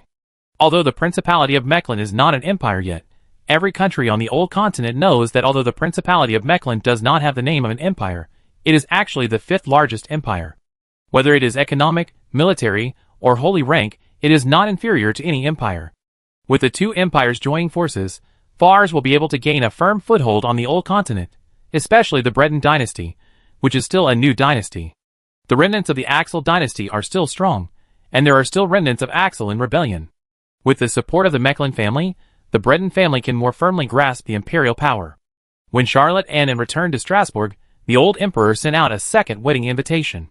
Many guests did not leave because almost everyone knew that after the old emperor's wedding, it would be the turn of the Duke of Mechlin and the Archduchess Anne to get married. On the old road, more people were looking forward to this wedding than the old emperor's wedding. In the past few days, the number of nobles from various countries in Strasbourg has increased instead of decreased. No one left, but more and more people came to attend the new wedding. Charlotte also met many old friends, such as Julian. Chapter 658. Thanks to the old emperor's wedding, there was no need to prepare many facilities for the celebration. Charlotte and Anne's wedding was perfectly prepared in a very short time. The old emperor wanted to pick a date, but almost at the same time, all the temples of the Serpent of Fate and the other 8 gods issued oracles, and the gods designated a wedding date for the 2 newlyweds. This oracle did not only appear in Strasbourg, nor did it only appear in the Fars Empire, but appeared in almost all countries in the Old Continent. This incident caused a sensation in all the countries of the Old World. Originally, almost everyone knew that Charlotte believed in the Snake of Fate and was favored by this righteous god. Even those who were not nobles knew that the Brittany family had believed in the Snake of Fate for generations, but no one expected that all the righteous gods would issue an oracle for this. This was equivalent to the 9 righteous gods protecting the Mechlin family and blessing this wedding. Although Charlotte and Anne were also famous in the Old World before, they had never been so shocked. Charlotte Mechlin and Anne of Brittany, blessed by the gods. This incident shocked the entire Old World, much more than the invasion of evil gods. No one can describe what this feeling is, because this kind of thing has never happened before. The 9 gods designated the date, and no external force could change it. Even the old emperor had no choice but to agree to the date. After careful preparation, the wedding began on the day designated by the gods. There is no way to describe the grandeur of this wedding. On the day of the wedding, the rulers of the other 3 empires came in person. The Red Dragon Emperor, who had never left Breton, came to Strasbourg in person. Together with the old emperor of Brittany, the most powerful people in the 4 empires of the Old Continent came to participate in the wedding. The emperors and grand dukes of the other small countries in the Old Continent also flocked to the wedding, but they could no longer sit in the front row of the guest seats at the wedding. In terms of sheer pomp and circumstance, it was unprecedented and unlikely to happen again in the future. With the blessing of the 9 righteous gods, and the attendance of almost all the emperors and dukes of the Old Continent, even the wedding of the old emperor of Brittany was far inferior to that of his daughter. The old emperor was not jealous of his daughter, but when the ceremony was held and he handed his beloved daughter to Charlotte, he burst into tears, was filled with emotion, and was extremely excited. No novelist could describe the old emperor's mood at this moment. The daughter married too well, which actually caused the old emperor a headache. As the absolute protagonist of this wedding, Charlotte was somewhat helpless, and did not even have time to say a few more words to his old friends. He also saw Princess May and senior sister Melman at the wedding, but did not see the Rose in Strasbourg. As for other people, he had no time to pay attention, his eyes were attracted by Anne. Taking Anne's little hand from the old emperor, Charlotte suddenly felt that there was a responsibility, and at the same time, there was a strange bond that locked him firmly in this world. If he had the chance to go back to Earth before, Charlotte might still hesitate and make different choices, but at this moment, he had no other choice. No matter what, he would be with Anne. His hometown was no longer Earth, but the Duchy of Mecklenburg. His descendants would multiply in Mecklenburg, and become the natives of this world. Charlotte held Anne's hand, and completed the last step of the wedding under the command of the etiquette officer of the court, and several high priests of the Serpent of Fate.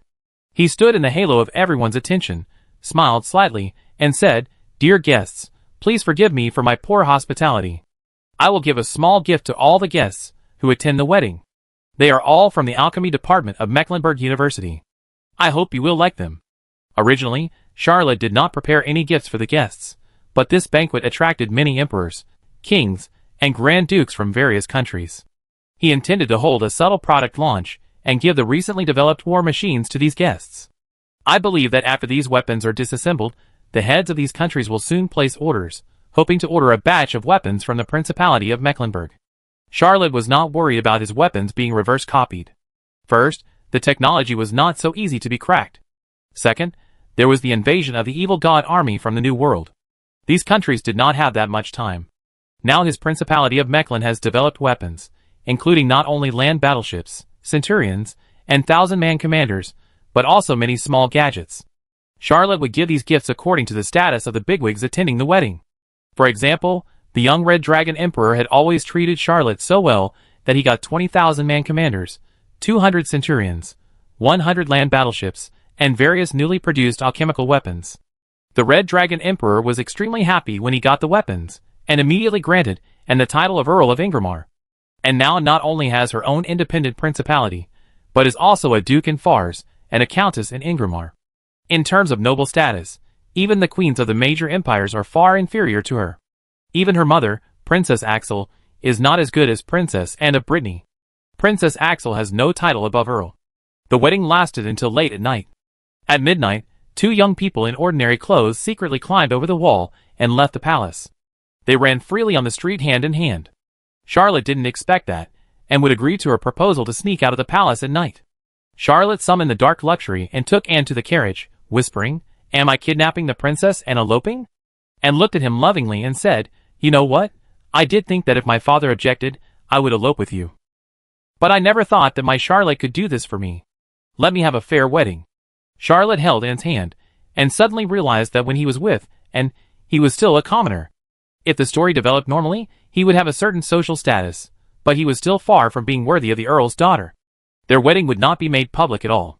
It would only be held at a small temple, and they would swear silently. Even the old Earl would not show up. Although Anne was not a vain person, not being able to hold a public wedding was always her biggest regret. However, Anne did not expect that the man she chose would break this class barrier in the most luxurious way. There is no more magnificent scene than receiving the blessing of the gods, and the presence of the monarchs of various countries on the continent. Just as the two were looking at each other in love and speechless, a brilliant light descended from the sky. "I am the Lord of Light. I wish the two young people in love to enjoy happiness forever, to be forever under the care of light, and to have their descendants not cursed by any evil spirits." Then another darkness fell, and a black light appeared in the darkness. A cold voice said, "I am the Black Moon. I wish the two young people who have walked through ordinary years hand in hand to have prosperous descendants and endless heirs.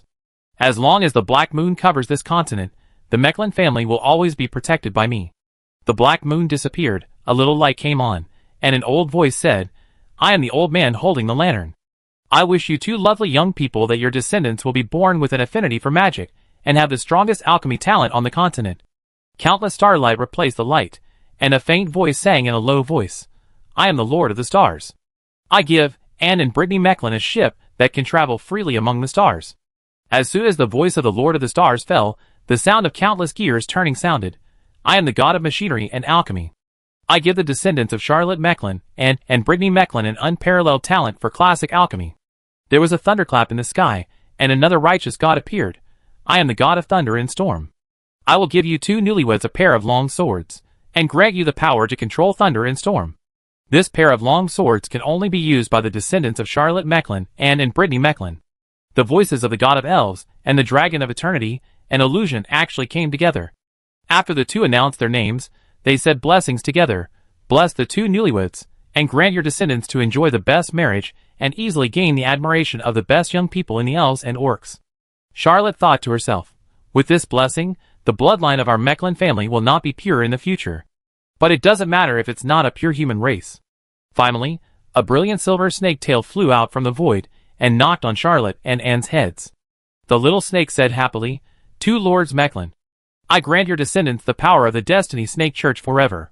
Only the descendants of the two Lords Mechlin of the Mechlin family can become the highest authority in the Destiny Snake Church. Come on! The next era is the era of the Snake of Destiny." Charlotte and Anne had already gotten off the carriage, and they knelt on one knee to accept the blessings of the 9 gods. Even Charlotte did not expect that his wedding, him and Anne, would be so favored by the 9 gods. Even though she was not a very devout believer, Charlotte was still full of gratitude. After all, those who could give generous gifts at the wedding would receive the most sincere gratitude. Charlotte waited for a while, and all the strange signs in the sky disappeared. He looked around and saw no movement. He knew that only he and Anne could feel this blessing. The 9 gods did not disturb any mortals. He took a deep breath and pulled and whispering, "Let's go home," and nodded. They got back on the carriage and headed straight to number 58, Chrysanthemum Avenue.